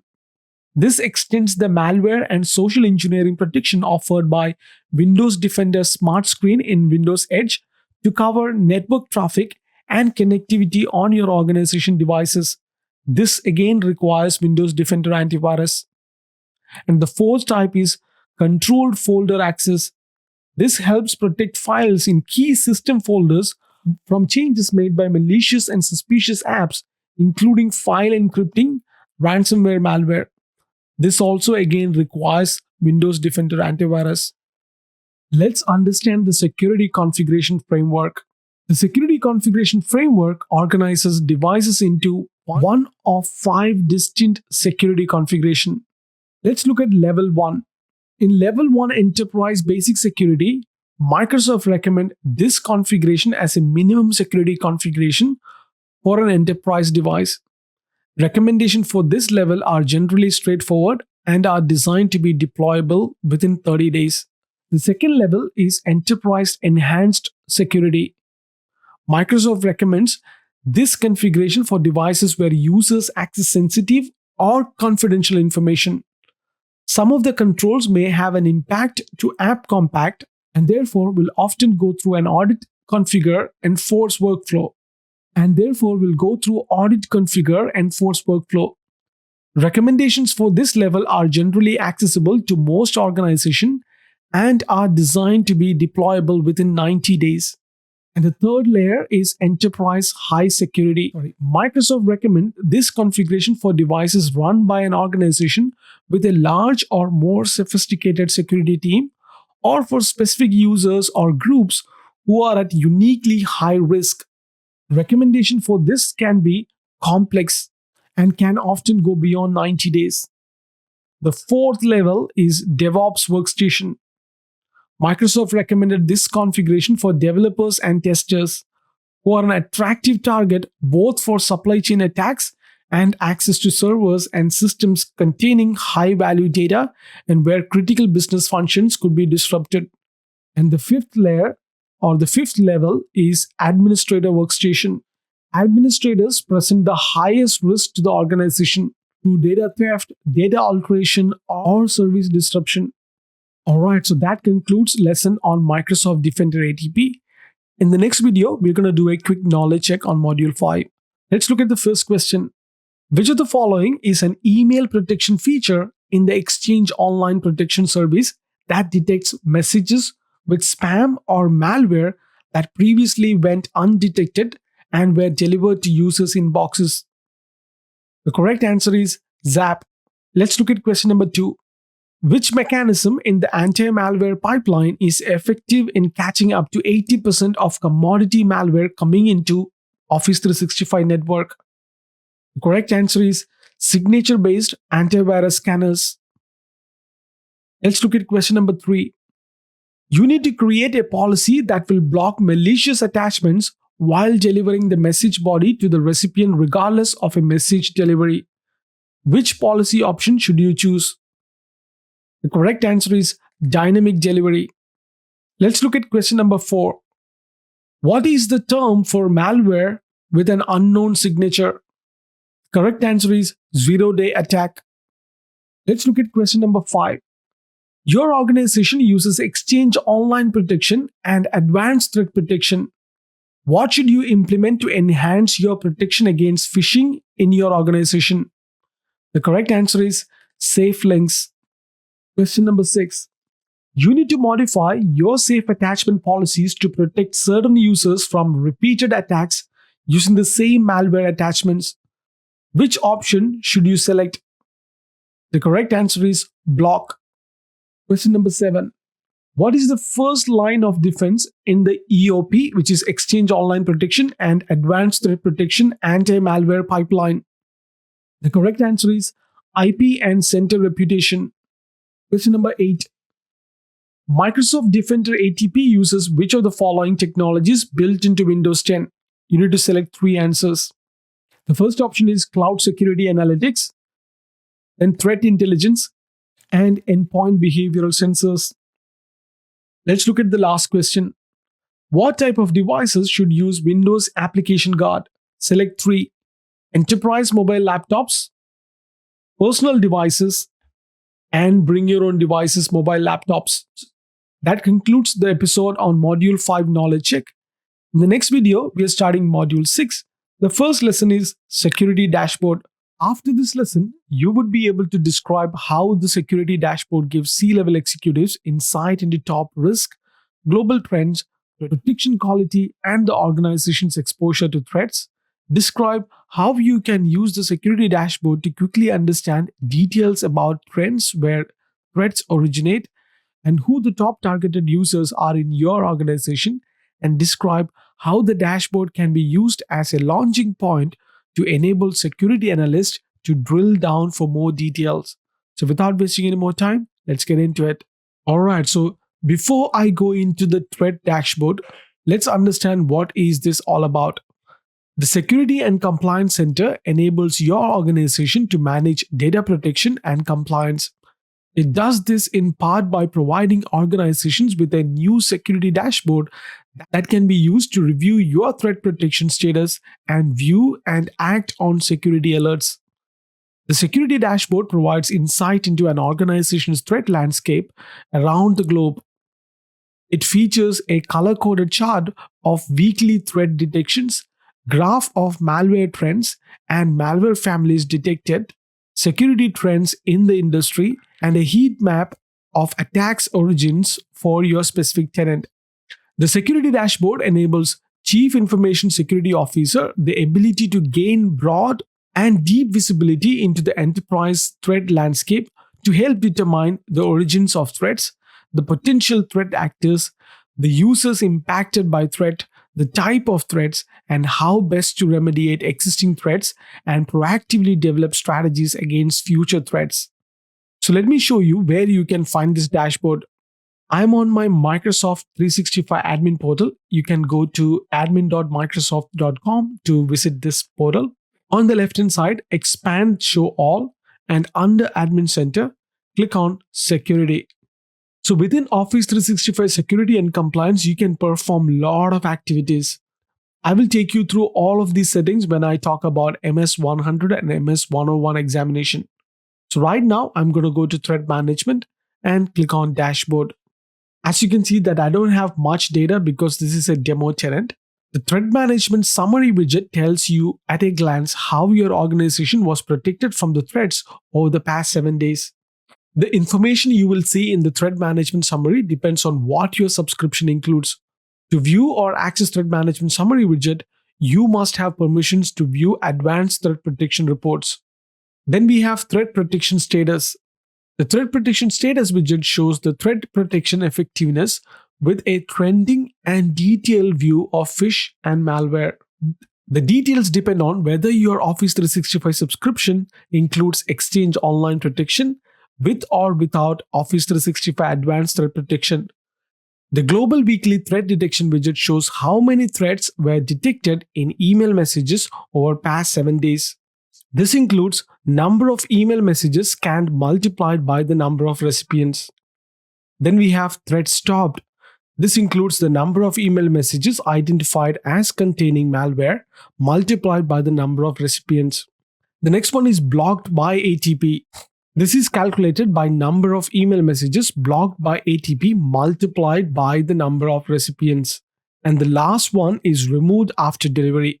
And this is calculated by number of messages removed by 0. This is calculated by number of messages removed by 0 or auto purge multiplied by the number of recipients.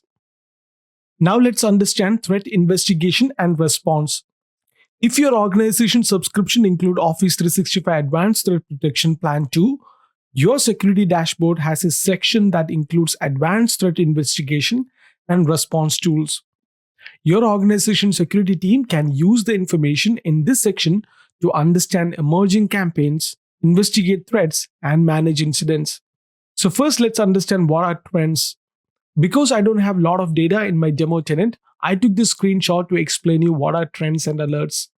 Near the bottom of your security dashboard is a trend section which summarizes email flow trends for your organization. Reports provide information about email categorized as spam, malware, phishing attempts, and good email. You can click the tile to view more detailed information from this report. Then what are alerts? Alerts dashboard contain a set of widgets on security dashboard are related to alerts. Alerts is a feature in the Microsoft 365 Security and Compliance Center that is integrated across several programs including data loss prevention, auditing, advanced security management, and threat intelligence. You can create alert policies to track things like users and admin activities and data loss incidents. You can also create alert policies to track malware threats in your organization. After choosing the activity you want to be alerted on, you can refine the policy by adding conditions, deciding when to trigger the alert, and who should receive notifications. And then there are more insights as well. Malware widget shows details about malware trend and malware family type over the past 7 days. Insights not only surface key issues you should review, they also include recommendations and actions to consider. For example, you might see the phishing email messages are being delivered because some users have disabled the junk mailbox option. That concludes the lesson on security dashboard. In this video, we're going to learn about threat investigation and response. After the lesson, you would be able to describe how threat intelligence in Microsoft 365 is powered by the Microsoft Graph, describe how the threat dashboard can benefit C-level security officers, and describe how Threat Explorer can be used to investigate threats and help to protect your tenant, and explain how and why Attack Simulator can be used to uncover weaknesses in your organization. So what is Threat Explorer? Threat Explorer provides a color-coded chart that represents attacks that are targeted at your organization. This pane has a tabbed view of top malware families, an email list, and a map of email origins. It also displays the top targeted users in your organization. If your organization has Office 365 Advanced Threat Protection and you have necessary permissions, you have either Explorer or real-time detections. So let me show you where you can find that. Even though my portal doesn't have any of this information, this is a screenshot to show you how it looks like if you have the adequate permission and if you have the right licenses and if you have the right data. So if you go to Security and Compliance Center, under Threat Management, you can click on Explorer. With Explorer, with Explorer, you have a powerful report that enables your security operations team to investigate and respond to threats effectively and efficiently. And this is a sample report which shows how it is going to look like. With this report, you can see malware detected by Office 365 security features, view data about phishing URLs and click verdict, start an automated investigation and response process from a view in Explorer, which requires ATP Plan 2, and finally, you can investigate malicious email and more. Let's talk about threat trackers. First, let me show you where you can find threat tracker. So within the Office 365 security and compliance portal, under threat management, right at the bottom, you would be able to find the threat tracker. As you can see, I don't have any data in it. But if you have any data, this is going to look like this. Threat trackers are informative widgets and views that provide you with intelligence on different cybersecurity issues that might impact your company. Most tracker pages include trending numbers that are updated periodically, widgets to help you understand which issues are the biggest or have grown the most, and a quick link in the actions column that takes you to the Explorer where you can view more detailed information. Available threat trackers include noteworthy trackers, trending trackers, tracked queries, and saved queries. So let me explain what is noteworthy trackers. Noteworthy trackers are where you will find big and small threats and risks that we think you should know about. And noteworthy trackers help you find whether these issues exist in your Office 365 environment and how they will impact your organization's use of Office 365. What are trending trackers? Trending trackers highlight new threats that haven't been seen in your organization email in the past week. Trending trackers give you an idea of new threats you should review to ensure your broader corporate environment is prepared against attacks. Let's look at tracked queries. Tracked queries leverage your saved queries to periodically assess Office 365 activity in your organization. Tracked queries run automatically, giving you up to date information without having to remember to rerun your queries. And the last one is saved queries. Saved queries are also found in the tracker section. You can use saved queries to store the common Explorer searches that you want to get back to quicker and repeatedly without having to recreate the search every time. You can always save a noteworthy tracker query or any of your own Explorer queries using the Save Query button at the top of the Explorer page. Let's understand what is automated investigation and response, which is known as AIR or AIR. Automated investigation and response capabilities enable you to run automated investigation processes in response to well-known threats that exist today. Automated investigation response can help your security operations team operate more efficiently and effectively. AIR is included in Microsoft 365 E5, E5 Security, Office 365 E5, and Office 365 ATP Plan 2. Now let's understand what is Attack Simulator. So first let me show you where you can find the Attack Simulator. Under Threat Management, you can go to Attack Simulator. This is where you would be able to enable the Attack Simulator. Attack Simulator is included in Office 365 Threat Intelligence. If you are a member of your organization's security team, you can run realistic attack scenarios in your organization. This can help you identify and find vulnerable users before a real attack impacts your bottom line. So with Attack Simulator, there are simulated attacks. You can do spear phishing, which is a credential harvest, spear phishing attachments, password spray attack, brute force password, and password spray attacks. So let's understand these one by one. So what is spear attack, which is known as credential harvest as well? This attack is focused on spear phishing, a more targeted attack that is aimed at a specific group of individuals or an organization. What is spear phishing, which is targeted towards attachment?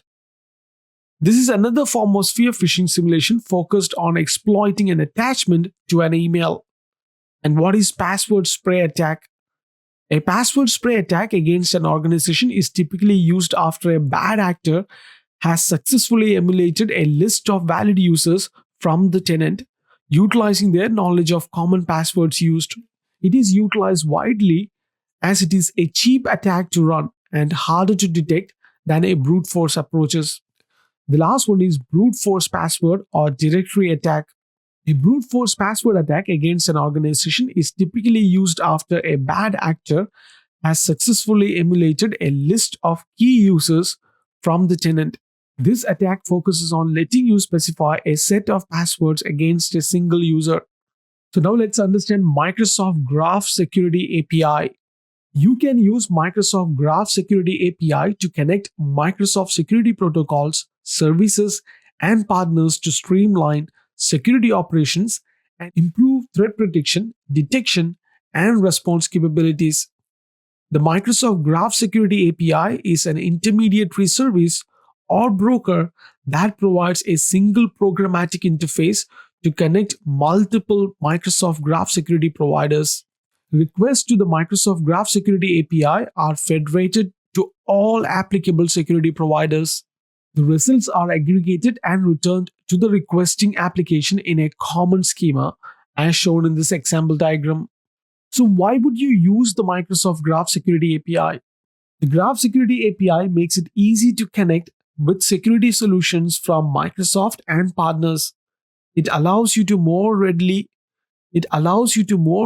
realize and enrich the values of these solutions. You can connect easily with the Microsoft Graph Security API by using one of the following approaches. You can use it to write code, connect using script, drag and drop into workflows and playbooks, and get data into reports and dashboard. Alright, so that concludes the lesson on threat investigation and reports. In the next video, we're going to learn about Azure Sentinel.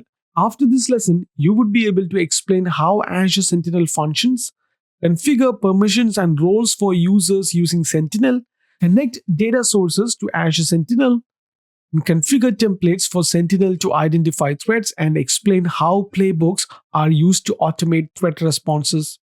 So without wasting any more time, let's get into it. Microsoft Azure Sentinel is a scalable, cloud-native, and security information event management SIEM and security orchestration automated response, which is known as SOAR solution. Azure Sentinel delivers intelligent security analytics and threat intelligence across the enterprise, providing a single solution for alert detection, threat visibility, proactive hunting, and threat response. Azure Sentinel is your bird's eye view across the enterprise, elevating the stress of increasingly sophisticated attacks, increasing volumes of alerts, and long resolution frameworks. You can collect data at cloud scale across all users, devices, applications, and infrastructure, both on premises and in multiple clouds. And you can detect previously undetected threats and minimize false positives using Microsoft Analytics and unparalleled threat intelligence. Then you would be able to investigate threats with artificial intelligence and hunt for suspicious activities at scale, tapping into years of cybersecurity work at Microsoft. And finally, you would be able to respond to incidents rapidly with built-in orchestration and automation of common tasks. Building on full range of existing Azure services, Azure Sentinel natively incorporates proven foundations like log analytics and logic apps. And Azure Sentinel enriches your investigation and detection with artificial intelligence and provides Microsoft Threat Intelligence Stream and enables you to bring your own threat intelligence as well. So let's look at what are the Sentinel actions. So what you see over here are the key elements to configure and utilize your Sentinel. The first one is connect to all your data. So to onboard Azure Sentinel, you first need to connect to your security sources. Second is workbooks. After you connected your data sources to Azure Sentinel, you can monitor the data using the Azure Sentinel integration with Azure Monitor workbooks. Third is analytics. To help you reduce noise and minimize the number of alerts you have to review and investigate, Azure Sentinel uses analytics to correlate alerts into incidents. Incidents are a group of related alerts that together create an actionable possible threat that you can investigate and resolve. Fourth is security automation and orchestration, or known as SOAR. You can automate your common task and simplify security orchestration with playbooks that integrate with Azure services as well as your existing tools. The last element is hunting. Use Azure Sentinel's powerful hunting and search and query tools based on Meter framework, which enables you to proactively hunt for specific threats across your organization's data sources before an alert is triggered.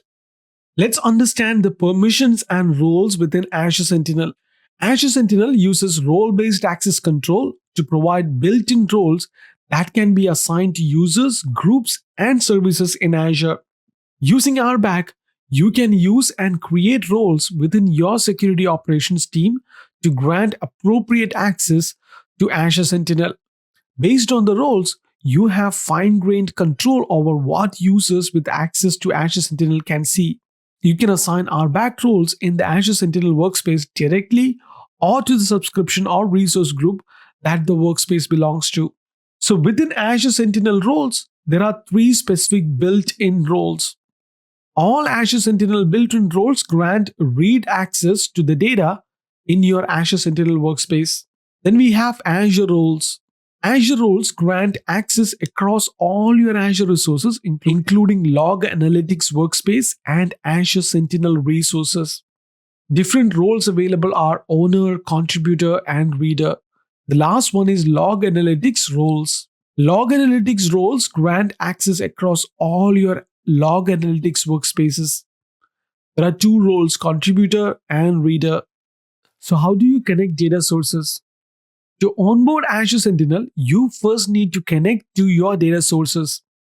Azure Sentinel comes with a number of connectors from Microsoft solutions available out of the box and providing real-time integration, including Microsoft Threat Protection Solutions and Microsoft 365 sources, including Office 365, Azure AD, Azure ATP, and Microsoft Cloud App Security. To connect your external application to Azure Sentinel, the agent must be deployed on a dedicated machine to support the communication between the appliance and Azure Sentinel. You can deploy the agent automatically or manually. Automatic deployment is only available if your dedicated machine is a new VM you are creating in Azure. Alternately, you can deploy the agent manually on an existing Azure VM, on a VM in another cloud, or on an on-premises machine. So let's understand the analytics.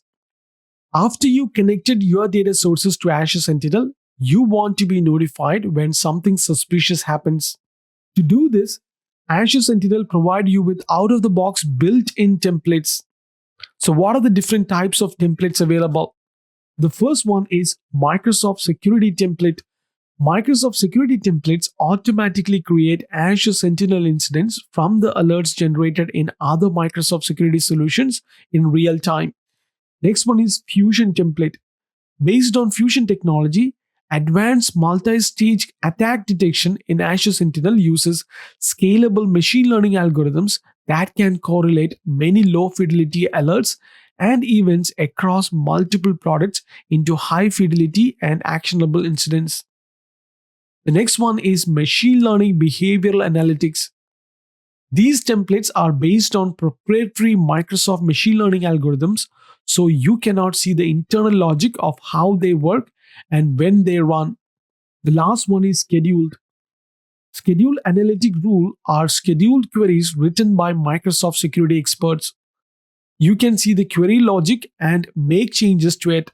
You can use scheduled rule as a template to create new rules with similar logic. Let's understand the automated threat response. The volume of alerts generated is so huge that available security admins are overwhelmed. This results all too often in situations where many alerts can't be investigated, leaving the organization vulnerable to attacks that go unnoticed. Many, if not most, of these alerts conform to recurring patterns that can be addressed by specific and defined remediation actions. Azure Sentinel already enables you to define your remediation in playbooks. So, what are playbooks? A security playbook is a collection of procedures that can be run from Azure Sentinel in response to an alert. A security playbook can help automate and orchestrate your response and can be run manually or set to run automatically when specific alerts are triggered. Security playbook in Azure Sentinel are based on Azure Logic Apps, which means that you get all the power, customizability, and built-in templates of Logic Apps. Each playbook is created for the specific subscription you choose. But when you look at these playbooks page, you will see all playbooks across any selected subscriptions. Please note that playbooks leverage Azure Logic Apps, and these security playbooks can run either manually or automatically. Running them manually means that when you get an alert, you can choose to run a playbook on demand as a response to the selected alert. Running them automatically means that while authoring the correlation rule, you set it to automatically run one or more playbooks when the alert is triggered. Now let's understand how to hunt for threats. If you are an investigator who wants to be proactive about looking for security threats, you can use Azure Sentinel's powerful hunting search and query tools to hunt for security threats across your organization's data sources. But your systems and security appliances generate mountains of data that can be difficult to parse and filter into meaningful events.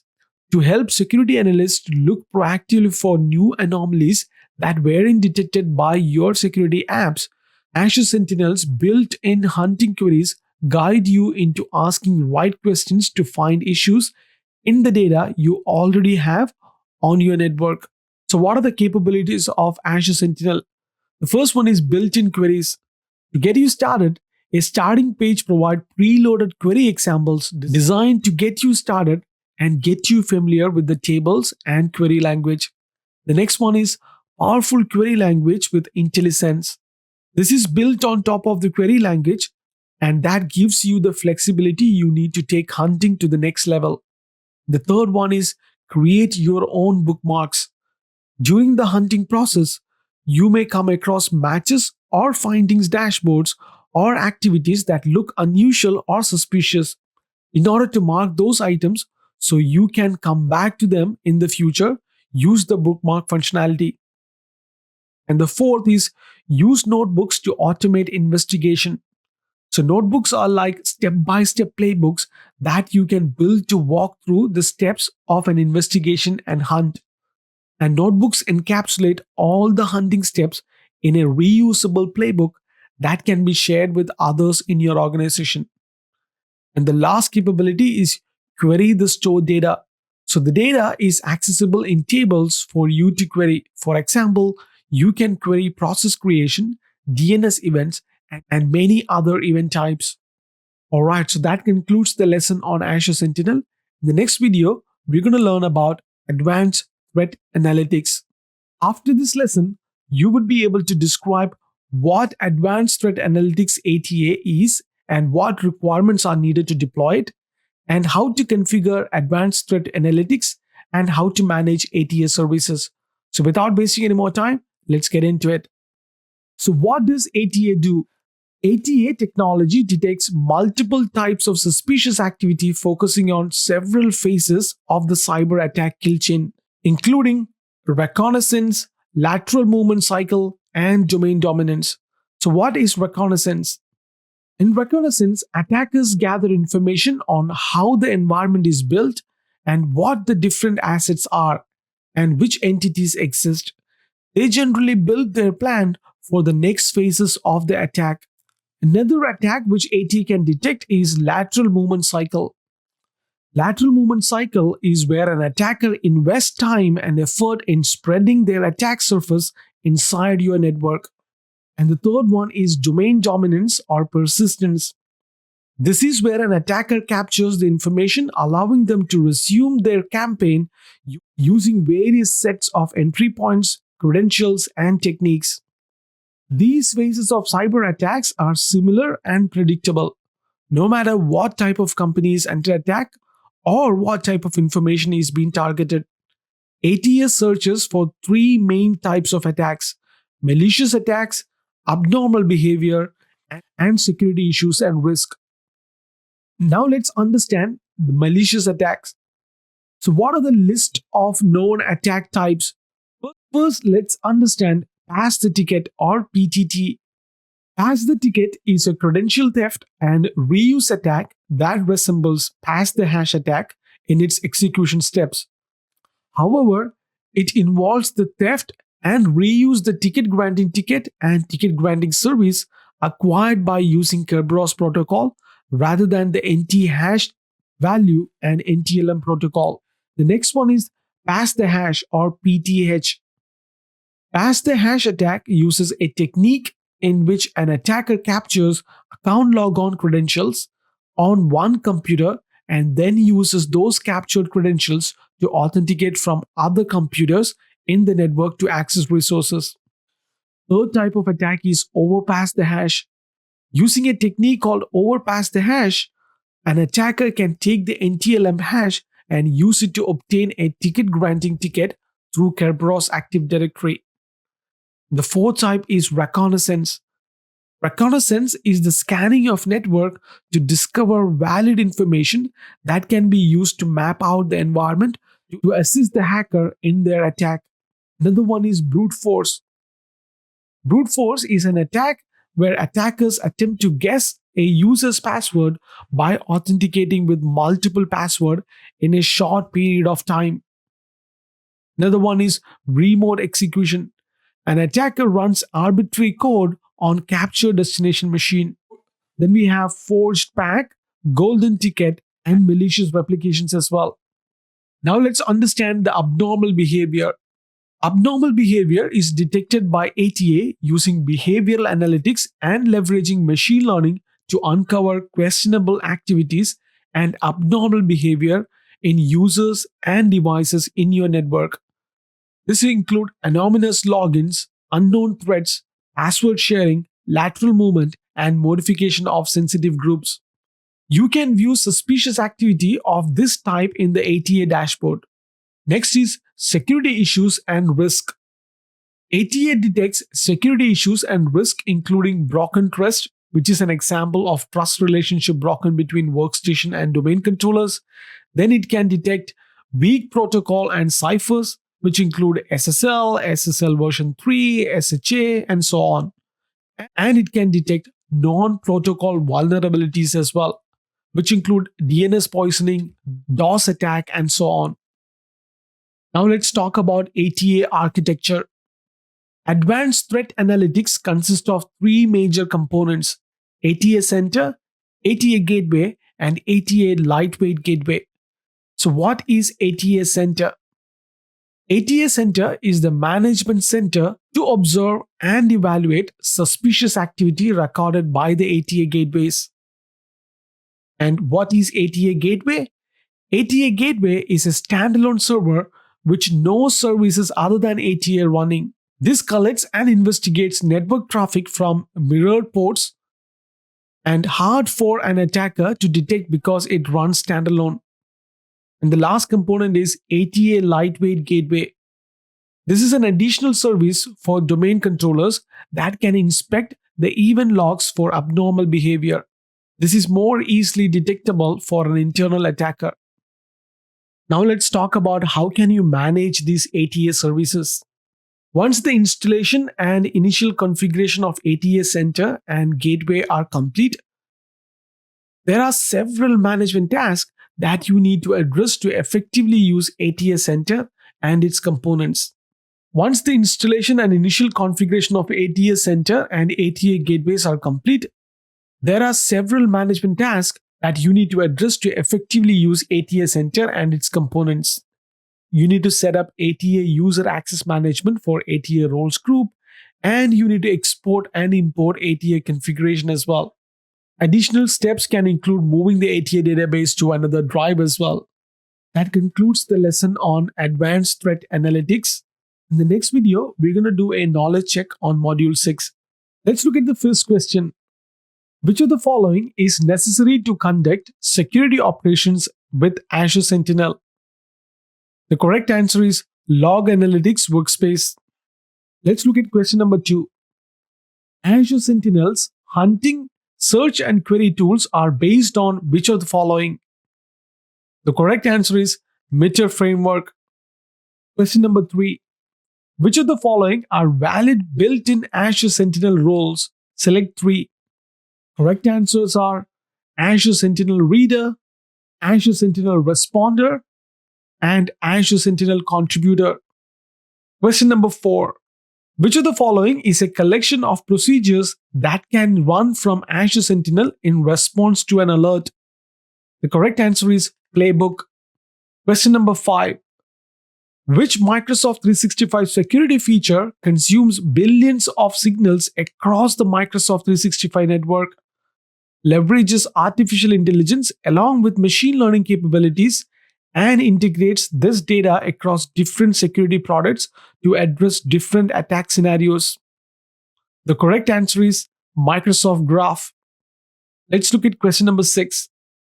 Which technology detects multiple types of suspicious activities, focusing on several phases of cyber attack kill chain?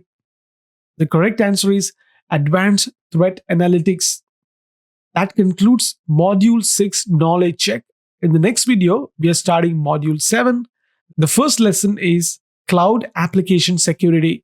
After this lesson, you would be able to describe Cloud App Security, explain how to deploy Cloud App Security. You would be able to control your cloud apps and policies and troubleshoot Cloud App Security as well.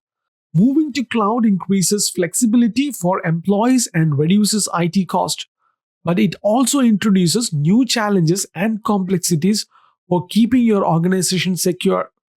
To receive the full benefit of cloud application, an IT team must find the right balance of supporting access while maintaining control to protect critical data. Microsoft Cloud App Security provides a dashboard to discover, investigate, and control what cloud applications are being used in your organization. So, what is Cloud App Security or CAS?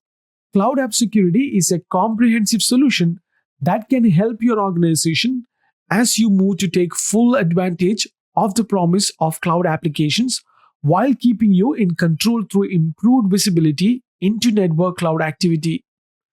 It also helps increase the protection of critical data across cloud applications.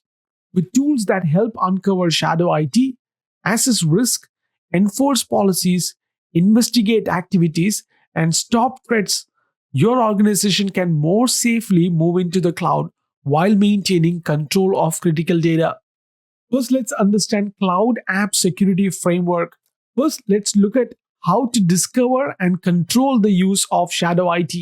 You can identify the cloud apps, IaaS, and PaaS services used by your organization, and you can investigate usage patterns, assess the risk levels and business readiness of more than 16,000 SaaS apps against more than 80 risk. Start managing them to ensure security and compliance. Second is to protect your sensitive information anywhere in the cloud. So understand, classify, and protect the exposure of sensitive information at rest, leveraging out-of-the-box policies and automated processes to apply controls in real time across all your cloud apps. Then protect against cyber threats and anomalies. This will help you detect unusual behavior across cloud apps to identify ransomware, compromised users, or rogue applications, analyze high risk usage, and remediate automatically to limit the risk to your organization. And finally, assess the compliance of your cloud applications. This will help you assess if your cloud apps meet relevant compliance requirements, including regulatory compliance and industry standards, and helps you prevent data leaks to non-compliant apps and limit access to regulated data. Microsoft Cloud App Security enables customers to discover and secure all the cloud apps in use within their organizations. Once the apps are discovered, customers can put comprehensive control in place for management and monitoring. The architecture of how Cloud App Security accomplishes this is shown in this example figure. Cloud Discovery uses your traffic logs to dynamically discover and analyze the cloud apps that your organization uses. First, let's understand what are app connectors. App connectors use APIs from cloud app providers to integrate the cloud app security with other cloud apps. App connectors extend control and protection. They also provide you with access to information directly from cloud apps for cloud app security analytics. The next one is conditional access app control protection. Microsoft Cloud App Security Conditional Access App Control utilizes reverse proxy architecture to give you the tools you need to have real time visibility and control over access to and activities performed within your cloud environment. With conditional access app control, you can protect your organization by avoiding data leaks by blocking downloads before they happen. Next thing to understand is policy control. You can use policies to define your users' behavior in the cloud and detect risky behavior, violations, or suspicious data points and activities in your cloud environment. If needed, you can use policies to integrate remediation process to achieve complete risk mitigation. Multiple type of policies correlate in different types of information you might want to gather about your cloud environment and type of remediation actions you might take. So how do you deploy cloud app security? Microsoft Cloud App Security can help you take advantage of the benefits of cloud applications while maintaining control over your corporate resources. It works by improving visibility of cloud activity and helping to increase the protection of corporate data. So, what are the prerequisites? First, your organization must have the license to use Cloud App Security. After you have a license for Cloud App Security, you will receive an email with activation information and link to the Cloud App Security portal. And to set up the Cloud App Security, you must be a global administrator or security administrator in the Azure Active Directory or Office 365. Let's understand how to control your cloud apps with policies. There are multiple types of policies that correlate to different types of information you want to gather about your cloud environment and the type of remediation actions you may want to take. For example, if there is a data violation threat that you want to quarantine, you need different types of policy in place than if you want to block a risky cloud app from being used by your organization. There are different types of policy. The first one is access policy. Access policies provide you with real-time monitoring and control over users' login to your cloud apps. The next one is activity policy. Activity policies allows you to enforce a wide range of automated processes that utilize the app provider's API. Then we have anomaly detection policy, app permission policy, app discovery policy, cloud discovery anomaly detection policy, and file policy. So let's talk about cloud discovery for a minute. A cloud discovery analyzes your traffic logs against Microsoft Cloud App Security Cloud App Catalog of over 16,000 cloud apps that are ranked and scored based on more than 70 risk factors to provide you with ongoing visibility into cloud use, shadow IT, and the risk shadow IT possesses into your organization. There are two types of report you can generate: snapshot reports and continuous reports. So, what is snapshot reports? Snapshot reports provide ad hoc visibility on a set of traffic logs you manually upload from your firewalls and proxies. And continuous reports analyzes all logs that are forwarded from your network using Cloud App Security. Let's talk about app connectors. App connectors leverage the API of app provider to enable greater visibility and control by Microsoft Cloud App Security over the apps you connect to. And Microsoft App Security leverages the APIs provided by the cloud provider, and each service has its own framework and API limitations. The Microsoft Cloud App Security work with the services to optimize the usage of the APIs and to ensure the best performance. So how does the conditional access works with MCAS? Conditional access app control uses a reverse proxy architecture and integrates with your IDP. When integrating with Azure AD Conditional Access, you can configure apps to work with Conditional Access App Control with just a few clicks, allowing you to easily and selectively enforce access and session control on your organization's app based on any condition in conditional access. And how session control works. Creating a session policy with conditional access app control enables you to control user sessions by redirecting the user through a reverse proxy instead of directly to the app. So, and what are the supported apps and clients? Sessions and access controls can be applied to any interactive single sign on using the SAML 2.0 authentication protocol, or if you are using Azure AD, the OpenID Connect authentication protocol as well. You can also apply these controls to apps hosted on premises configured with Azure AD App Proxy. So that concludes the lesson on cloud app security.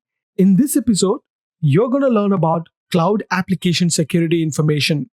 Let's have a high level look at the things what we're going to learn in this video. So after this episode, you should be able to manage cloud app security alerts, describe the risk score in cloud app security, and you would be able to use the cloud discovery dashboard as well. So before I talk about discovered apps, let me show you where you can find discovered apps and how can you go to cloud app security portal. You can navigate to cloud app security by going into portal.cloudappsecurity.com and sign in with your credentials. So what I am having is a demo environment, so you won't see much information within this, but this is how you can access it. You can go to the dashboard by going under Discovery and click on Cloud Discovery Dashboard. The Cloud Discovery Dashboard is designed to give you more insight into how cloud apps are being used in your organization. It provides an at-a-glance overview of what kind of apps are being used, your open alerts, and the risk levels of apps in your organization. It also shows you who your top app users are and provides the app headquarter location map as well. The Cloud App Discovery has many options for filtering the data. Filtering allows you to generate specific views depending on what you are most interested in using easy to understand graphics to give you the full picture at a glance. Now let's understand how can you generate Cloud Discovery Executive Report. The best way to get an overview of shadow IT use across your organization is by generating a Cloud Discovery Executive Report. This report identifies the top potential risk and helps you plan a workflow to mitigate and manage risk until they are resolved. And the Cloud App Catalog gives you a full picture of what Cloud Discovery identifies. And the Cloud Discovery analyzes your traffic logs against Microsoft Cloud App Security's Cloud App Catalog of over 16,000 apps that are ranked and scored based on more than 70 risk factors to provide you with ongoing visibility into cloud use, shadow IT, and risk shadow IT processes into your organization. The Cloud App Catalog rates risk for your cloud apps based on regulatory certification, industry standards, and best practices. Now let's understand how can you customize the risk score. The Cloud Discovery provides you with important data regarding the credibility and reliability of the cloud apps that are used across the environment. Within the portal, each discovered app is displayed along with the total score representing Cloud App Security's assessment of their particular app's maturity of use for enterprises. The total score of any given app is a weighted average of subscores relating to the subcategories which Cloud App Security considers when assessing reliability. So there are basically 4 categories. So let me explain you one by one. The first one is general. This category refers to basic facts about company that produces the app, including its domain, founding year, and popularity. These fields are meant to portray the company's stability on the most basic level. The second category is security. The security category takes into account all standards dealing with the physical security of the data utilized by the discovered app. This includes fields such as multi-factor authentication, encryption, data classification, and data ownership. And the third category is compliance. This category displays which common best practice compliance standards are upheld by the company that produces the app.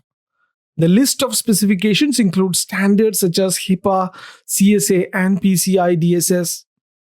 And the last category is legal.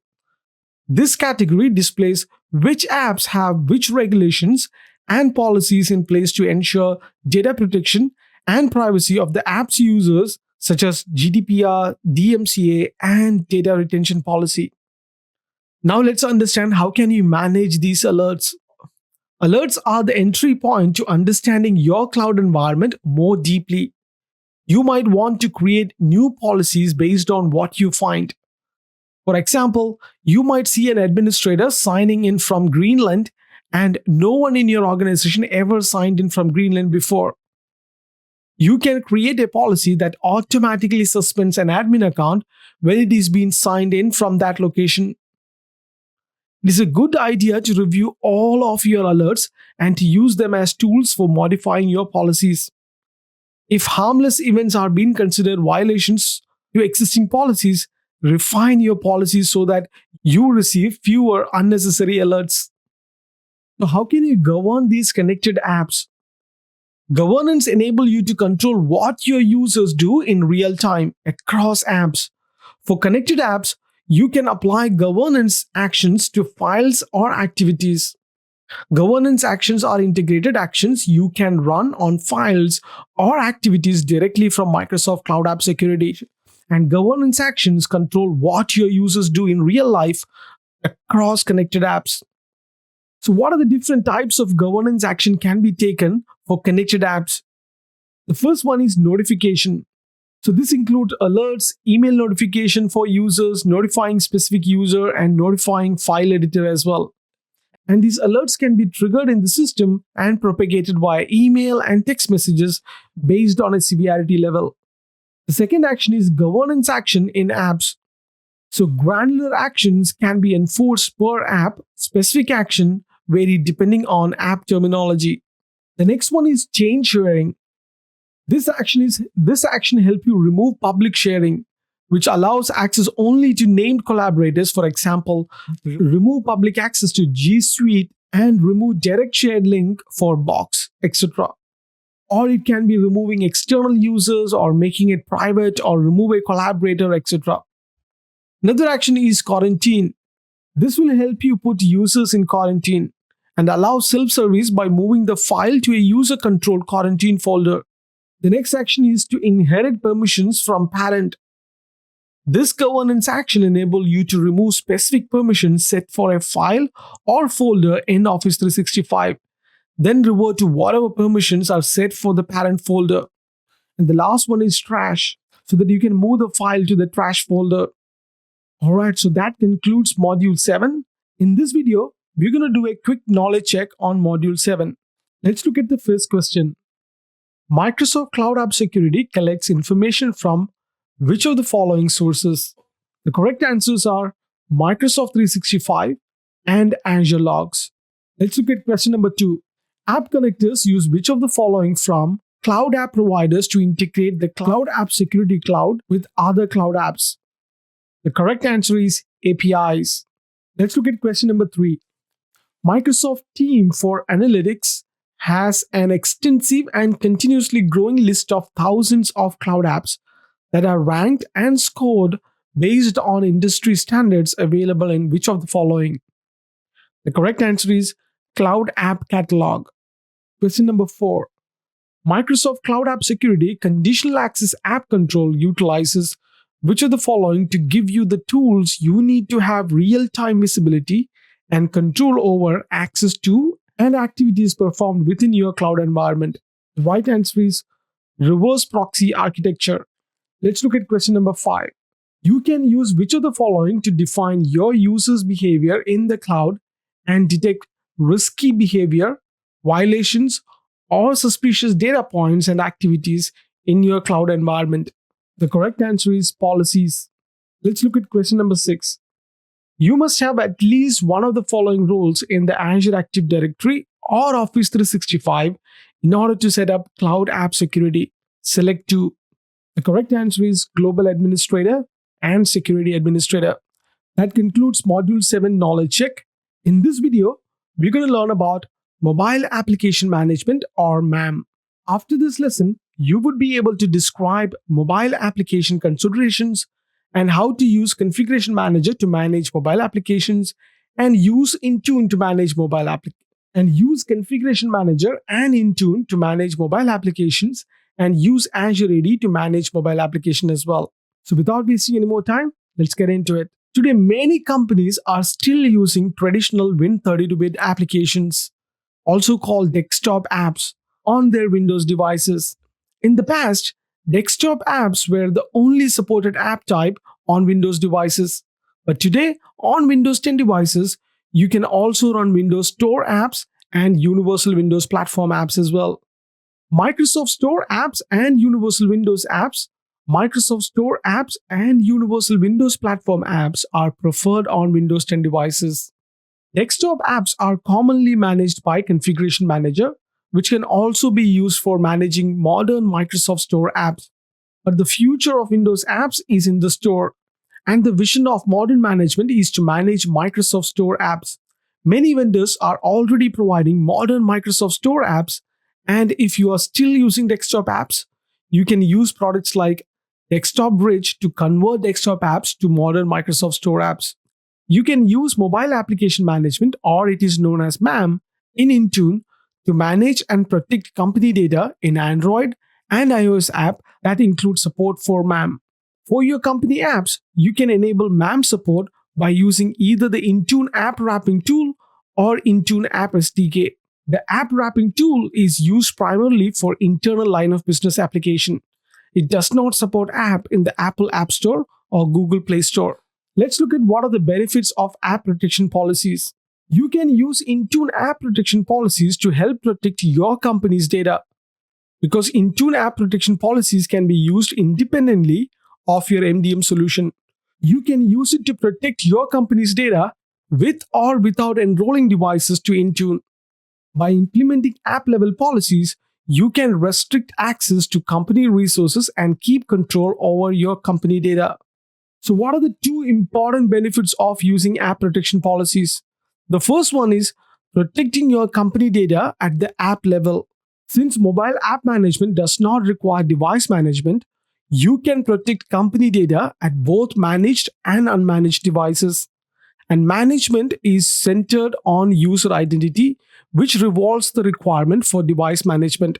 Second benefit is end user productivity. End user productivity is not impacted, and the policies are not applied when using the app in a personal context.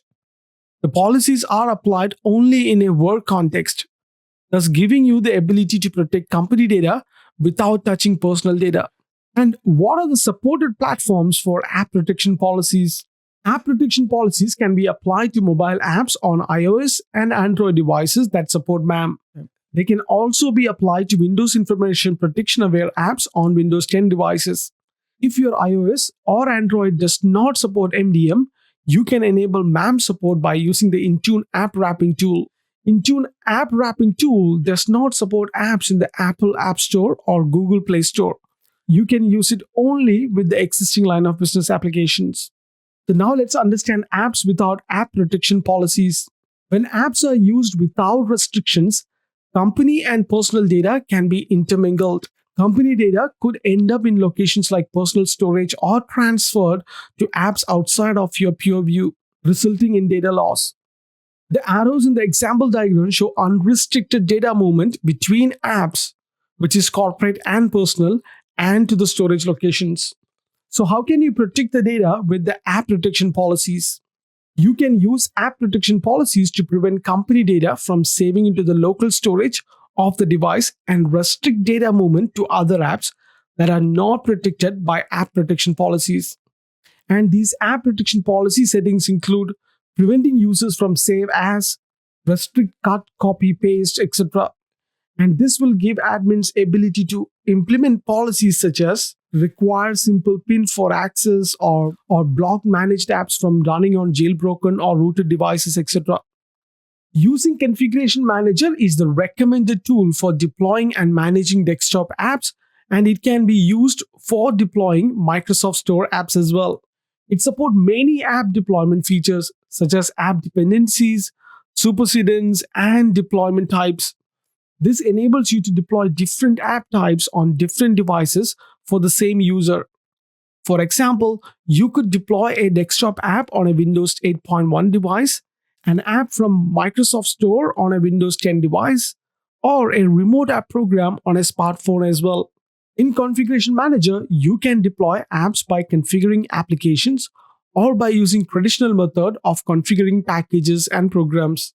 Both these methods allow you to deploy apps to client devices. An application contains built-in intelligence such as ability to deploy different types of apps based on the properties of the client device. However, you might find that packages and programs are more efficient for using simple commands or running custom scripts on the client devices. And how can you manage these mobile apps using Configuration Manager? For that, Configuration Manager must be connected to Intune to be able to manage mobile apps. You can manage mobile apps by using application management policies, which enable you to modify the functionality of apps that you deploy to bring them in line with your company compliance and security policies. For example, you can restrict cut, copy, paste operations within a restricted app or configure an app to open all URLs inside a managed browser. Application management policies can be used only with Android and iOS devices, and you can manage mobile apps on Windows 10 only by using Intune. To apply restrictions to an app, the app must incorporate the Microsoft Intune app SDKs. There are two methods for obtaining this type of app.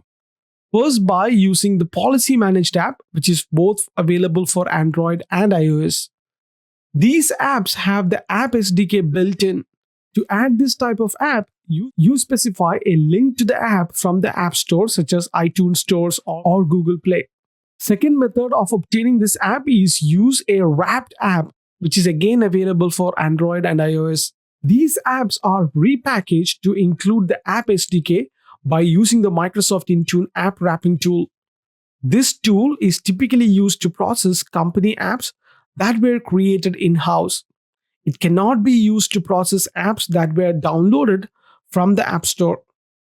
Now let's understand how can you use Microsoft Intune. You can use Intune for managing the lifecycle of traditional desktop apps as well as modern Microsoft Store apps. The app lifecycle begins when you add an app to Intune, deploy the app to users and devices, and configure and update the app to a newer version, and protect the app data by using app protection policies, and retire the app when it is no longer needed. You can assign and manage apps to Intune enrolled devices as well as devices that are not enrolled to Intune. Please note that if a device is not enrolled to Intune, you can only manage MAM-aware apps, which is mobile application management aware apps, on that device based on user identity. You cannot manage the device itself. For example, you can prevent copying information between a business-related app and a private app. However, you cannot manage the device by using MDM. Intune Mobile Application Management refers to a suite of Intune management features that lets you publish, push, configure, secure, monitor, and update mobile apps for your users. MAM protects company data within an application, and many productivity apps such as Microsoft Office apps are able to be managed by Intune MAM. Intune MAM supports two configurations. The first one is Intune MDM plus MAM. In this configuration, you can only manage apps using MAM and app protection policies on devices that are enrolled with Intune Mobile Device Management or MDM. The second configuration is MAM without device enrollment. MAM without device enrollment allows you to manage apps using MAM and app protection policies on devices not enrolled with Intune MDM. MAM without device enrollment, a work or school related app that contains sensitive data, can be managed on almost any device, including personal devices, in bring your own device scenarios.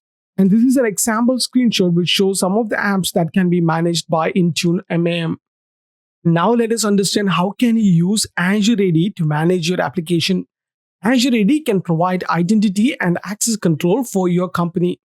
You can register an app with Azure AD either by selecting one of the available apps from the gallery or adding your custom application as well, which can run in your cloud or on premises. After that, you can provide access to the app by assigning it to user or group regardless if group has static or dynamic membership. You can also use Azure AD for ongoing access management, usage evaluation, and reporting. So, what are the benefits of using Azure AD to manage these apps? With Azure AD, you can get application authentication and authorization, user authentication and authorization, single sign on using password synchronization, and user provisioning and synchronization as well. On top of it, you can use application publishing and proxy as well. With that, you can publish an application from a private network to the internet. Alright, so that concludes the lesson on mobile application management. In this episode, we're going to learn about mobile device management or MDM. After this lesson, you would be able to manage devices with MDM.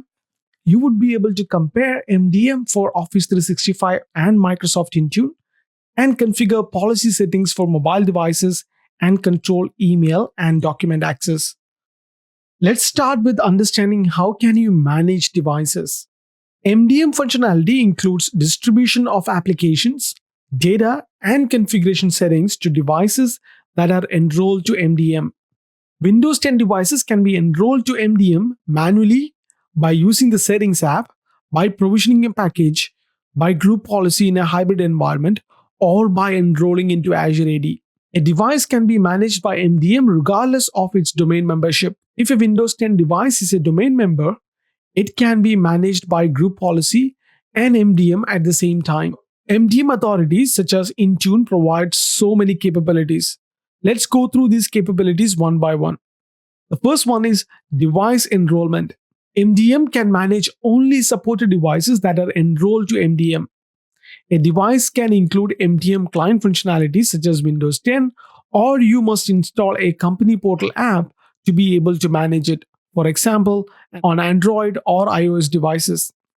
The second one is configuring devices. You can use profiles and policies to configure devices and control user access and set device settings to comply with company policy. You can also deploy settings for devices to be able to access company resources such as Wi-Fi profiles and VPN profiles and control access to company resources by using conditional access. Another capability is monitoring and reporting. In the MDM management tool, you can receive notifications about devices that have issues, or if MDM policies was not successfully applied, such as when devices do not comply with company baseline. You can also add enrolled devices to groups and view a list of enrolled devices. By using Intune, you can also configure Windows Autopilot device deployment. The fourth capability is application management. By using MDM and MAM, which is mobile application management, you can deploy the applications, manage their settings, and separate data that is created by personal and business apps. And the last capability is selective delete data. If a device is lost or stolen, or if the user is no longer a company employee, you can wipe company data that was stored on the device. Or you can wipe all device data or perform a selective wipe, which leaves personal user data on the device intact. Let's learn how can you use MDM in Windows 10. You can manage all important aspects of Windows 10 by using MDM. Each new Windows 10 version includes support for additional MDM settings, and since version 1703, you can use a number of ADMX block policies for MDM. By using MDM, you can manage configurations for Windows 10 such as enrollment, inventory, device configuration and security, application management, remote assistance, and an enrollment. This is an example diagram which shows what happens when a user with a new device sign into an application that support access control with MDM for Office 365. The user is blocked from accessing Office 365 resources in the app until he or she enrolls the device. So how can you compare MDM for Office 365 and Intune? Microsoft offers two solutions that use MDM for managing devices in an organization: Office 365 and Microsoft Intune. While both are available as standalone products, you can also obtain them as part of Microsoft 365. And you can obtain Microsoft Intune also as part of Enterprise Mobility Plus Security Suite. Although mobile device management for Office 365 and Microsoft Intune are used for managing mobile devices, there are some important differences in their functionality. For example, you can use Intune to deploy apps, while app deployment is not supported by MDM for Office 365. Generally, Intune is more feature-rich solution than Office 365 MDM. This is a table which provides the detailed comparison of their features. So I'm not going to go through one by one. You can download this presentation by going into a guide to cloud.com. Let's talk about policy settings for mobile devices. MDM policies and profiles are groups of settings that control features on mobile devices. When you create policies or profiles, you can only deploy them by assigning them to groups. You cannot assign them directly to devices or users. After the assignment, you can monitor policy deployment in MDM management tool. In MDM for Office 365, you can manage organization-wide devices access settings. By using these settings, you can specify whether you want to allow or block access to Exchange Mail for devices that are not supported by MDM for Office 365 and which security group should be excluded from access control. Another management capability is device security policies. You can use device security policies to protect your devices from unauthorized access.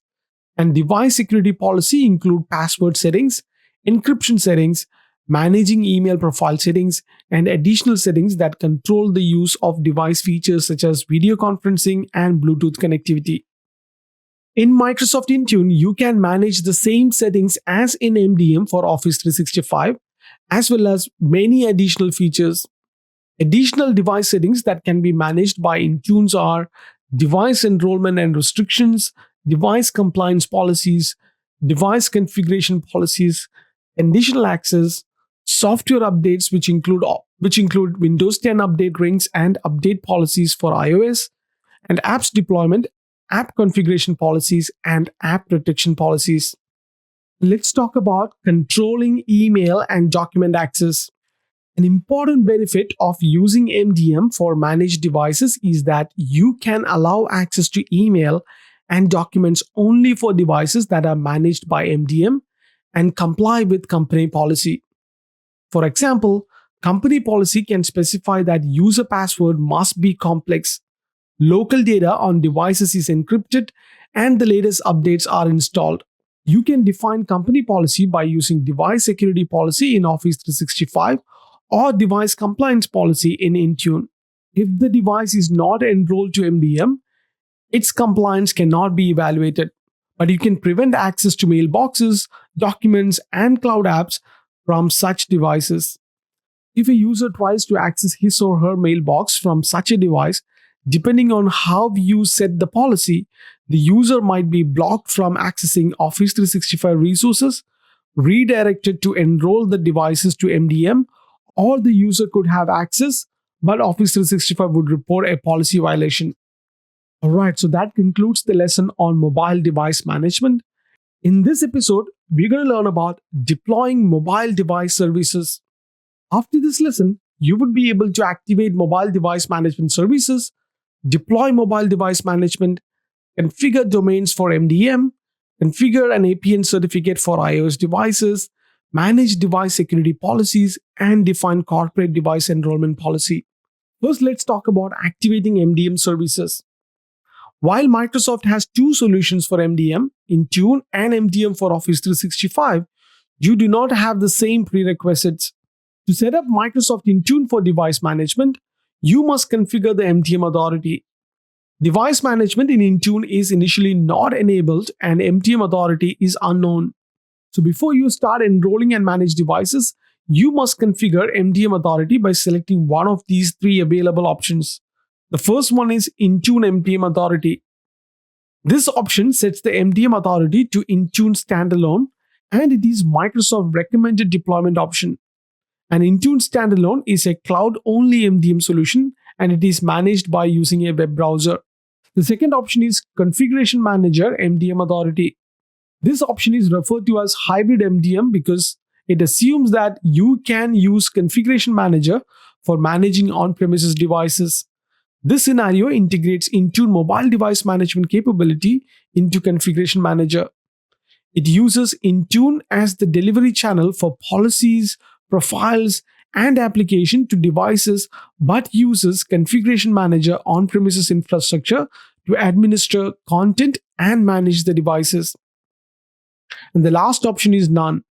This is where devices cannot be managed if an MDM authority is not chosen. So if you want to enroll and manage iOS devices, you must also add an Apple Push Notification Network or APN certificate to Intune. So let me show you where it is being done. So I'm on my Microsoft 365 Admin Center. You can go there. You can go to that portal by going into admin.microsoft.com. Under Admin Center, you can click on Endpoint Manager. So within Endpoint Manager, you can go to Devices and you can click on Enroll Devices. So within enrollment, you can go through different enrollment process for Windows, Apple, Android, etc. So let me quickly show you for iOS and Apple devices. So for Apple enrollment, you need to go under Enrollment and click on Apple MDM Push Certificate. This is where you would have an ability to first accept the policy, download the certificate, create an Apple MDM policy, and upload the certificate with your Apple ID. And then once you do that, you would get the status called active. Then you would be able to enroll any Apple devices. Now let's understand how can you deploy MDM. After you configure MDM Authority in Intune or activate the mobile device management service in MDM for Office 365, you need to perform some additional tasks before you can successfully start enrolling and managing devices. And the tasks required to deploy MDM include configuring domains for MDM, configuring an APN certificate for iOS devices, set up multi-factor authentication, and manage device security policies. So how can you configure domains for MDM? If you want to enable users to enroll their Windows 10 devices to MDM by using auto discovery, you must configure the domain by adding a DNS record to the domain DNS zone. If you don't perform this step, auto discovery will not be configured. So in this case, users will still be able to enroll devices to MDM, but they will need to manually provide the address of the enrollment server. And if you configure auto discovery by completing this step, users just need to provide credentials when they want to enroll device to MDM. You can configure auto discovery by creating an alias, which is nothing but a CNAME resource record type in the domain DNS zone that automatically redirects enrollment requests to Intune servers. Now let's understand how to configure an APN certificate for iOS devices. If you want to manage Windows or Android devices by using MDM, regardless if it is Intune or MDM for Office 365, you don't need to add any certificates to MDM. But if you want to sideload Microsoft Store apps to a Windows 10 device, you will need a valid and trusted code signing certificate to sign those applications. This certificate is never seen by MDM, and it is specific to the apps. It is required regardless of how you sideload Microsoft Store apps, and it's a developer-specific item. But if you want to manage iPad, iPhone, Mac devices by using MDM, you need an Apple Push Notification or APN certificate to communicate securely with those devices. Apple requires that every MDM utilizes its own certificate when communicating on Apple's push notification messaging network. Without the APN certificate, iOS devices cannot be enrolled or managed. After you add the certificate to the Intune or Office 365, your users can enroll their iOS and Mac devices using the company portal or Apple bulk enrollment methods such as Device Enrollment Program, Apple School Manager, or Apple Configurator. So how do you manage these device security policies? In MDM such as Intune, you can configure and deploy different types of policies to manage devices. Security policies can be implemented by configuring device configuration policies, device compliance policies, and conditional access policies. Device security policies include password settings, encryption settings, and settings that control the use of device features such as video camera. And Microsoft Intune enable you to create and deploy different types of device configuration policies, including device restrictions, endpoint protection, and Windows Defender ATP. In a device configuration profile, you can specify how a specific device setting should be configured. For example, you can configure password settings, lock some of these devices' features, and limit access to cloud storage and App Store. Let's understand how to define corporate device enrollment policy. MDM such as Intune enables you to manage non-devices and apps, as well as control access to company data. To be able to configure and control them by MDM, the devices must first be enrolled to Intune or MDM for Office 365. When a device is enrolled, it is issued an MDM certificate, and this certificate is used to communicate with Intune. And it is renewed automatically when the device communicates with Intune.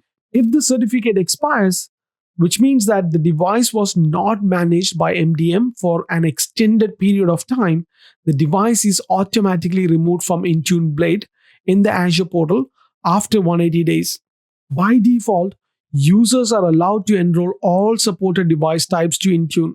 However, you can configure enrollment restrictions such as maximum number of devices that a user can enroll, or you can choose the device platform that can be enrolled like Android, Android Work Profile, iOS, Mac OS, or Windows. Or you can specify the required operating system version for iOS, Android, and Windows devices with minimum and maximum version, and you would be able to restrict the enrollment of personally owned devices as well. Alright, so that concludes the lesson on deploying mobile device management. In this episode, we're going to learn about enrolling devices to mobile device management. After this lesson, you would be able to enroll devices to MDM, describe the Apple device enrollment program, describe enrollment rules, ensure users enroll the devices, and configure a device enrollment management profile, and describe what is multi-factor authentication consideration for devices as well. Let's first talk about enrolling Windows 10 and Let's first understand how to enroll Windows 10 and Android devices. To be able to manage a device using MDM, you must first enroll the device to MDM, which creates a trust between the device and the MDM authority. Once the device is enrolled and the trust with the MDM authority is established, you can then manage the device through MDM. There are several different ways to enroll Windows 10 devices to MDM. If a device is already joined to your on-premises ADDS, you can use group policy to automatically enroll it to a mobile device management authority. Another method is you can configure integration between Azure AD and MDM so that when you join a Windows 10 device to Azure AD, it is automatically enrolled to MDM. And the third one is you can enroll Windows 10 devices to MDM manually by using a settings app, provisioning packages, or company portal app. Automatic enrollment to MDM works only for Windows 10 devices because only Windows 10 devices can be joined to an on-premises ADDS and Azure AD. Other devices such as Android and iOS devices can only be enrolled manually to MDM by using the company portal app. The company portal app is not included on Android and iOS devices by default. It is available as a free app in Google Play Store and the Apple App Store. If you want to enroll iOS devices, you must ensure that MDM is configured with a valid Apple push notification certificate. iPhones, iPad, and macOS devices require an APN certificate for secure communication with MDM, regardless if MDM is Intune, MDM for Office 365, or third-party MDM products. Let's understand how you can enroll iOS devices using DEP program. So DEP is nothing but Device Enrollment Program provided by Apple. So the Apple Device Enrollment Program is an online service that automates the enrollment and configuration of Apple iOS devices to MDM. Apple DEP is only available for devices that an organization purchases through either Apple or unauthorized resellers to provide to employees. On the Apple DEP website, an administrator can pre-configure device settings, including what applications and company services each device can access and set devices to automatically enroll to MDM. iOS devices enrolled in DEP do not require manual configuration, and users never have to click on MDM links or install the company portal app to enroll the device. If an organization allows its users to bring their own devices, the users should perform the regular iOS enrollment. But if the company provides employees with iOS devices that are part of the device enrollment program, users can enroll these devices to MDM by themselves. Let's talk about the enrollment rules. By default, all users who are assigned an Intune license are allowed to enroll their supported device types to Intune. However, you can configure enrollment restrictions that users must meet before they can enroll a device. Some of the enrollment restriction can include maximum number of devices that a user can enroll. So by default, this is set to 5 devices per user. And then device platforms that can be enrolled. So you can decide whether to allow Android, iOS, Mac OS, Windows, or all of them. Another restriction you can apply is required operating system version for iOS, Android, and Windows devices, which has ability to set a minimum version and a maximum version as well. And finally, you can restrict enrollment of personally owned devices as well. Then how do you ensure users enroll their devices? Users can use their devices for personal work and leisure as soon as they obtain the device. But organizations do not have control over such devices, and they cannot manage them until the devices are enrolled to an MDM solution such as Intune or MDM for Microsoft 365. However, because device enrollment is usually a manual process and users oftentimes forget to perform it, most companies have resorted to making enrollment mandatory. They only allow users to access company resources from enrolled devices that comply with company policy. They use compliance policy to define how devices should be configured and conditional access policy for controlling access to company resources. If a user tries to access company resources from a non-enrolled device, he or she is denied access and asked to enroll the device first. To ensure that the users enroll their devices, you can configure a security policy in Microsoft 365 or conditional access policy in Intune to allow access to company resources only from enrolled devices. If such policy in place and a user tries to access company resources such as his or her Exchange Online mailboxes, the user will be denied access and redirected to enroll his or her device first. After the user enrolls the device, he or she will be able to access the mailbox. This is an example diagram which shows what happens when a user with a new device tries to access Microsoft 365. The user is blocked from accessing Microsoft 365 resources in the app until he or she enrolls the device. And how can you configure a device enrollment manager role? Every user can enroll only a limited number of devices to MDM. That limit does not apply to the device enrollment manager or DEM. DEMs can enroll up to 1,000 devices to MDM. And the DEM account is a special user account used to enroll devices. This allows organizations to use Intune to manage large numbers of mobile devices with a single user account. And though it's a single user account, you add multiple existing users to the DEM account to give them the special DEM capabilities. When a user enrolls a device, he or she is associated with that device. But when a DEM enrolls the device, no user is associated to the device and the device has no assigned user. If you plan to perform bulk device enrollment, you can specify the users who will perform the bulk enrollment as a device enrollment managers on the Intune Blade in the Azure portal. Please note that only users that has been assigned an Intune license can be a device enrollment manager. An Intune license is not required for a user to enroll their own individual devices. Let's talk about multi-factor authentication considerations. By default, a user has to authenticate with a username and password when he or she wants to enroll a device. In an environment where stronger authentication is required, you can include multi-factor authentication. An MFA is a two-step verification process which require users to pass two or more authentication methods. So what are these?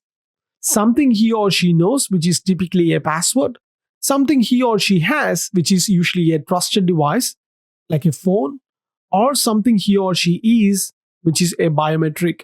And Azure multi-factor authentication helps safeguard access to data and applications, and it is turned off by default. And you can enable MFA as an optional step, which can be performed in the Azure portal or in the Microsoft 365 admin portal. It is recommended that you turn on MFA for all privileged users. We just finished module 8, and in this video we're going to do a knowledge check on all the things what we have learned in module 8. Let's look at question number 1. Which app can be used for enrolling Android, iOS, and Windows 10 devices to MDM? The correct answer is Company Portal app. Question number 2. You work for a company called Contuso, and Contuso is using Intune for managing their Windows 10, Android, and iOS devices. You notice that several users are accessing company resources from devices that they don't enroll to Intune. You need to ensure that users can access company resources only from enrolled devices. What should you configure in Intune? The correct answer is Conditional Access Policy. Question number 3. Which device type requires that Intune have an APN certificate to be able to manage the devices? The correct answer is iOS. Question number 4. All right, which DNS record type must you add to the DNS zone if you want to enable users to enroll their Windows 10 devices by using auto discovery? The correct answer is CNAME. Question number 5. Your company is using Microsoft Intune for device management, and you need to identify devices that are jailbroken or don't use encryption to protect local data. What should you create in Intune? The correct answer is Device Compliance Policy. Let's look at question number 6. Which device type can be automatically enrolled to MDM through the device enrollment program? Correct answer is iOS. Question number 7. Your company's users are using several types of devices that are running different operating systems. Since you have configured integration between Azure AD and Intune, you need to select a device that can be automatically enrolled to Intune when you join it to Azure AD. Which device should you choose? The correct answer is Windows 10. Let's look at question number 8. You work for a company called Contuso, and Contuso is using Intune to manage their Windows 10, Android, and iOS devices. You notice that several users are accessing company resources from devices that are not enrolled to Intune. You need to ensure that users can access company resources only from enrolled devices. What should you configure in Intune? The correct answer is Conditional Access Policy. Let's look at the last question. Your company is using Microsoft Intune for mobile device management, and you need to identify devices that are jailbroken or don't use encryption to protect local data. What should you create in Intune? The right answer is Device Compliance Policy. Alright, so that concludes Module 8. In the next video, we are starting Module 9. In this video, we're going to learn about information protection concepts. After this episode, you should be able to describe information protection and how Microsoft technologies can help protect your sensitive data. Describe how Microsoft information protection helps your organization meet standards and requirements through supporting classification methods for end users, and describe how you can classify and help protect your sensitive content by using sensitivity labels. Let's start by understanding the information protection lifecycle. Data classification and protection are some of today's biggest challenges to information security. The first step of your information protection journey is knowing how your organization uses data. Not all data is created equal. Some data is more sensitive and requires a stronger level of protection and control than other types. The kinds of information that need protecting depends on your internal security requirements and compliance obligations. Because every organization may have different governance or compliance standards, it's important to allow customization of classification policies. So let's look at a journey of a file and discuss how Microsoft technologies can help protect the data within that file. First, let's talk about what happens when the file is created. Regardless of where the file is created, sensitivity labeling in Office apps can enforce information protection based on the labels attached to the data. Second stage is when the user edits the file. The label is updated based on the user's changes and the content sensitivity. This ensures the file has the right protection. And the third stage is user shares the files with another user in the organization. As an additional layer of protection, data loss prevention policies in Office 365 helps prevent the accidental or inadvertent sharing of sensitive documents and emails. The next stage is user opens the file on their phone. If a user receives and opens the data on a mobile device, Intune enforces protection of the data. The last stage is user uploads the file to another cloud service such as a Dropbox. If a user uploads the data to another cloud for external sharing, services such as Microsoft Cloud App Security can apply policies based on the data's labels. Let's understand the digital estate. In many organizations, IT no longer has control of all aspects of its digital estate. Any number of vulnerabilities can pose a risk to the overall estate because IT can no longer draw perimeters around the organization. As documents and emails that contain sensitive data move inside and outside your organization, digital protection must go along with your data. The boundaries of protected data have progressed through these three main stages. First, on premises. So, in this phase, you have control over data within your network, and your data protection is only as strong as your network and physical building security. The second perimeter is mobile and cloud. The advent of cloud assets and managed devices such as phones, tablets, and mobile laptops have expanded data boundaries.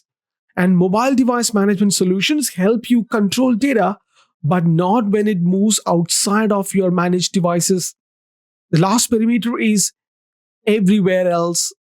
So you lose control of your data once it's shared outside of your environment. This can occur when a user copies a sensitive file into their USB drive to work on at home, or perhaps sends the document to their personal email address.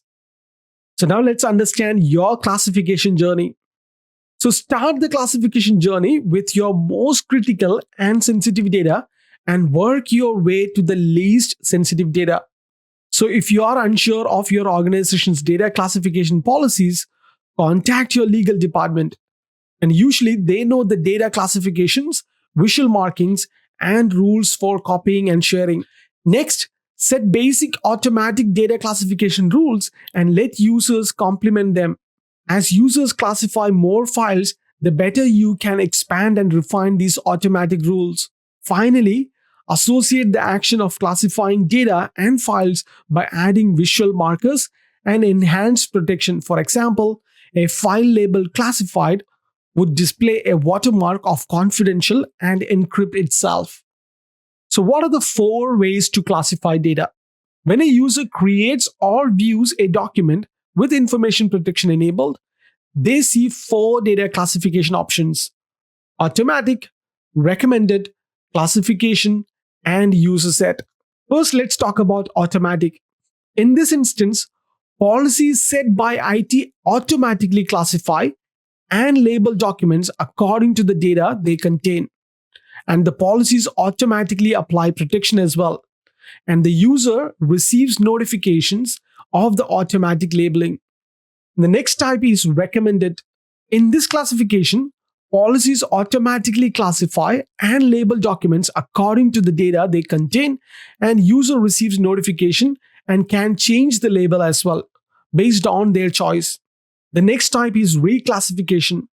In this method, users can reclassify the data or remove the label. And the policy can optionally require users to provide a justification it is audit, and this type of reclassification is usually audited. And the last category is user set. In this scenario, users can manually classify the document, and user classification determines which labels and protections automatically apply. Alright, so that concludes this episode. In the next video, we're going to learn about governance and records management. After this lesson, you would be able to describe the concept of information governance and how it may apply to your organization, and describe records management in Microsoft 365, explain how records are defined and used in Microsoft 365, and you would be able to use file plan to manage retention labels as well. So let's start with understanding information governance. Retention policies help ensure you retain content as long as it is required, but no longer. With information governance, you can take two approaches to retention. You can use organization wide policies, and you can use label driven policies applied manually by a user or automatically by Microsoft 365. Using organization wide policies, you can choose to retain content for a specific time period or permanently delete content at the end of the retention period. Policies can apply to one or more locations where information is stored, like Exchange Online, SharePoint Online, and Microsoft Teams. Label driven policies enable users to contribute to the accuracy of your data retention implementation. Users can manually label their own content to classify it, and you can also auto apply labels to specific content to make things easier on users. So here is some common scenarios Microsoft solution for information governance can address. You can create an organization-wide retention policy to delete all Microsoft Teams communication older than 7 days. You can review documents stored in a SharePoint document library prior to them being deleted because a retention policy expired, and implement a 5-year retention policy where automatically labeled content will be kept 5 years and then automatically deleted. So let's now talk about records management. Organizations of all type require records management solution to manage regulatory, legal, and business critical records across their corporate data. Records management in Microsoft 365 helps an organization manage their legal obligations and provides the ability to demonstrate compliance with the regulations and increases efficiency with regular disposition of items that are no longer required to be retained and no longer of value or no longer required for business purposes. In records management in Microsoft 365, these following capabilities. So let's go through one by one. The first one is label content as a record. This can help you create and publish retention labels that mark content as a record that can then be applied by end users or auto applied by identifying sensitive information, keywords, or content types. The second type is migrate and manage your retention requirement with file plan. By using a file plan, you can bring in an existing retention plan to Microsoft 365 or build a new one for enhanced management capabilities. And the third one is establish retention and deletion policies within the record label. So you can define retention and disposition periods based on various factors that include the date last modified or created. The next one is trigger event-based retention. This is with the event-based retention. Then we have review and validate disposition with disposition reviews and proof of record deletion, and export information about all disposed items with the export option. And the last one is set specific permission for record manager functionality in your organization to have the right access.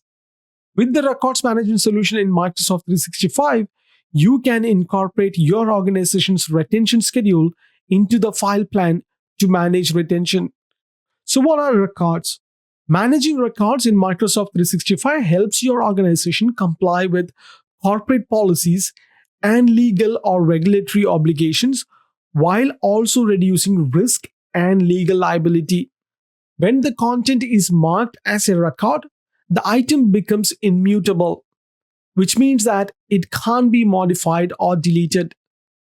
Additional activities about the item are logged, and you have proof of disposition when they are deleted at the end of their retention period. By using retention labels to declare records, you can implement a single, consistent record management strategy across your Microsoft 365 environment. So let's talk about records and folders. You can apply a retention label to a folder in Exchange, SharePoint, and OneDrive. If a folder is labeled as a record and then you move an item into the folder, the item is labeled as a record. And when you move the item out of the folder, the item remains labeled as a record. And also, if you change the record label that applied to a folder, it does not declare content as a record. And items in the folder keep their existing record label. The next one is records can't be deleted. If a user attempts to delete a record in Exchange, the item is moved to the recoverable items folder. If a user attempts to delete a record in SharePoint, an error is displayed, say that the item wasn't deleted and remains in the library. So what happens when a user tries to delete a record in OneDrive? And then the item is moved to the preservation hold library. The last type is records labels can't be removed. After a record label have been applied to an item, only the admin of that location can remove the record label. Let's talk about file plan. Although you can create and manage retention labels from information governance in Microsoft 365 Compliance Center, the file plan from record management has additional management capabilities, which include you can bulk create retention labels by importing the relevant information from a spreadsheet. You can export the information from existing retention labels for analysis and offline collaboration or for bulk editing. And file plan descriptors support additional and optional information for each label as well. And file plan can be used for all retention labels, even if they don't mark content as a record. That concludes this lesson. In this video, we're going to talk about sensitivity labels. After this lesson, you would be able to explain the capabilities of the sensitivity labels, describe how sensitivity labels protect information, and create a sensitivity label and policy, and utilize label analytics to review sensitivity label usage. So what are these sensitivity labels and why is sensitivity labels important? To get work done, people in your organization collaborate with others both inside and outside the organization. This means that content no longer stays behind a firewall.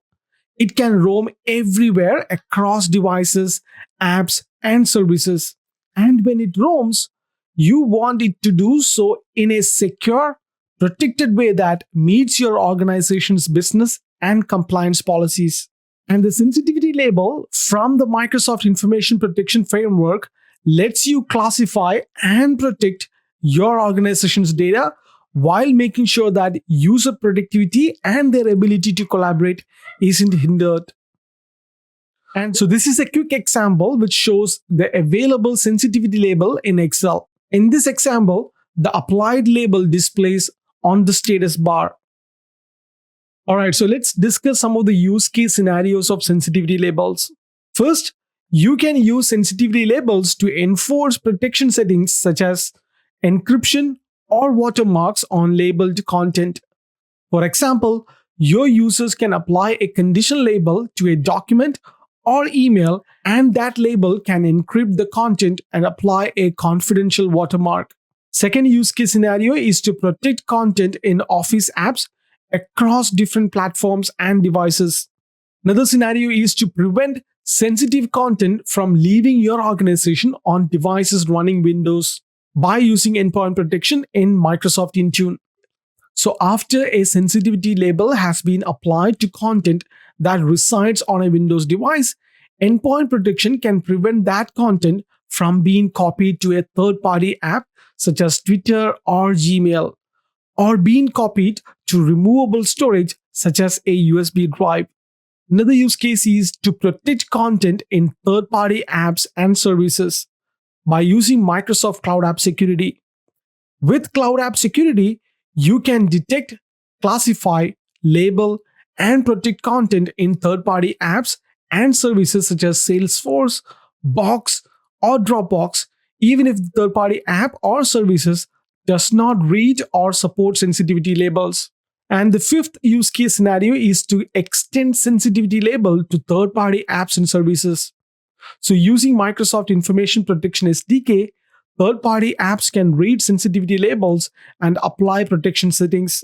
And let's look at one more use case scenario. In this scenario, you can classify content without using any protection settings. You can also simply assign a classification to content like a sticker that persists and roams with the content as it is used and shared. And you can use this classification to generate usage reports and see activity data for your sensitivity content. Based on this information, you can always choose to apply protection settings later. So, when you assign a sensitivity label to a document or email, it's like a stamp that applied to a content that is customizable so that you can create categories for different levels of sensitive content in your organization, such as personal, public, general, confidential, and highly confidential. Then you can have a clear text because the label is stored in clear text in the contents metadata. Third party apps and services can read it and then apply their own proactive actions if required. And finally, it is persistent. So, after you apply a sensitivity label to content, the label is stored in the metadata of that email or document. This means that the label roams with the content, including the protection settings, and this data becomes the basis of applying and enforcing policies. And let's look at the capabilities of sensitivity labels. After a sensitivity label is applied to an email or document, any configured protection settings for that label are enforced on that content. So, what are the capabilities? Let's look at these one by one. First, let me talk about encryption. Encrypt email only or both emails and documents. You can choose which users or group have permissions to perform which actions and for how long. Second capability is you can mark the content. You can mark the content when you use Office apps by adding watermarks, headers, or footers to emails or documents that have the label applied. Watermarks can be applied to documents but not email. Another capability is preventing data loss. Preventing data loss by turning on endpoint protection in Intune. If sensitive content gets downloaded, you can help prevent the loss of data from Windows devices. For example, you can't copy labeled content into Dropbox, Gmail, or a USB drive. So before your sensitivity labels can use Windows Information Protection, you first need to create an app protection policy in the Azure portal. Next capability is protect content in containers. You can protect content in containers such as sites and groups when you opt into the preview to use sensitivity labels with Microsoft Teams, Office 365 groups, and SharePoint sites. The last capability is apply labels automatically. Apply the label automatically in Office apps or recommend a label. You can choose what type of sensitivity information that you want labeled, and the label can either be applied automatically or you can prompt users to apply the label that you recommend. And if you recommend a label, the prompt displays whatever text you choose. Let's talk about the label analytics. After you create your sensitivity labels or retention labels, you will want to see how they have been used across your tenant. With label analytics in Microsoft 365 Compliance Center and Microsoft 365 Security Center, you can quickly see which labels are used the most and where they are being applied. For example, with label analytics, you can view total number of retention labels and sensitivity labels applied to the content, total labels and the count of how many times each label was applied, and the locations where labels are applied and the count for each location, count of how many files and folders have their retention label changed or removed. Now let's talk about sensitivity label usage. The data on sensitivity label usage is pulled from the report for Azure Information Protection. Please note that the Azure Information Protection reports have prerequisites that also apply to label analytics on sensitivity label in Microsoft 365 Compliance Center and Microsoft 365 Security Center. For example, you need an Azure subscription that includes the log analytics because these reports are a result of sending information protection audit events from Azure Information Protection clients and scanners to a centralized location based on Azure Log Analytics service. Alright, so that concludes the lesson on sensitivity labels. In this episode, we're going to look into archiving in Microsoft 365. After this lesson, you would be able to describe between in-place archive and records management and explain how data is archived in Exchange and recognize the benefits of in-place record management in SharePoint as well. So without wasting any more time, let's get into it. Exchange and SharePoint have become a reliable and common medium for communication and collaboration between information workers in organizations of all sizes. Mailboxes and document libraries have become repositories of valuable data. As a best practice, organizations should establish policies and provide guidelines to users about how to use messaging and document systems responsibly, including how data is stored. Microsoft 365 enables you to archive content as appropriate in Exchange mailboxes, SharePoint sites, and OneDrive for Business location in your Microsoft 365 organization. Two things what we are going to look in this lesson are in-place archiving in Exchange and in-place records management in SharePoint. Now first understand in-place archiving in Exchange. The archiving feature in Exchange is known as in-place archiving. When an administrator enables the user's mailbox for in-place archiving, an additional mailbox is created and displayed in users' Outlook and Outlook on the web.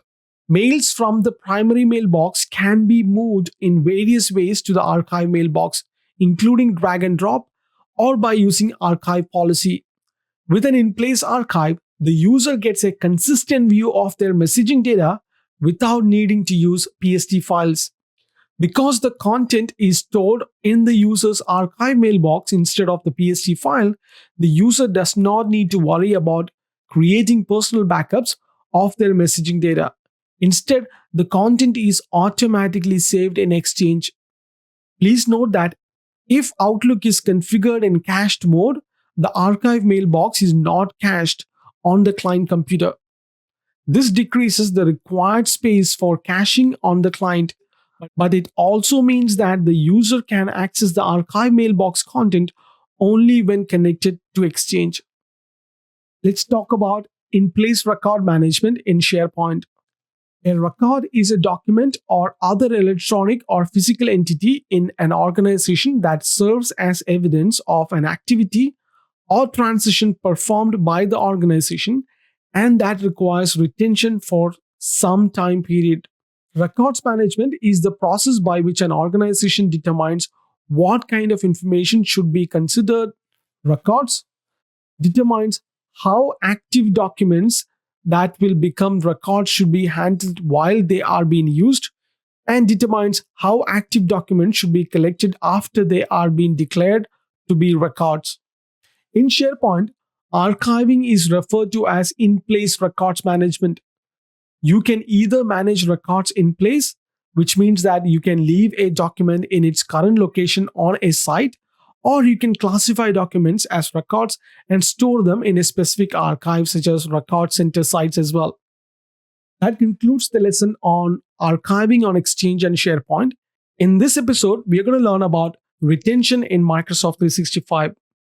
After this lesson, you should be able to explain the difference between MRM in Exchange and retention in Microsoft 365 Compliance Center, and describe how MRM work in Exchange and list the types of retention tag that can be applied to mailboxes as well. Let's start with understanding the retention policies. For most organizations, the volume and complexity of the data is increasing daily. Emails, documents, instant messages, and more. Let's look at the reason why you would have to effectively manage or govern the information. One of the reasons is you need to comply proactively with industry regulation and internal policies that require you to retain content for a minimum period of time. For example, the Sarbanes-Oxley Act might require you to retain certain type of content for 7 years. Another reason is reduce your risk in the event of litigation or a security breach. This is by permanently deleting old content that you no longer required to keep. Another reason is to help your organization to share knowledge effectively and be more agile. This is by ensuring that your users work only with the content that current and relevant to them. A retention policy can help you achieve all of these goals. Managing content commonly requires two actions: retaining and deleting.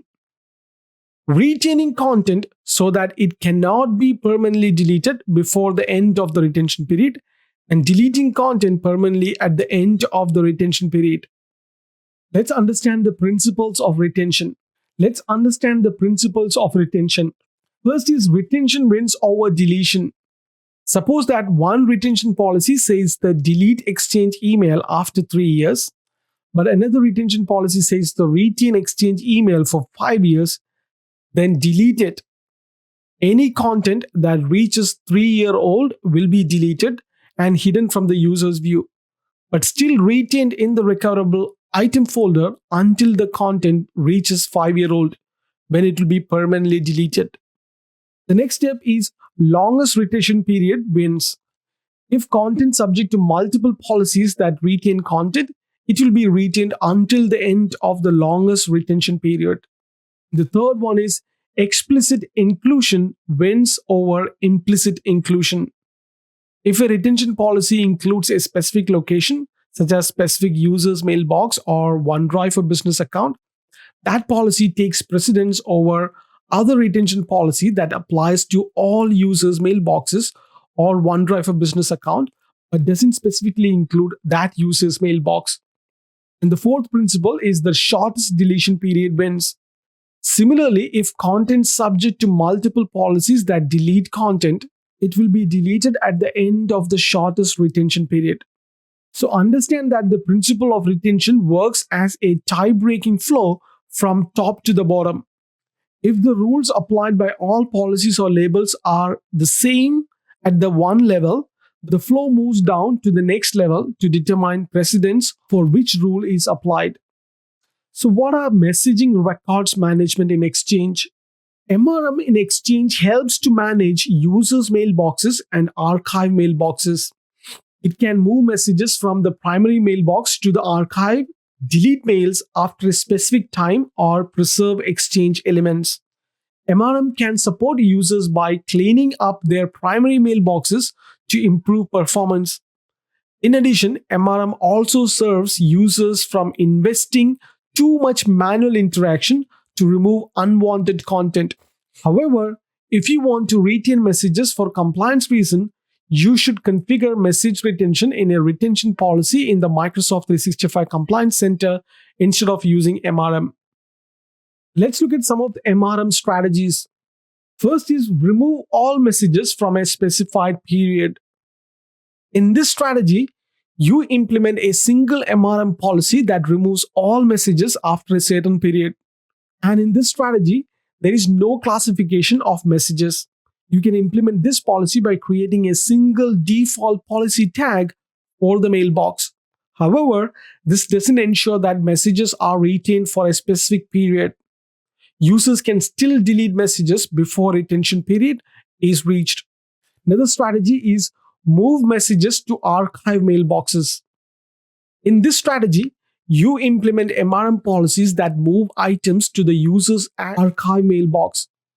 An archive mailbox provides additional storage for users to maintain old and infrequently accessed content. And retention tag that move items are also known as archive policies. The third strategy is remove messages based on a folder location. In this strategy, you will implement MRM policies based on email location. For example, You can specify that messages in the inbox are retained for 1 year and messages in the junk email folder are retained for 60 days. And you can implement this policy by using a combination of retention policy tags. The last strategy is allow users to classify messages. In this strategy, you implement MRM policies that include a baseline retention settings for all messages, but allows users to classify messages based on business or regulatory requirements. Let's understand the retention tags in Exchange. Administrators use retention tag to apply retention settings to items and folders in a user's mailbox. The applied settings specify how long a message stays in the user's mailbox and what happens when the message reaches its retention age. When a message reaches its retention age, it can either be moved to the user's archive mailbox or deleted. This action depends on the retention tag settings that you choose when you create the retention tag. You can also allow users to tag items and folders in their own mailbox. So when planning retention tags, consider messages with personal tag applied are always preceded based on the settings on the personal tag, and you cannot include more than one retention tag for the same default folder in one retention policy, and you cannot apply retention policy tags to the contacts folder as well. How can you calculate the retention age? When using retention policies in the compliance center, you can control the way in which the age of elements is calculated. There are two options available for you. First one is retain or delete the content based on when it was created, and retain or delete the content based on when it was last modified. That concludes this episode. In the next video, we're going to learn about retention policies in Microsoft 365. After this lesson, you should be able to explain how a retention policy works, create a retention policy, and manage retention policy settings. So when you include a location such as a site or mailbox in a retention policy, the content remains in its original location. People can continue to work with their documents or mail as if nothing has changed. But if they edit or delete content that's included in the policy, a copy of the content as it existed when you applied the policy is retained. Let's talk about the content in OneDrive accounts and SharePoint sites. When you include a SharePoint site or OneDrive account in a retention policy, a preservation hold library is created if one doesn't already exist. Most users can't view the preservation hold library because it's visible only to site collection administrators. And what about the content in mailboxes and public folders? For users' mail, calendar, and other items, a retention policy is applied at the level of a mailbox. For a public folder, a retention policy is applied at the folder level, not the mailbox level. Both a mailbox and a public folder use the recoverable items folder to retain items. Only people whom have assigned e-discovery permission can view items in others' users' recoverable items folder. So how is the retention labels work with the retention label policies? Making retention labels available to people in your organization so that they can classify content is a two-step process. First, you create the retention labels and then you publish them to the locations you choose. When you publish the retention labels, a retention label policy gets created. And retention labels are independent, reusable building blocks that are included in one or more retention label policies. The primary purpose of a retention label policy is to group a set of retention labels and specify the locations where you want those labels to appear. So how do you create a retention policy? You can create a retention policy in the Microsoft 365 Compliance Center. And within the Compliance Center, you can go to Policies, Data, and select Retention. This is where you get to choose the name of the policy. And when you click Next, you come to this page of settings. This is where you can have options to add how long you want to retain the content. What do you want to do after the content is older than a specific date? And you can view some additional advanced settings as well. And advanced settings will give you options like detect content that contains a specific word or phrases, or detect content that contains sensitive information as well. Additionally, you can create this retention policy with PowerShell as well. So how can you manage the retention? So once you create the retention policy, so there are certain management tasks you can do. You can add location expiration to a policy, you can lock a retention policy, or you can delete a policy as well. Let's talk about event driven retention. When you retain content, the retention period is often based on the age of the content. For example, you might retain documents for 7 years after they are created and then delete them. But with labels in Office 365, you can also base a retention period on which a specific type of event occurs. The event triggers the start of the retention period, and all content with the label applied for that type of event get the label's retention actions enforced on them. For example, you can use labels with event-driven retention for employees leaving the organization, contract expiration, or product lifeline.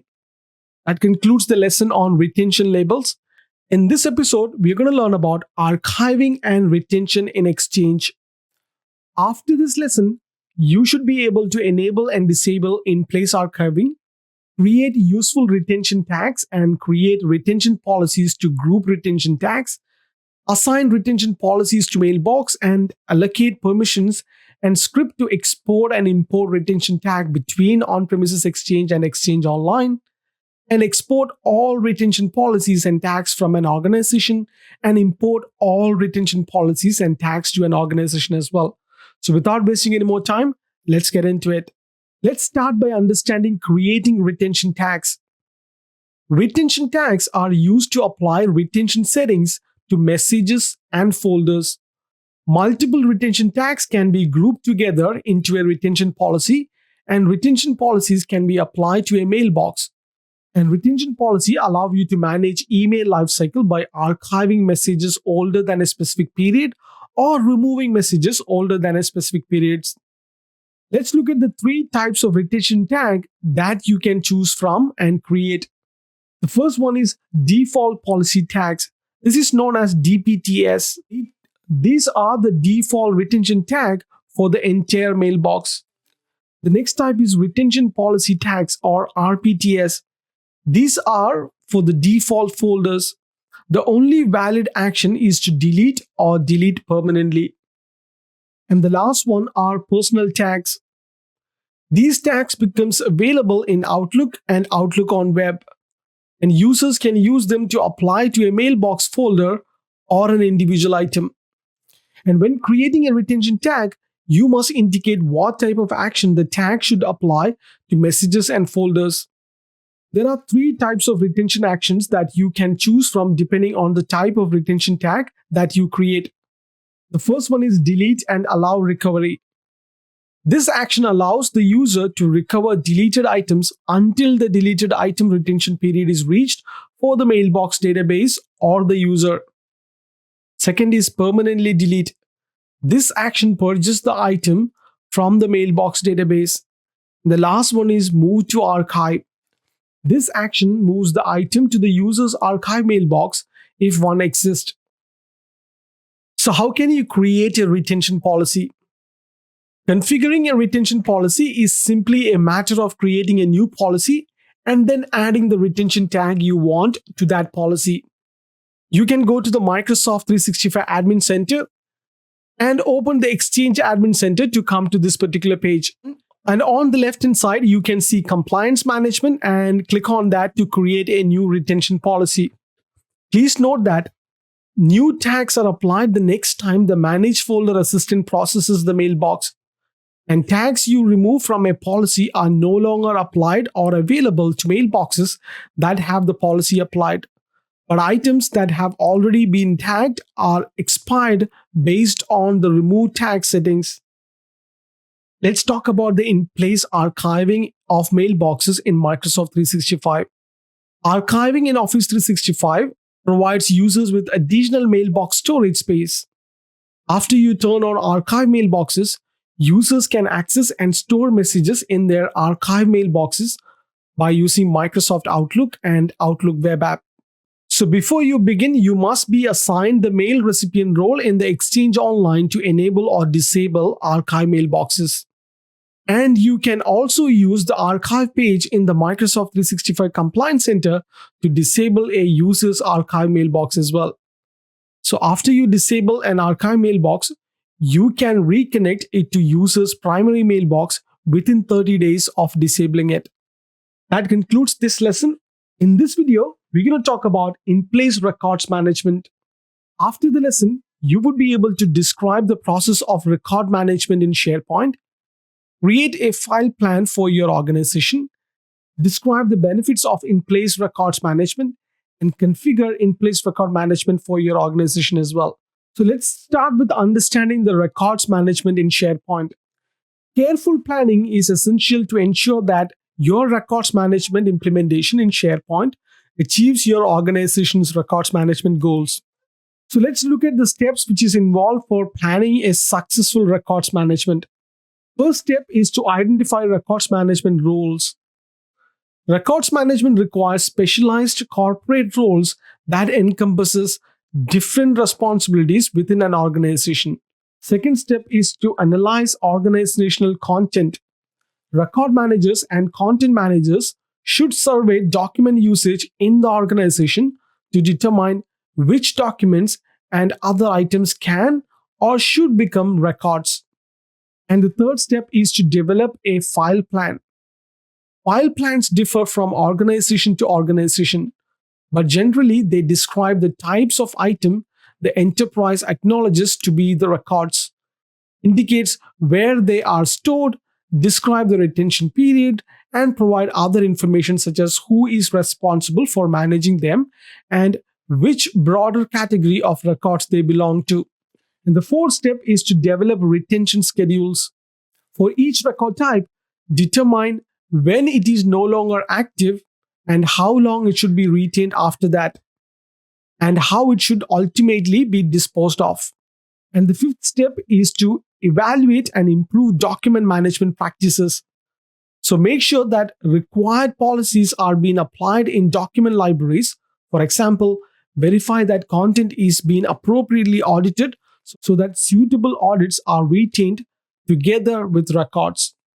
Next step is to design the records management solution. So determine whether to create a record center, manage records in place, or use a combination of these two approaches. Seventh step is to plan how content become records.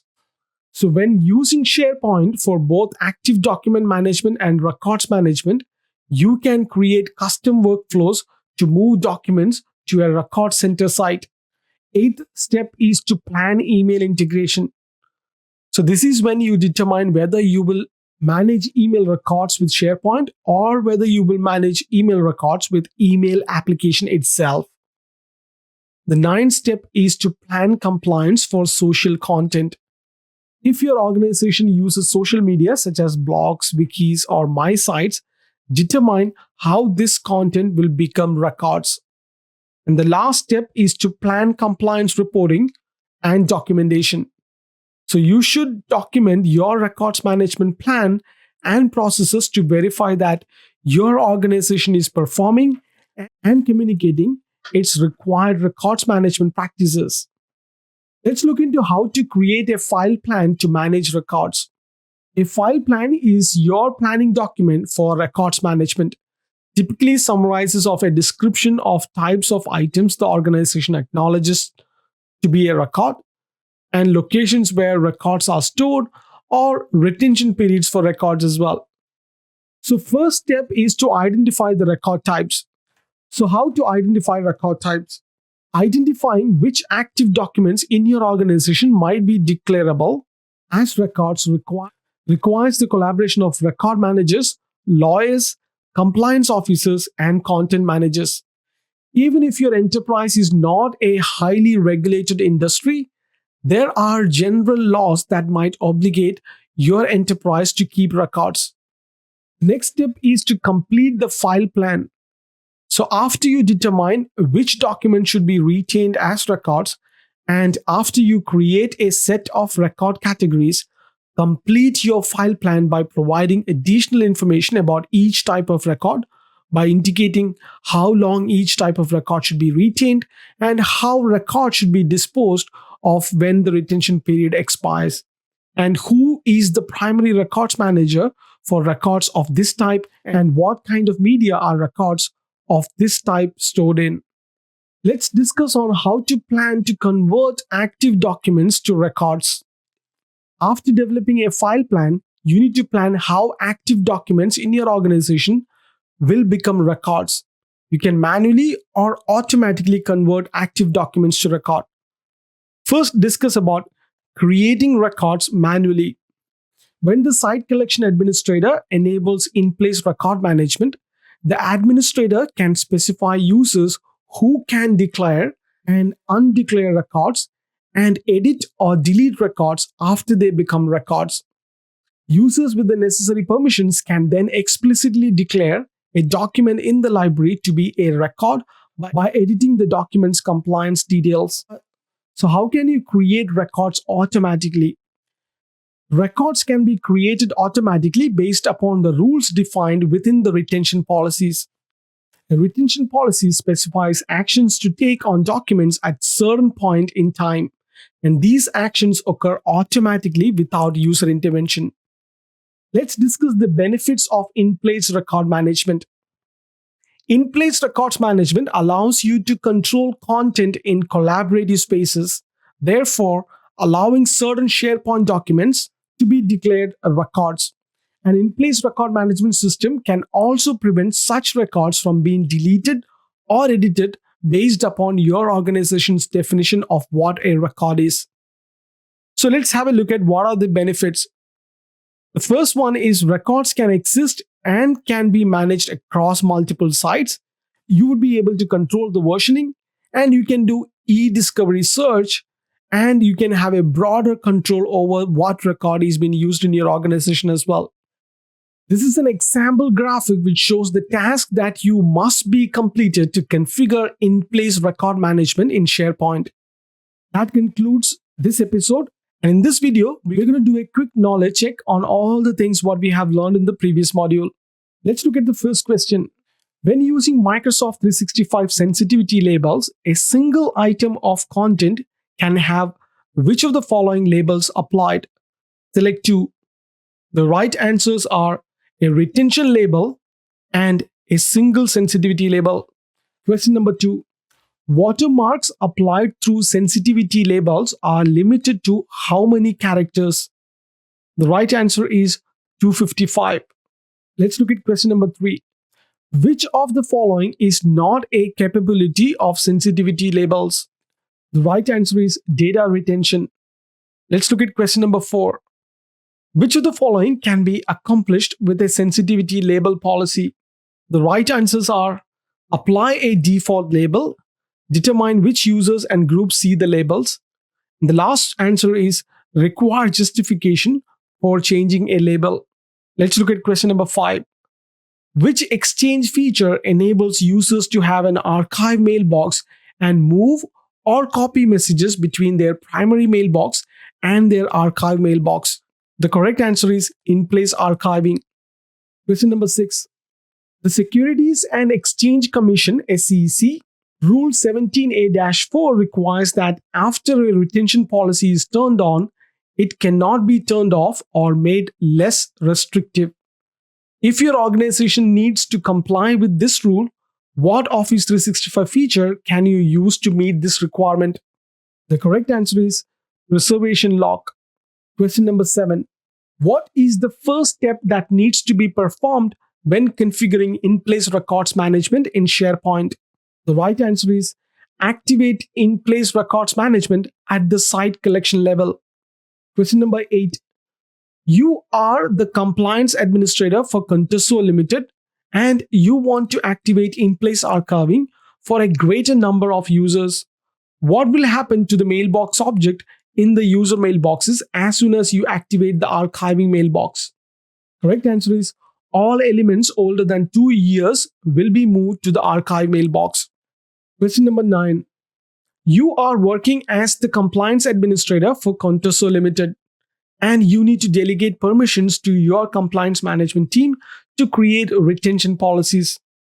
Which permissions do you need to assign to members of the team? The correct answer is compliance administrator. Question number 10. What happens to an archive mailbox if a user's primary mailbox is deleted? The right answer is it is disconnected from the user and deleted after 30 days. Let's look at question number 11. For a given message, when is the time period specified by a message retention policy determined? The correct answer is when the message is received. Alright, so that concludes module 9. In the next episode, we are starting module 10. In this episode, we're going to learn about what is information rights management or IRM.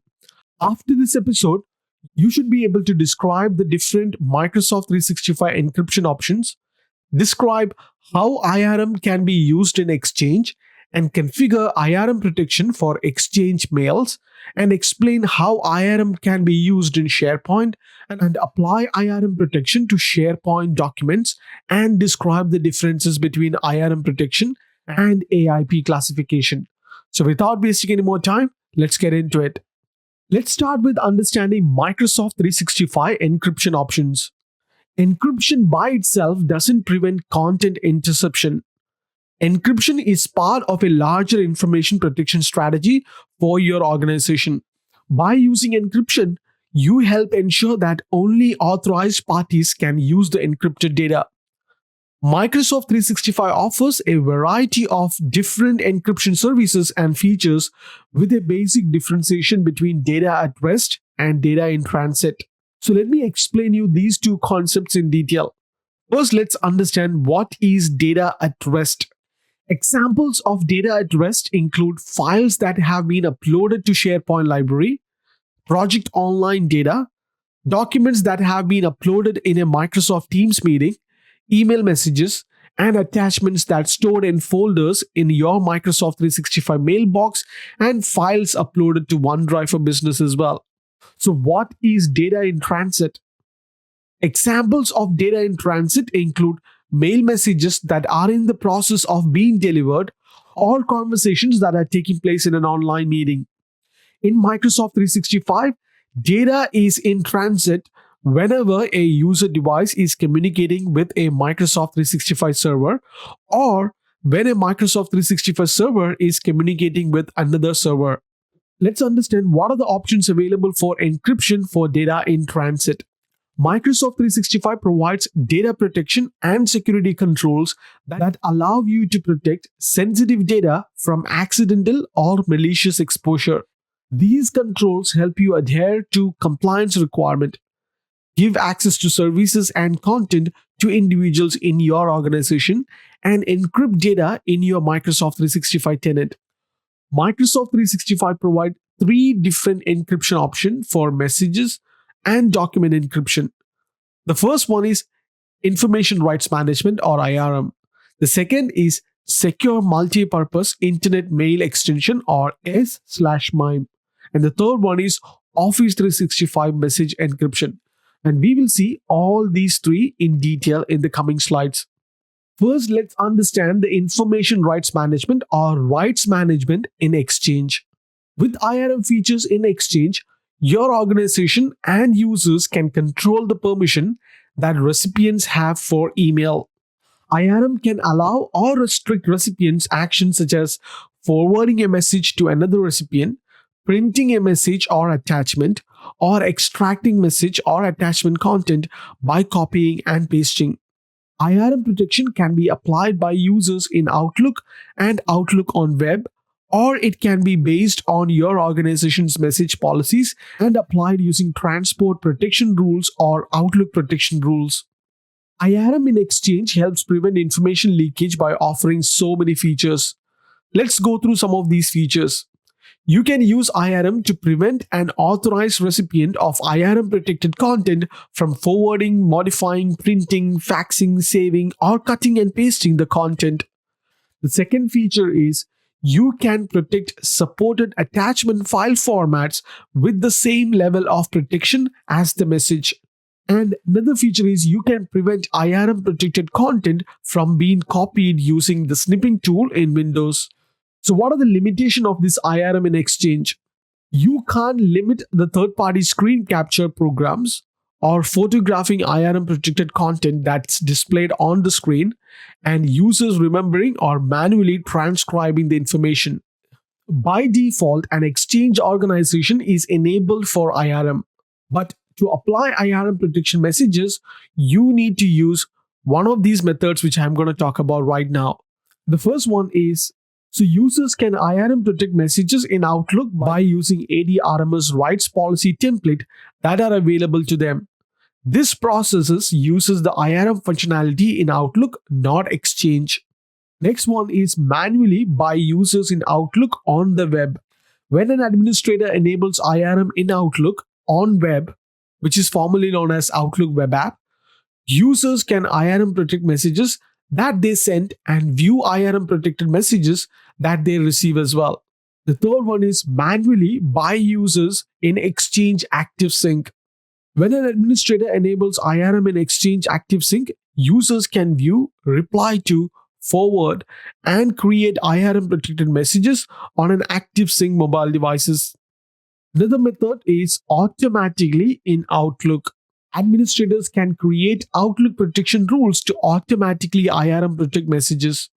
And Outlook protection rules are automatically deployed to Outlook clients, and IRM protection is applied by Outlook when the user is composing a message. And finally, automatically on mailbox servers as well. So administrators can create mail flow rules to automatically IRM protect messages that match specified condition. Let's look at rights management in SharePoint. In SharePoint, IRM enables administrators and content creators to limit the actions that users can take on files that are stored in document libraries. Once IRM has been enabled, site collection administrators can configure individual document libraries to use IRM to protect documents. IRM encrypts the files and limits the set of users and programs that can decrypt these files.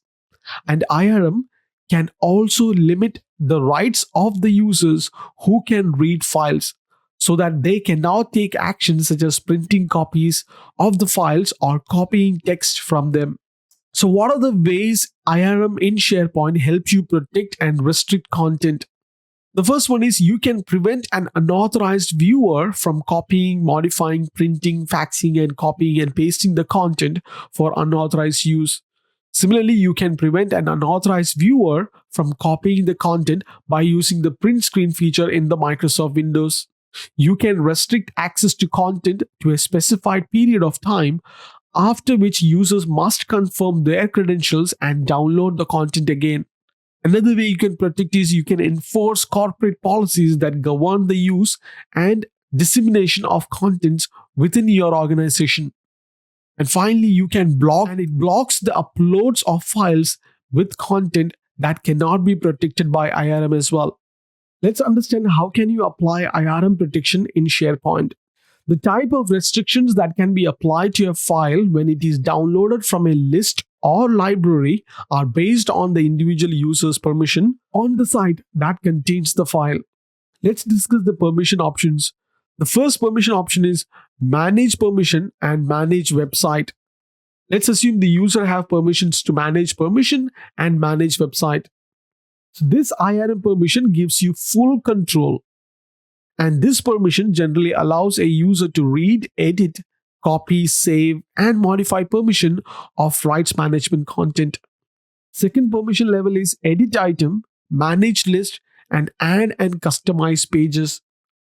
In this option, IRM provide you with option to edit, copy, and save, and the user can print a file only if the allow user to print document checkbox is selected on the IRM settings page for the list or library. Another permission is view items. So if a user have view items permission, what can a user do? With IRM, that user can read the document but cannot copy or modify its content. And the last permission level is other. In this option, no other permissions correspond directly to IRM permissions. That concludes the lesson on IRM. In the next episode, we're going to learn about Secure Multi-Purpose Internet Mail Extension or S-MIME. After this video, you would be able to describe the use of S-MIME, describe digital signatures. You would be able to apply and verify a digital signature of a message and describe how message encryption work and perform encryption on messages as well. So first, let's understand what is S-MIME. S/MIME or S-MIME, which is known as Secure Multi-Purpose Internet Mail Extension, is a protocol to digitally sign and encrypt email messages. It has achieved wide acceptance as the standard for message security. If your organization uses Exchange Online, you can set up S/MIME. So what does S/MIME do? S/MIME is based on using certificates that work with a private key and a public key. This certificate need to be issued by a trusted public certificate authority that can prove the keys are valid. Using those keys, you can append a digital signature to an email message, or you can use that to encrypt an email message body and attachments as well. Both part of the certificate, the public key and the private key, works exclusively only together. If you sign a message with a private key, it can only be validated by using the public key, and if somebody encrypts a message with a public key, it can only be decrypted with the private key. Therefore, you need to secure the private key at any time, but you need to provide the public key to any corresponding partner you want to use S/MIME with, and vice versa. Let's talk about S/MIME digital signatures. Digital signatures are the most commonly used service of S/MIME.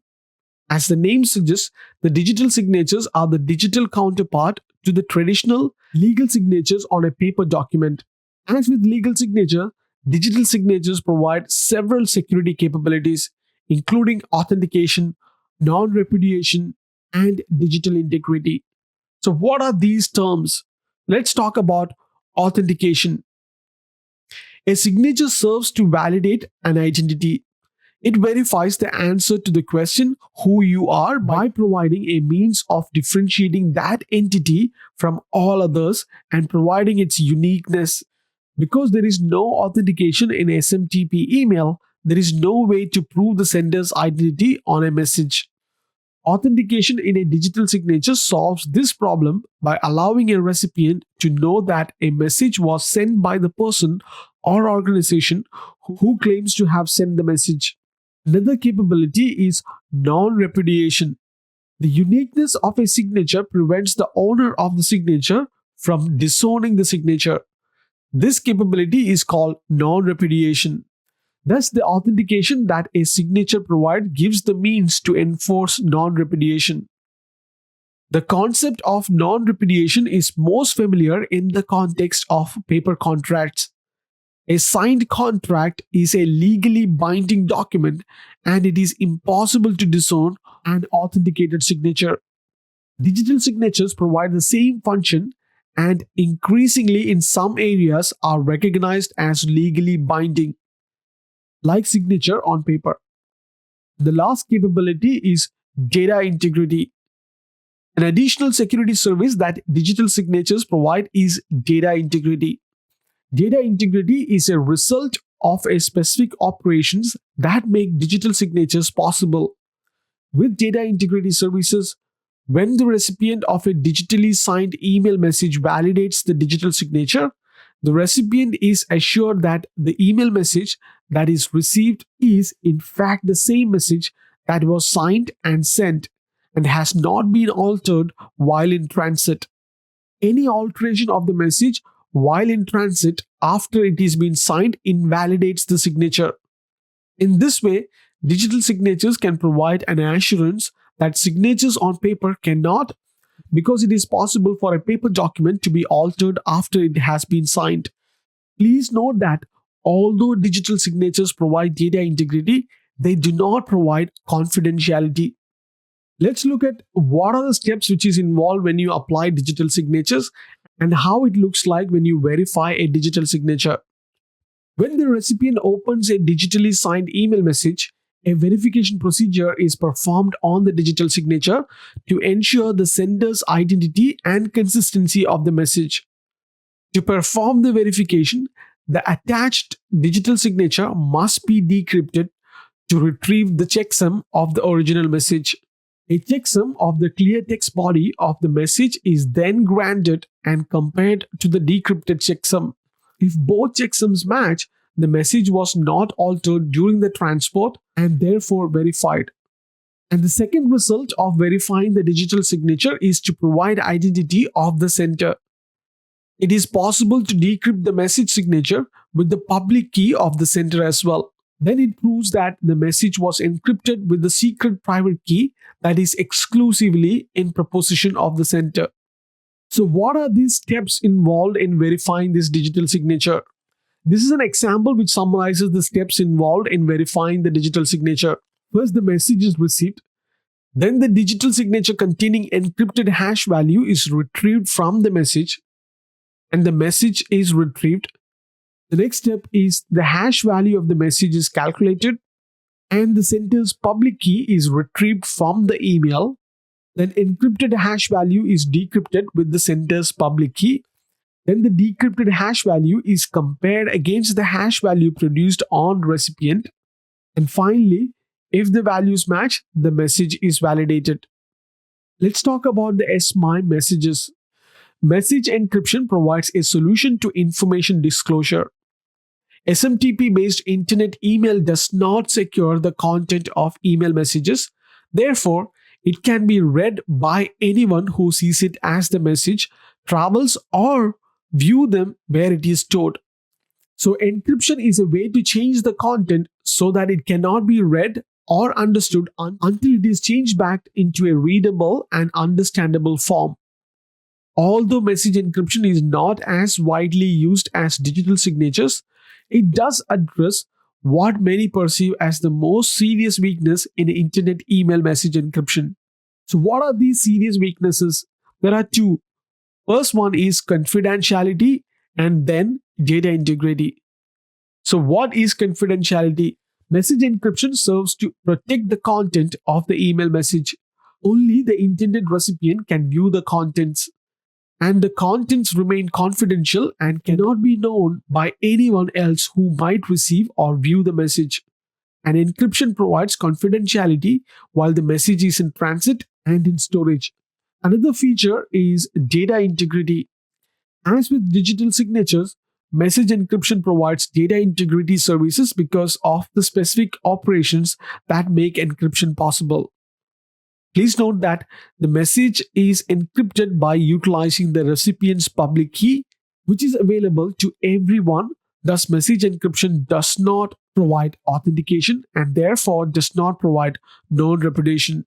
Although message encryption provides confidentiality, it does not authenticate the message sender in any way. Let's talk about encryption and decryption. First, let's understand how encryption works.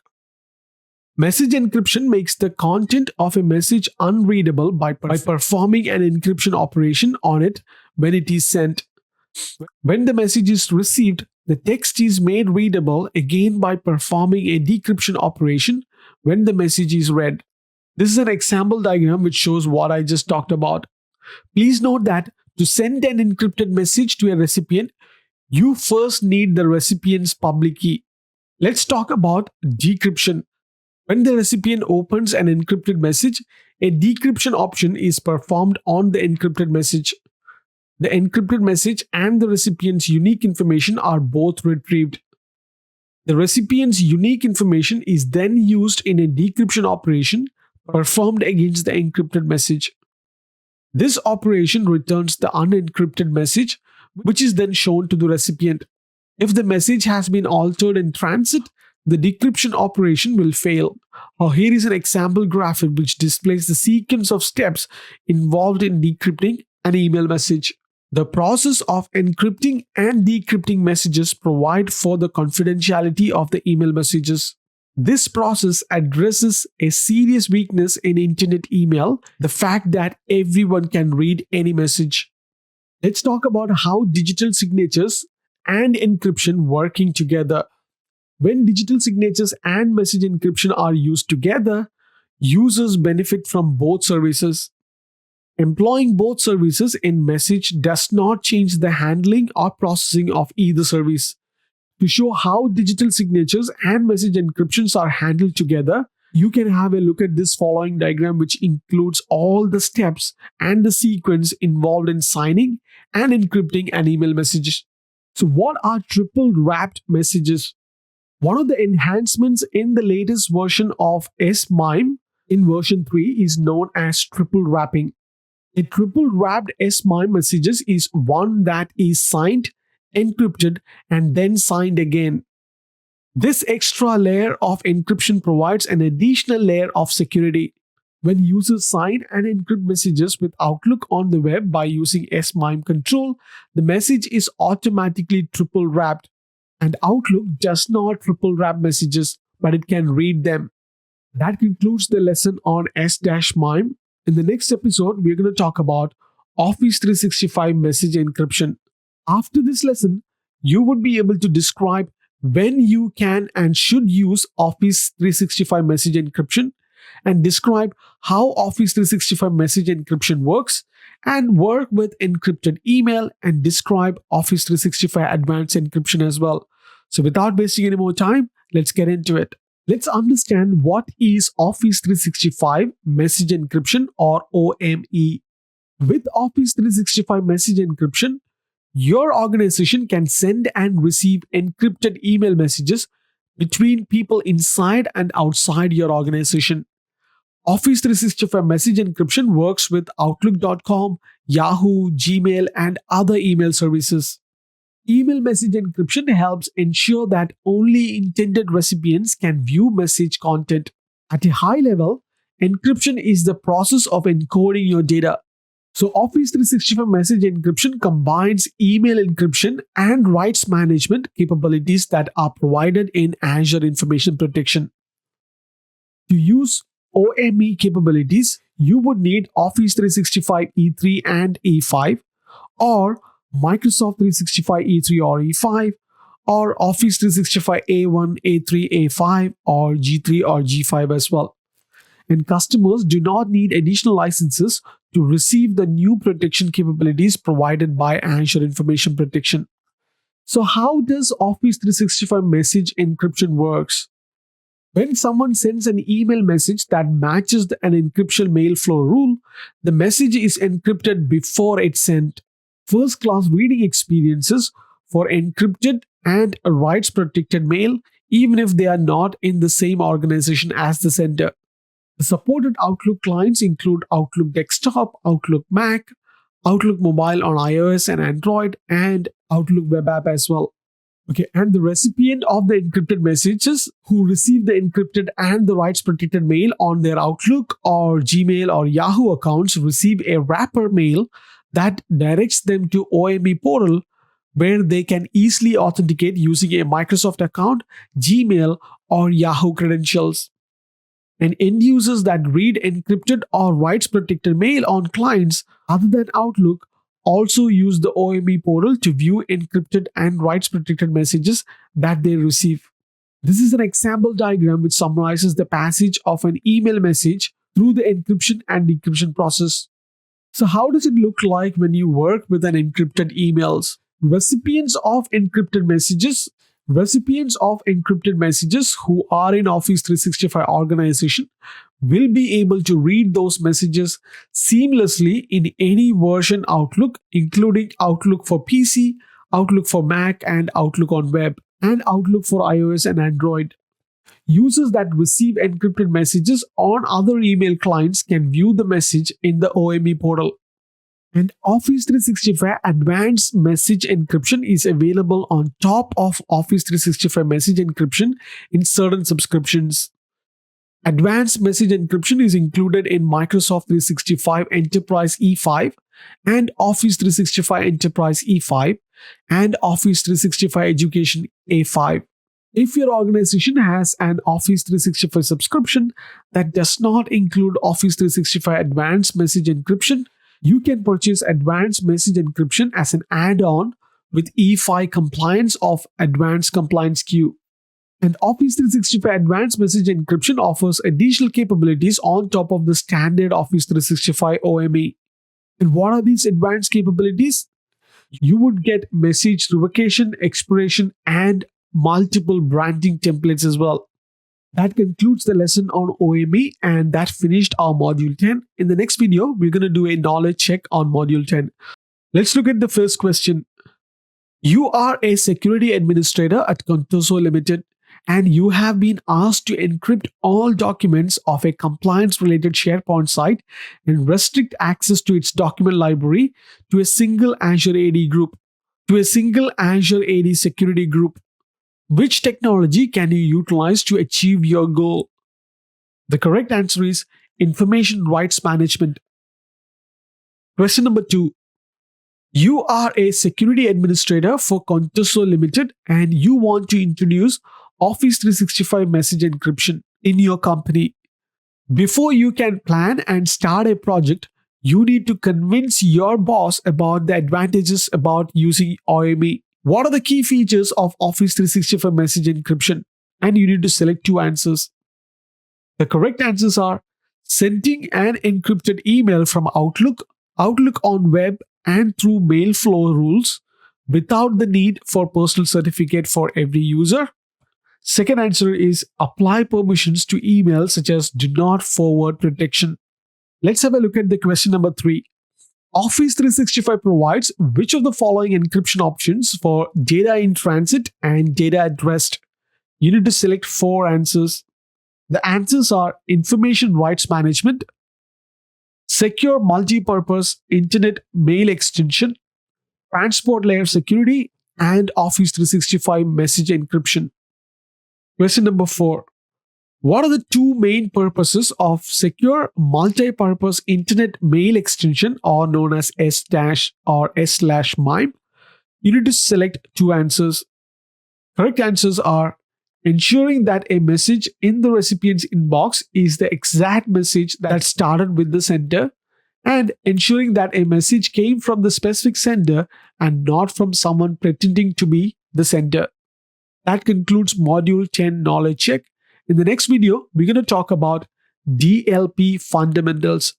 Data loss prevention is a security feature that protects sensitive data in email, SharePoint content, and Office files from being accidentally or intentionally shared with unauthorized users. After this lesson, you should be able to describe data loss prevention and describe what sensitive information and search patterns are that DLP is using. You would be able to express how actions contain functions to send emails on matches, and you would be able to describe how to use DLP to protect documents in Windows Server FCI as well. Let's start with understanding what are the DLP capabilities. With DLP policy, you can identify sensitive information across many locations such as Exchange Online, SharePoint Online, OneDrive for Business, and Microsoft Teams. And with a DLP policy, you can prevent the accidental sharing of sensitive information.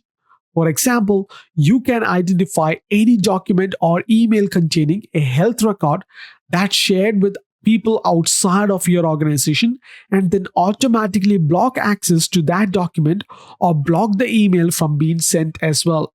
Another capability you can get by using DLP policy is to monitor and protect sensitive information in the desktop version of Excel, PowerPoint, and Word.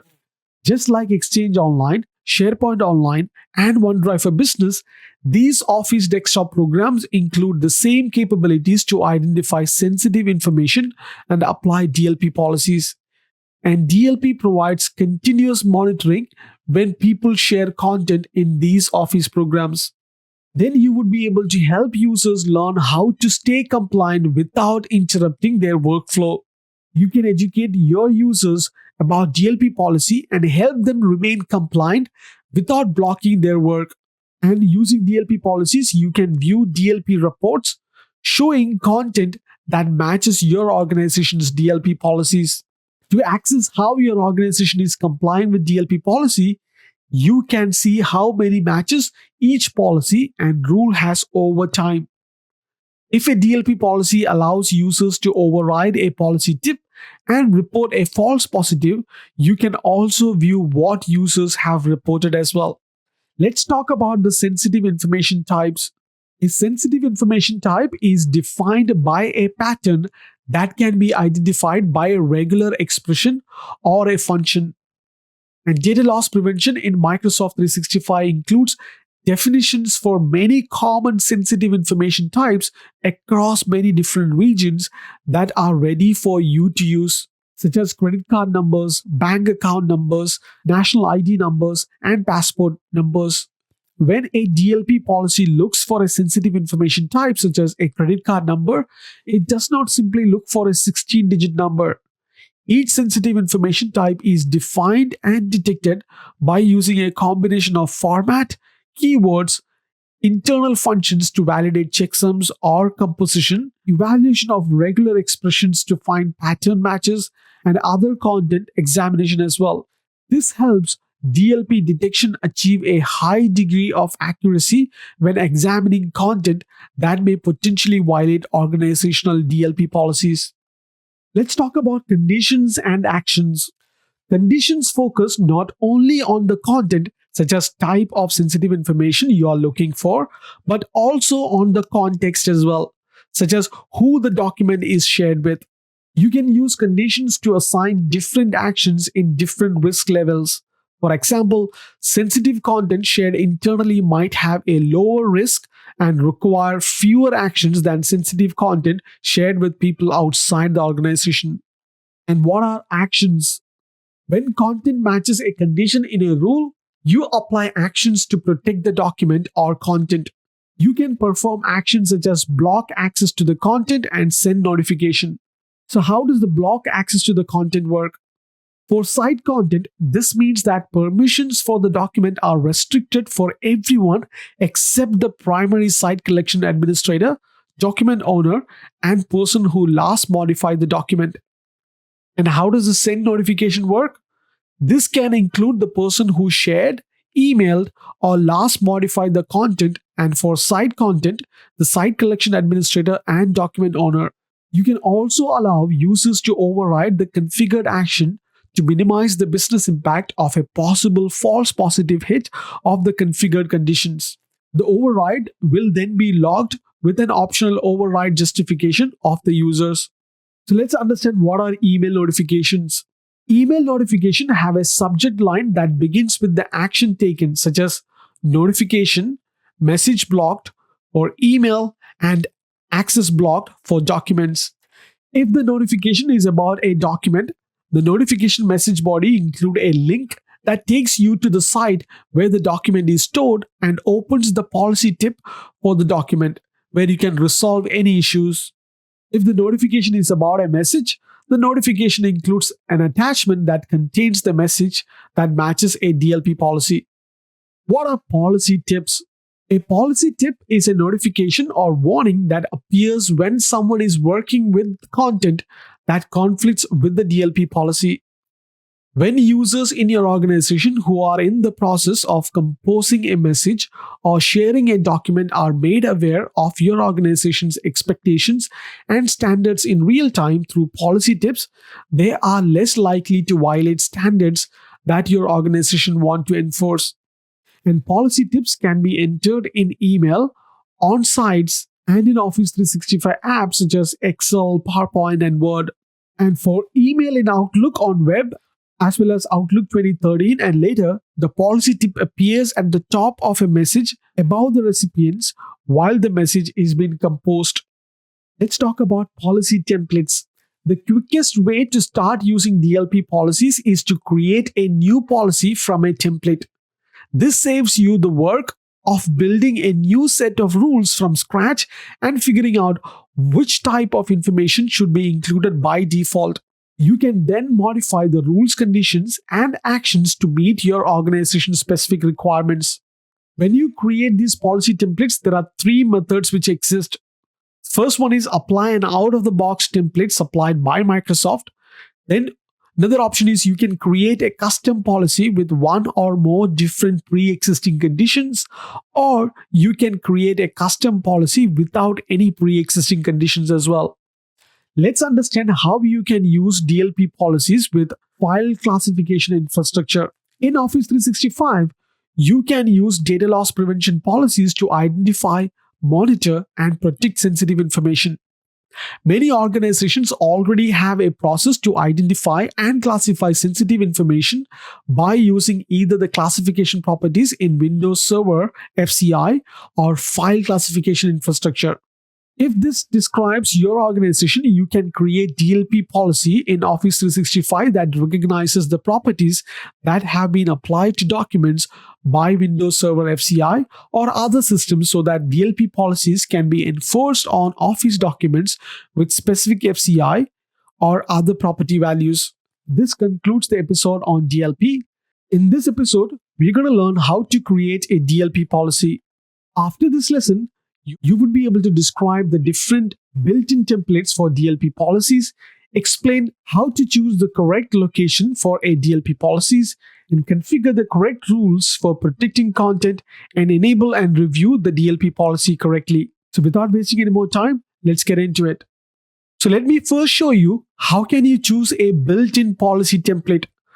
First, for that, I am taking you to the Microsoft 365 Admin Center. You can go to Admin Center by going into admin.microsoft.com.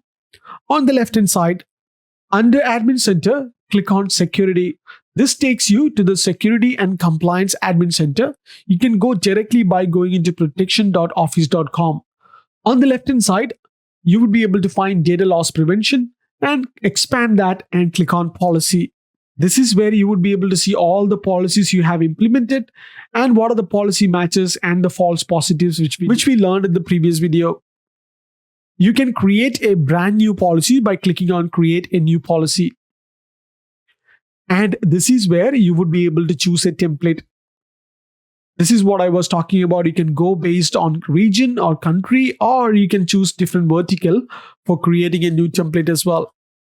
It is very important for us to understand how to choose location to protect. This is where we can identify things like you can choose all location in Office 365, which include Exchange, email, and SharePoint documents, or you can choose specific location that shall be protected by your policy. The default option or the first option is selected by default and it is called org-wide policy. So let me show you where you can find this. I'm going to select a default policy and click Next. I'm going to keep the same name as it is. Click Next. This is where you would be able to choose. The first is it protect everything by default. So I'm going to click on Let me choose the specific location and click Next. This gives me an ability to pick and choose where I would like to apply or not like to enable this policy. The next thing we need to understand is Policy Settings tab. This displays the template for default DLP rules, and you can accept the default settings for condition and action or select Use Advanced Settings to create custom rules as well. So let me take you there and show you what are the custom rules available. So I'm going to click Next, and under Policy Settings, you can select the default one or you can select Advanced and click Next. This gives you an ability to go and edit and customize additional settings based on your requirement. As you can see that there are heaps of options, but that's where I want you to perform these lab activities to get familiarized with these options. And the next step is to enable the policy. When you create your DLP policy, you should consider rolling them out gradually to assess their impact and test their effectiveness before fully enforcing them. For example, you don't want a new DLP policy to unintentionally block access to thousands of documents that people need to access to get their work done. So let me show you what are the different sequences of activation options which is available. So I'm going to click Next, and under the review settings or policy settings, you have options like you can turn this policy right away, or you can test this, which again shows the policy tips in the test mode, or you can keep it turned off and you can decide to turn on later. When you have created and applied a DLP policy and there is an action taken in Microsoft Teams which conflicts with that policy, the user will get this policy tip. This is an example diagram of how it looks like. In this case, the user tried to send the social security number in the Microsoft Teams channel and the message was blocked, and there is a help link which says, "What can I do?" This link will open a dialog box which provides options for the center to resolve the issue. Alright, so that concludes the lesson on how to create these DLP policies. In this episode, I will help you understand how you can customize these templates. My name is Sushant Satish, and I'm your trainer for this Microsoft 365 Certified Security Administrator Associate Certification course. After this lesson, you would be able to describe how to modify existing rules of DLP policies, explain how to add and modify custom conditions and actions to a DLP policy, and describe how to change user notification and policy tips, and configure the user override options to a DLP rule, and explain how incident reports are sent by a DLP rule violation. So without wasting any more time, let's get into it. First, let's start with understanding how can you edit a rule. So for that, I'm taking you back to Microsoft 365 Security and Compliance Center.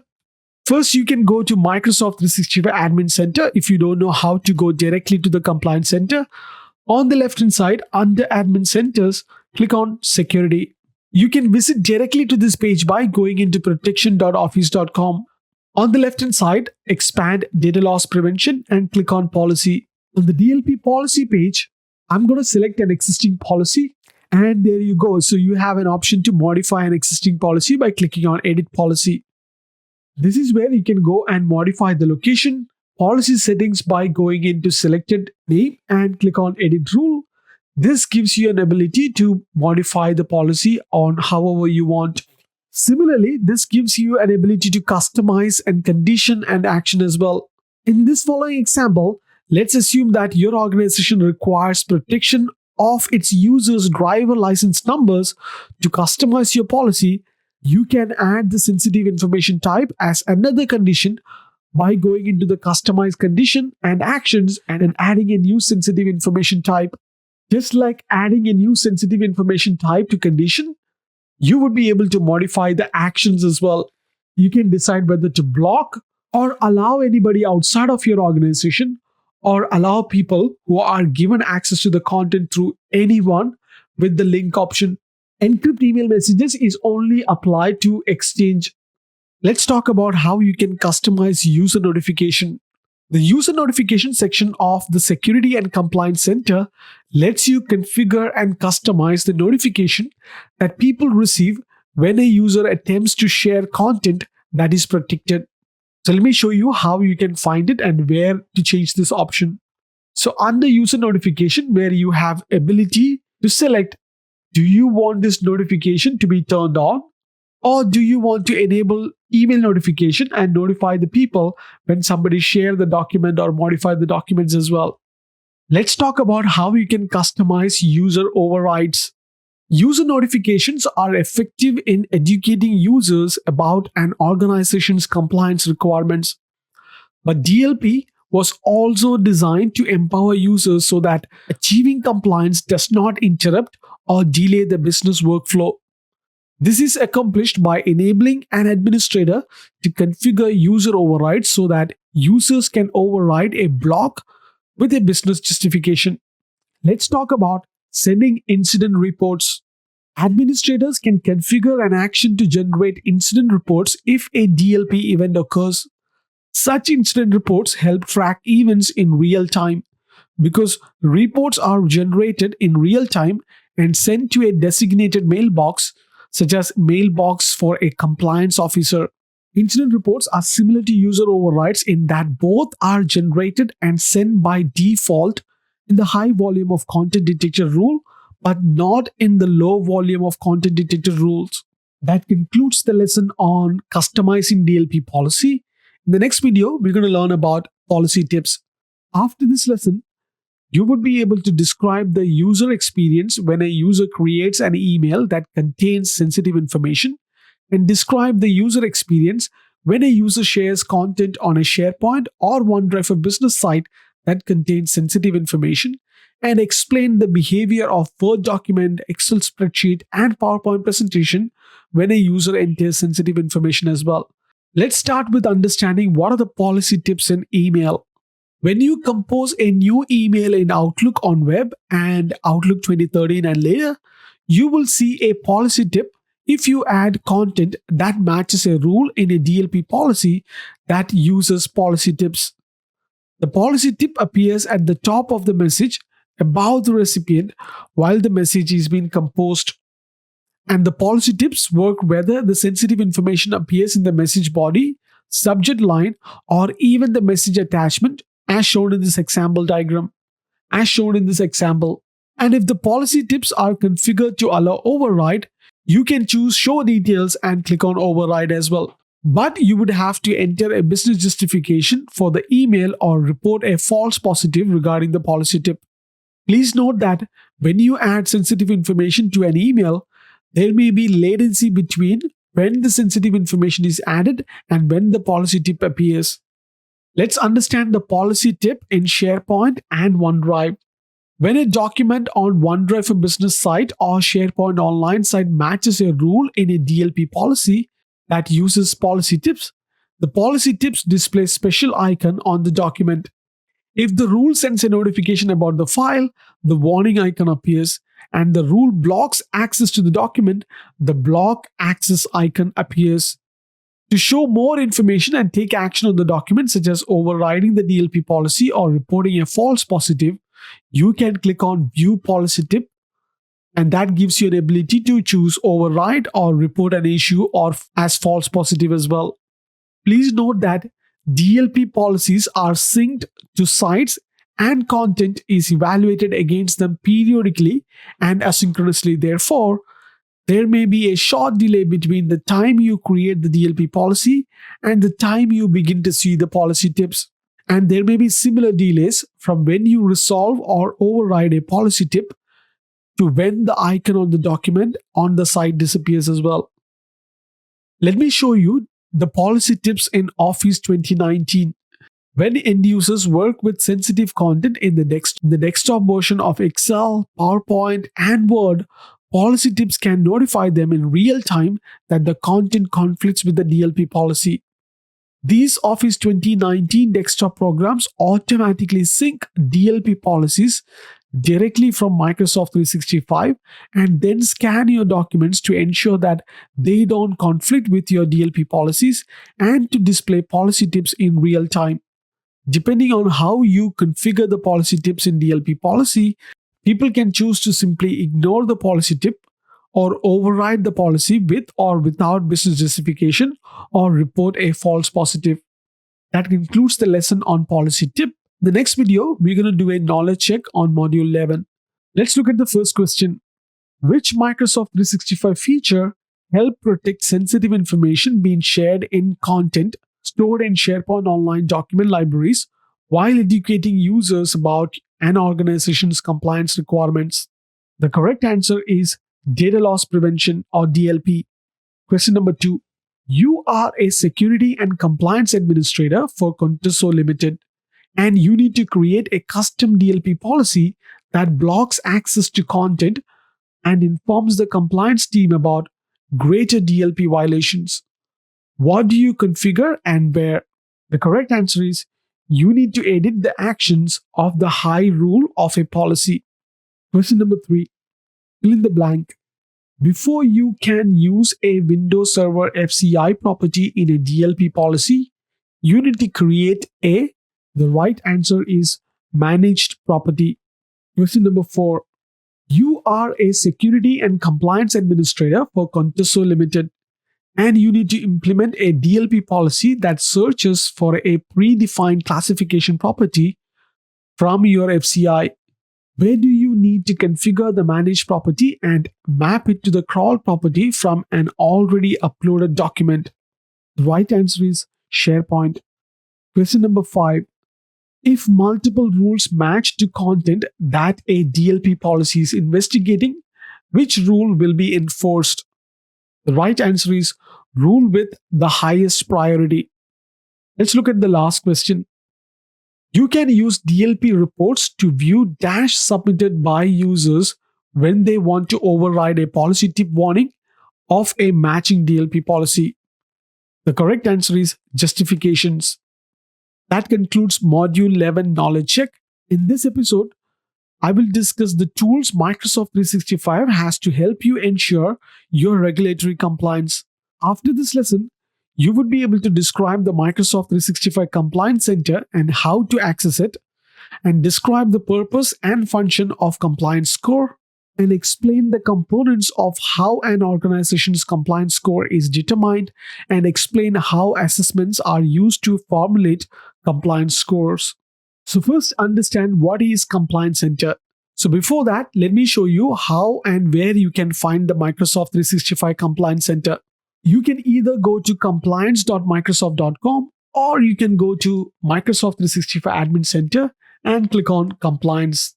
And if you are interested in your organization's compliance posture, the Microsoft 365 Compliance Center provides easy access to the data and tools you need to manage your organization's compliance needs.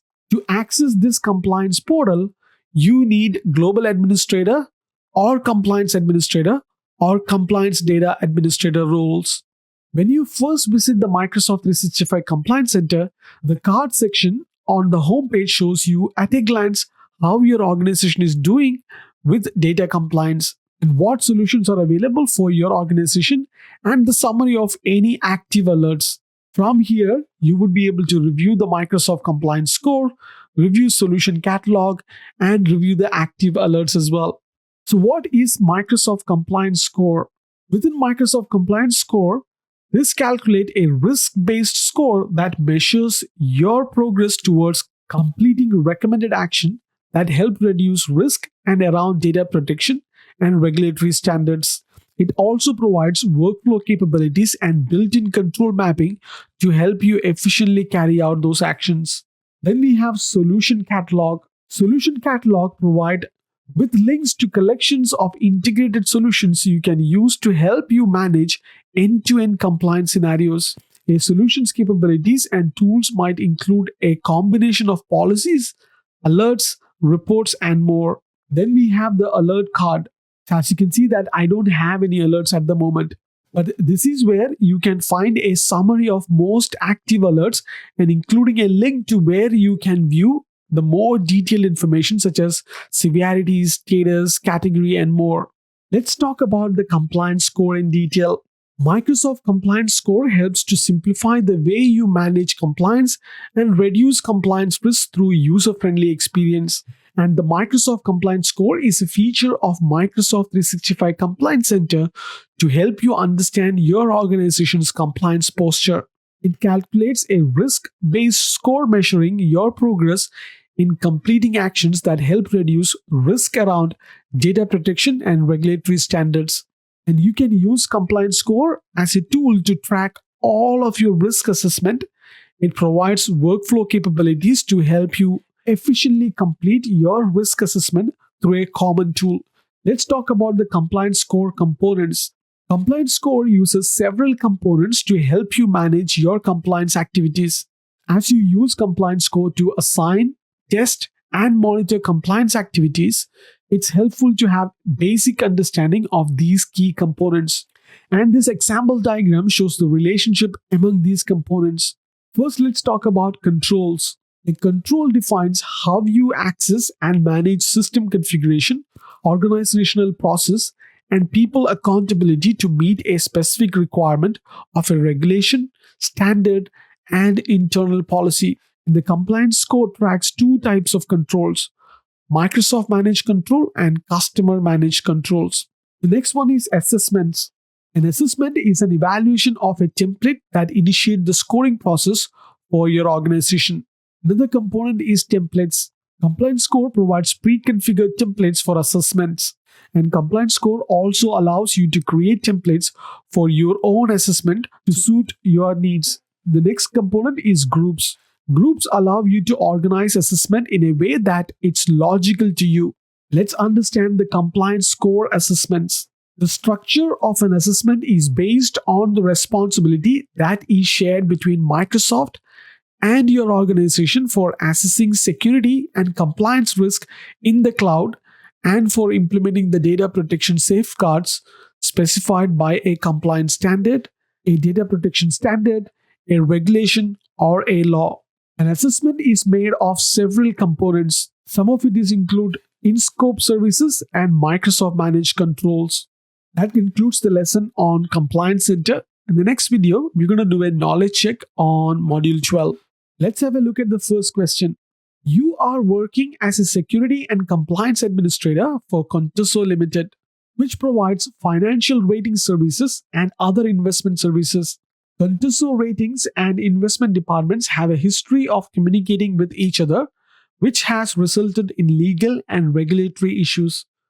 To prevent this from occurring in the future, what do you need to implement? The correct answer is ethical wall. Question number 2. Microsoft Service Trust Portal is a website that provides a variety of tools such as Dash, as well as content and other resources about Microsoft security, privacy, and compliance practices. The correct answer is Compliance Manager. Which of the following is not a user permission that would allow a user access to the Microsoft 365 Compliance Center? The correct answer is Security Administrator. Let's look at question number 4. Which of the following best describes how your organization's overall compliance score is calculated in Microsoft 365? The right answer is the sum of your assessment scores. Question number 5. Which of the following are types of controls that comprise of compliance score in Microsoft 365? You need to select 2 answers.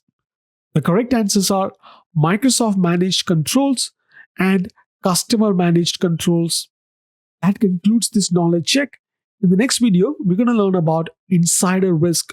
After this episode, you should be able to explain how Microsoft 365 helps address Global Data Protection Regulation or GDPR, describe insider risk management functionality in Microsoft 365, configure insider risk management policies, investigate an insider risk alert, and explain the communication compliance capabilities in Microsoft 365. Let's first understand what is insider risk management. Employees in the modern workplace have access to create, manage, and share data across a broad spectrum of platforms and services. In most cases, organizations have limited resources and tools to identify and mitigate organization-wide risks while also meeting employee privacy standards. Insider risk management in Microsoft 365 uses the full breadth of service and third-party indicators to help you quickly identify, triage, and take action on risk activity. By using logs from Office 365 and Microsoft Graph, insider risk management allows you to define specific policies to identify risk indicators. These policies allow you to identify risk activities and to take actions to mitigate these risks. Let's look at what are the principles centered around insider risk management. The first principle is around transparency.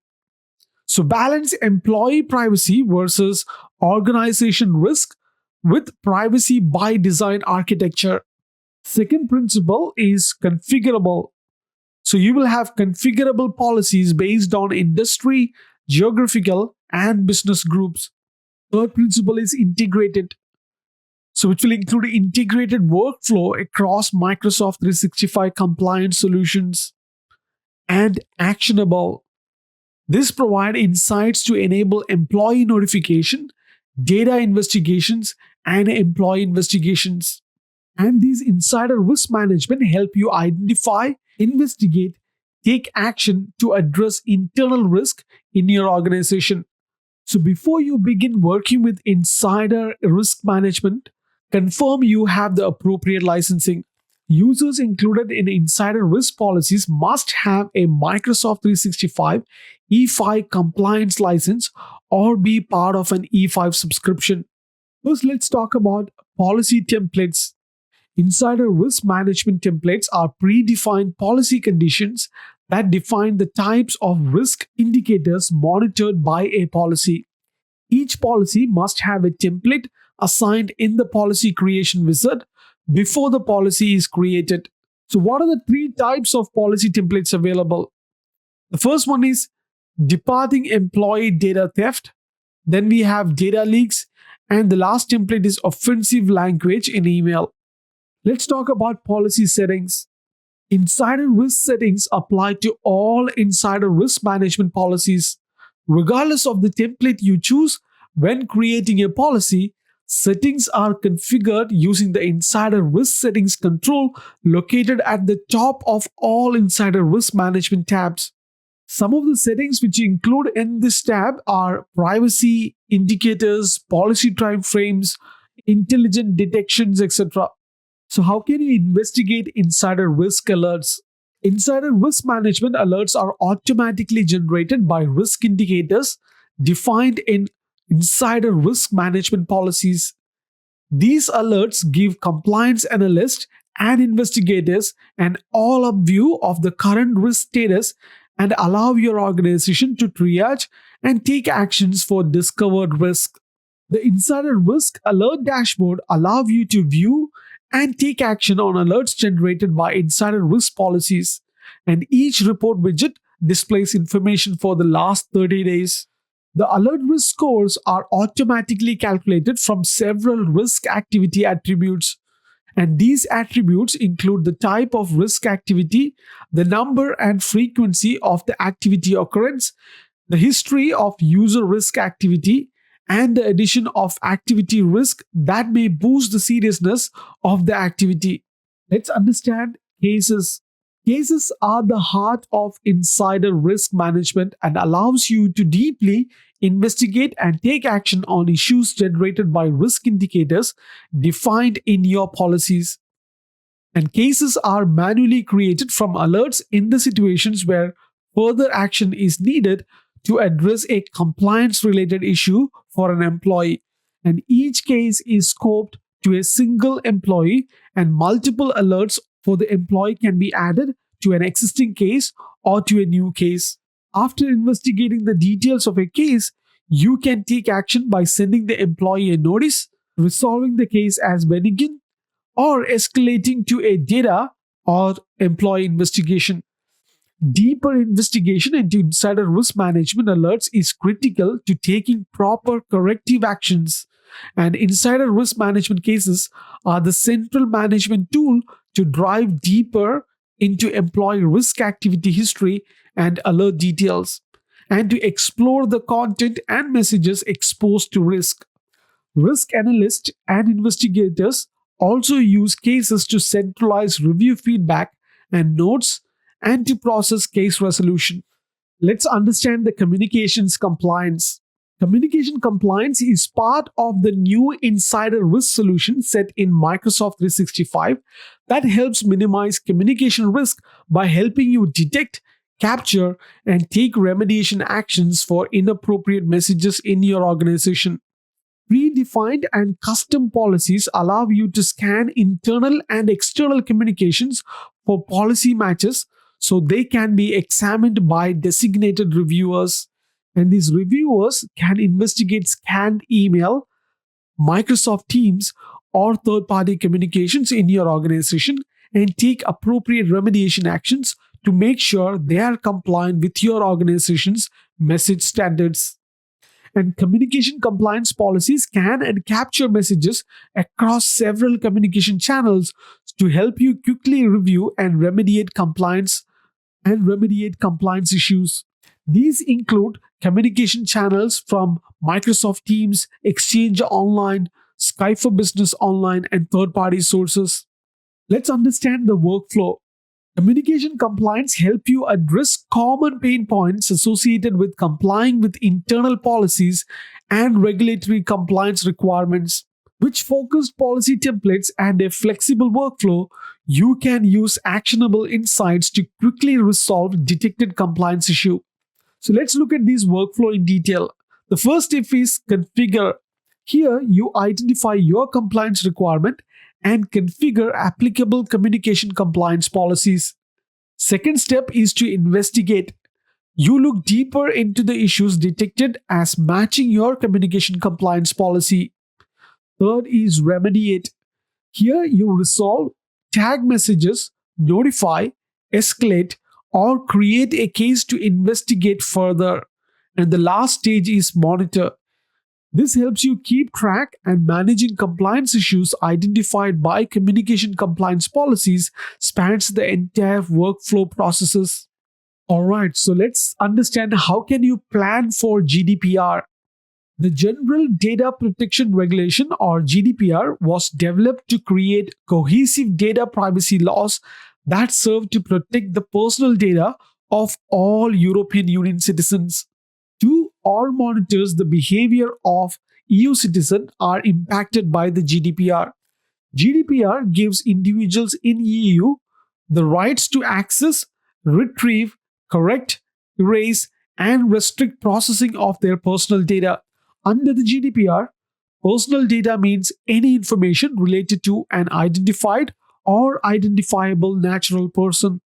To help organizations observe these rights, Microsoft 365 provides tools and guidance that can be broken down into four recommended steps: discover, govern, protect, and monitor and respond.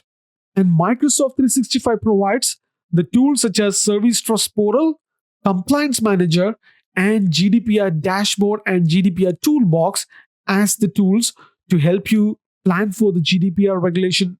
So, what is STP or Service Trust Portal? Microsoft STP is a website that provides a variety of content and other resources about Microsoft security, privacy, and compliance practices. It also includes independent third party audit reports of Microsoft Online Services and information about how Microsoft Online Services can help your organization maintain and track compliance standards, laws, and regulations. And these laws, standards, and regulations include ISO, SOC, NIST, GDPR, etc. So, what is Compliance Manager? Compliance Manager is a dashboard that provides the compliance score and a summary of an organization's data protection and compliance stature, as well as recommendations to improve data protection and compliance. Okay, so what is GDPR dashboard? A GDPR creates requirements around how personal data is collected, stored, processed, and deleted. To help lead you down the right path, Microsoft 365 provides tools and guidance to facilitate ease in discovering, governing, protecting, and monitoring the personal data in your organization. That concludes this episode. In the next video, we're going to learn about privileged access. After this episode, you should be able to deploy privileged access management in Office 365 and learn how to manage customer logbox requests as well. So, without wasting any more time, let's get into it. Let's start with understanding layers of protection. Privileged access management complements other data and access feature protection within the Office 365 security architecture. By enabling privileged access management as part of an integrated approach to security and protecting your organization, a layered security model can be used to maximize protection of sensitive information and Office 365 configuration settings. As shown in this example diagram, enabling privileged access management helps build on the protection provided with native encryption of Office 365 data and the role-based access control security model of Office 365 services. When used in conjunction with Azure AD Privileged Identity Management, these two features provide access control with just-in-time access at different scopes. Privileged access management in Office 365 can be defined and scoped at the task level, while Azure AD Privileged Identity Management applies protection at the role level with the ability to execute multiple tasks. Azure AD Privileged Identity Management primarily allows managing access to Azure AD roles and role groups, while Privileged Access Management in Office 365 is applied only at the task level. Let's understand the privileged access management process flow. The first step is configure a privileged access policy.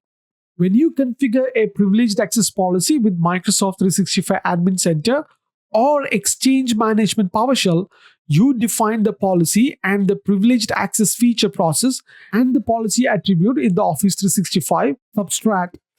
The activities are logged in the Office 365 Security and Compliance Center, and the policy is now enabled and ready to handle incoming request for approvals.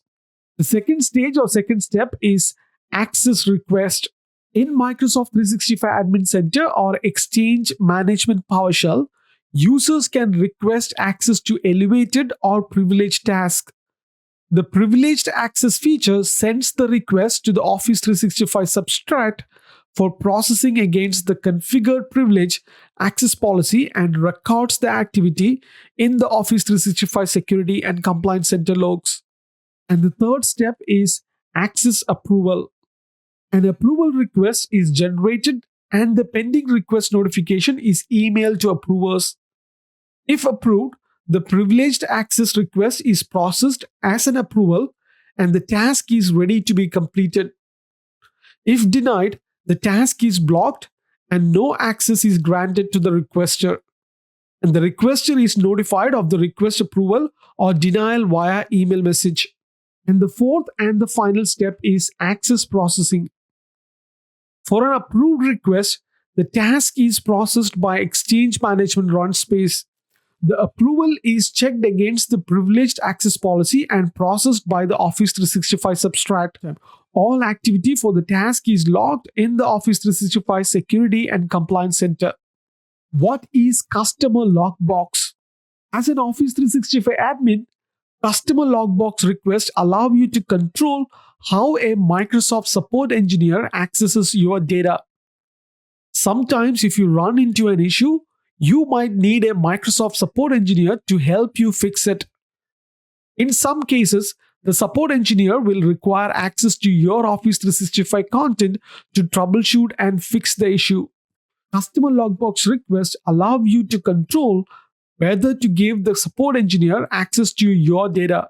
There is also an expiration time on the request and content access is removed after the support engineer has fixed the issue.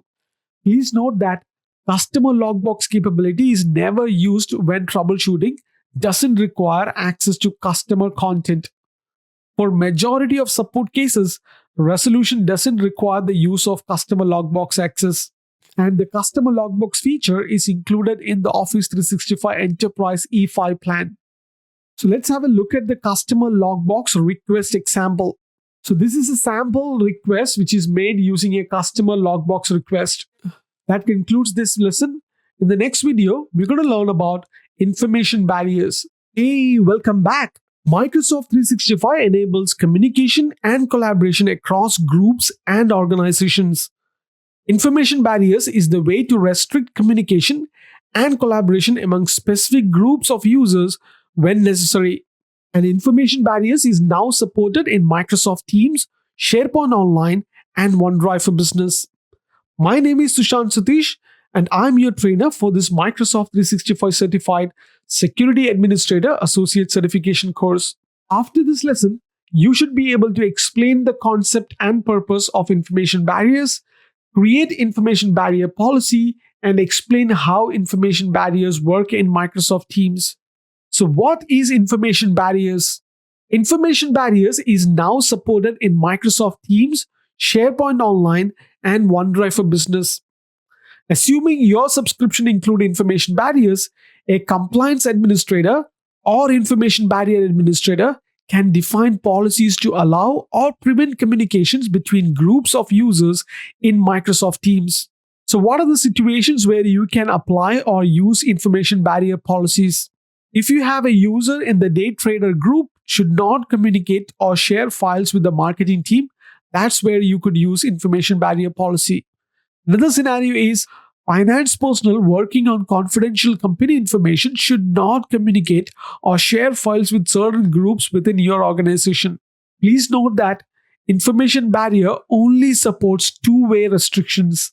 When information barrier policies are in place, people who should not communicate or share files with other specific users wouldn't be able to find, select, chat, or call those users.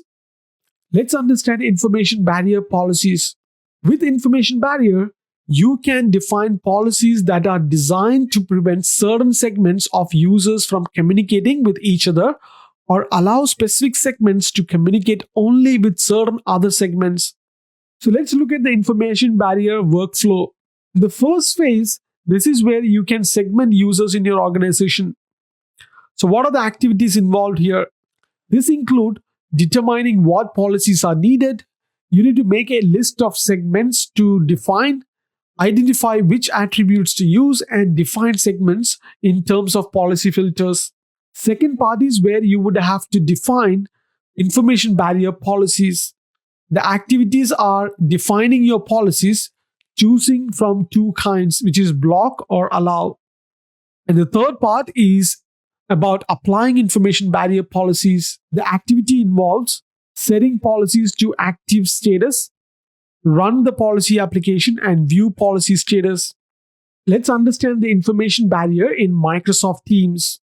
Before you set up or define policies, you must enable scope discovery search in Microsoft Teams. Wait at least a few hours after enabling scope discovery search before you set up or define policies for information barriers. So, when you turn on information barrier policies, these activities in Teams take place.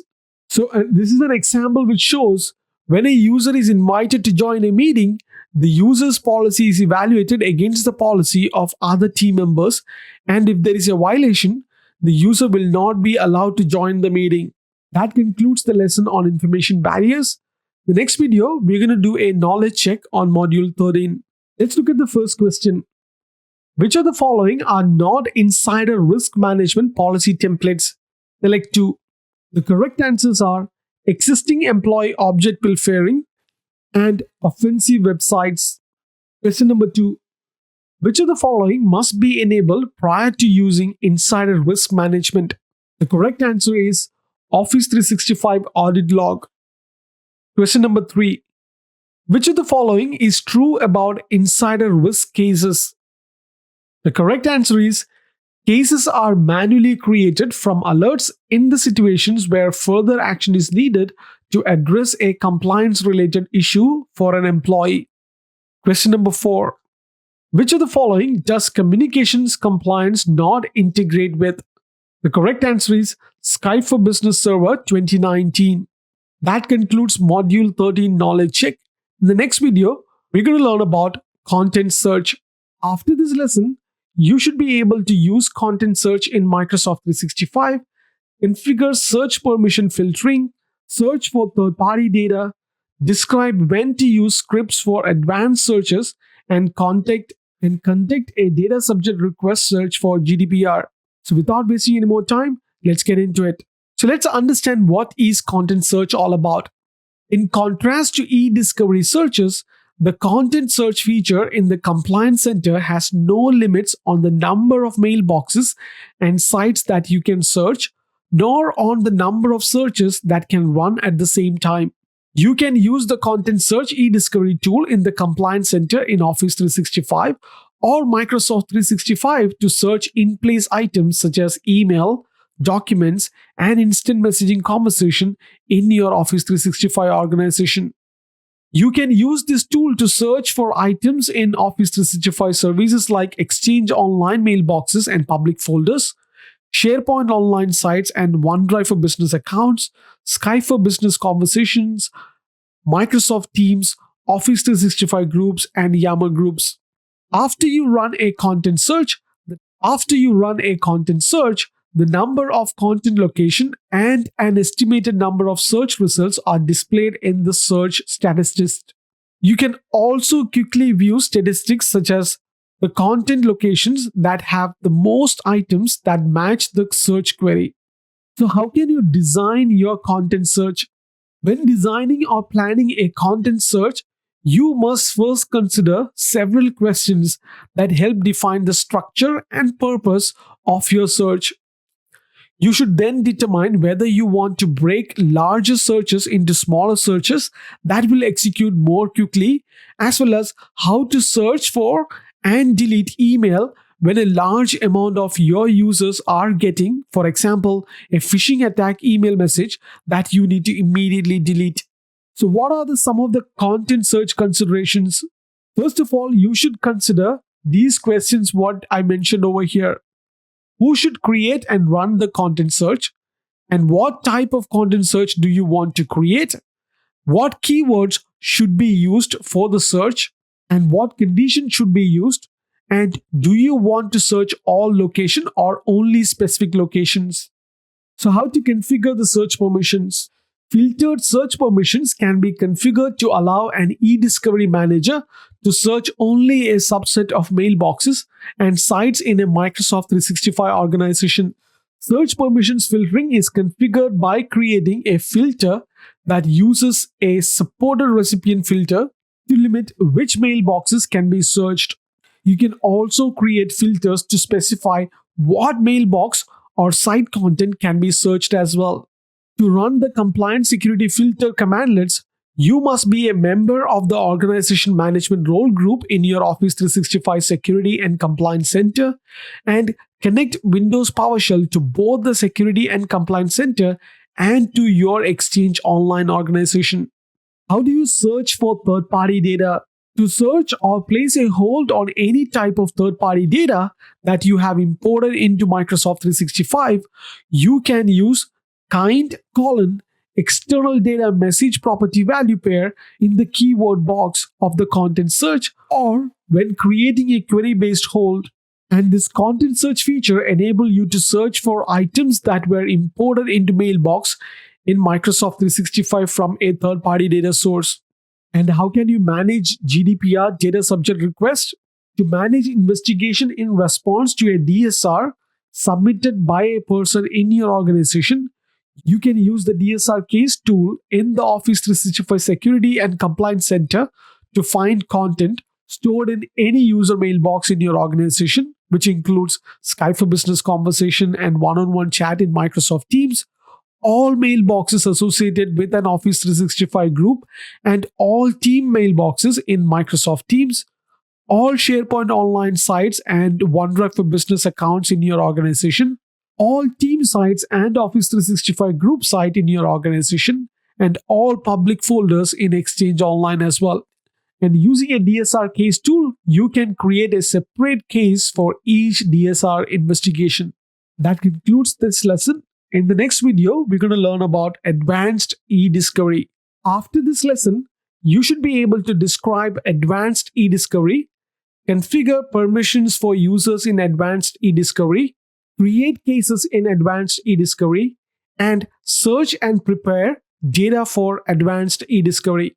So without wasting any more time, let's get into it. Let's understand what is advanced e-discovery first. With advanced e-discovery, you can better understand your Microsoft 365 data and reduce your e-discovery cost. And advanced e-discovery helps you analyze unstructured data within Microsoft 365 and perform more efficient document review and make decisions to reduce data for e-discovery. And advanced e-discovery help you analyze large data sets and find content that most relevant to a case. The built-in workflow of advanced e-discovery aligns with e-discovery process outlined by the Electronic Discovery Reference Model or EDRM. At a high level, advanced e-discovery supports EDRM workflow, which include identification, preservation, collection, processing, review, analysis, prediction, and presentation. Let's have a look at the advanced e-discovery workflow.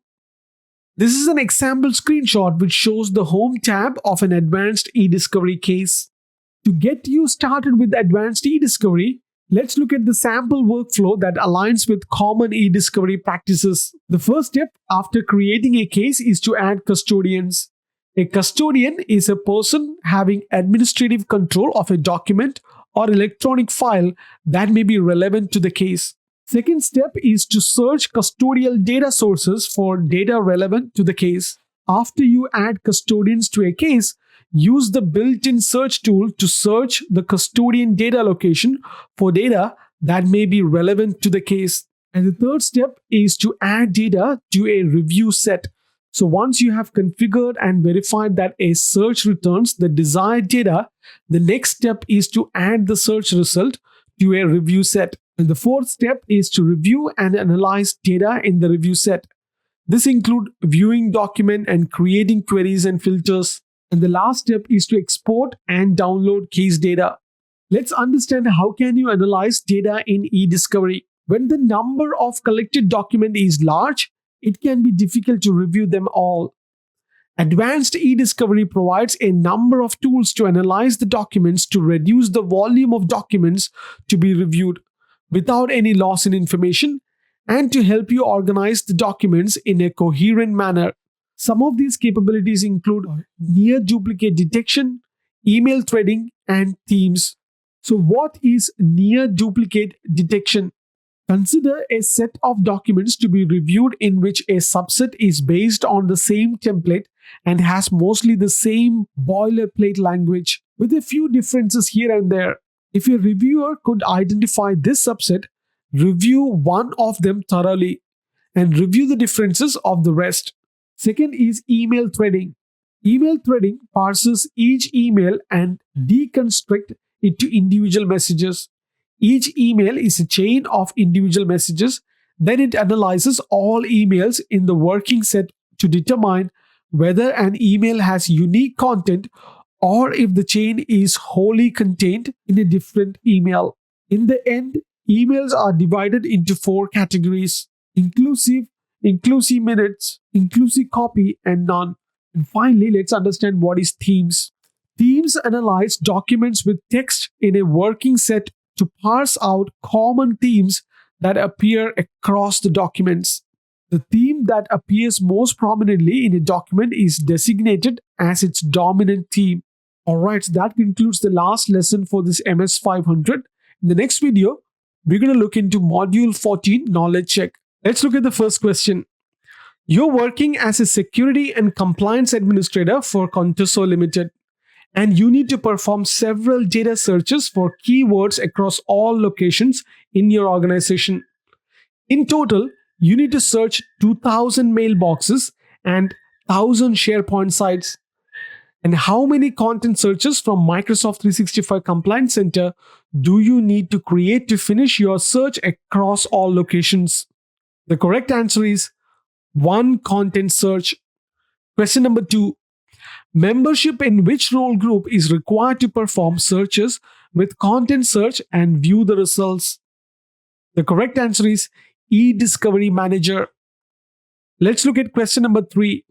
What is the first step you need to perform to start an audit log search in the Microsoft 365 Compliance Center?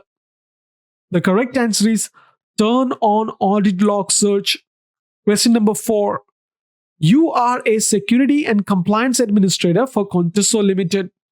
Some users are reporting that items in their mailboxes are missing from time to time. What should you do to track these items in users' mailboxes?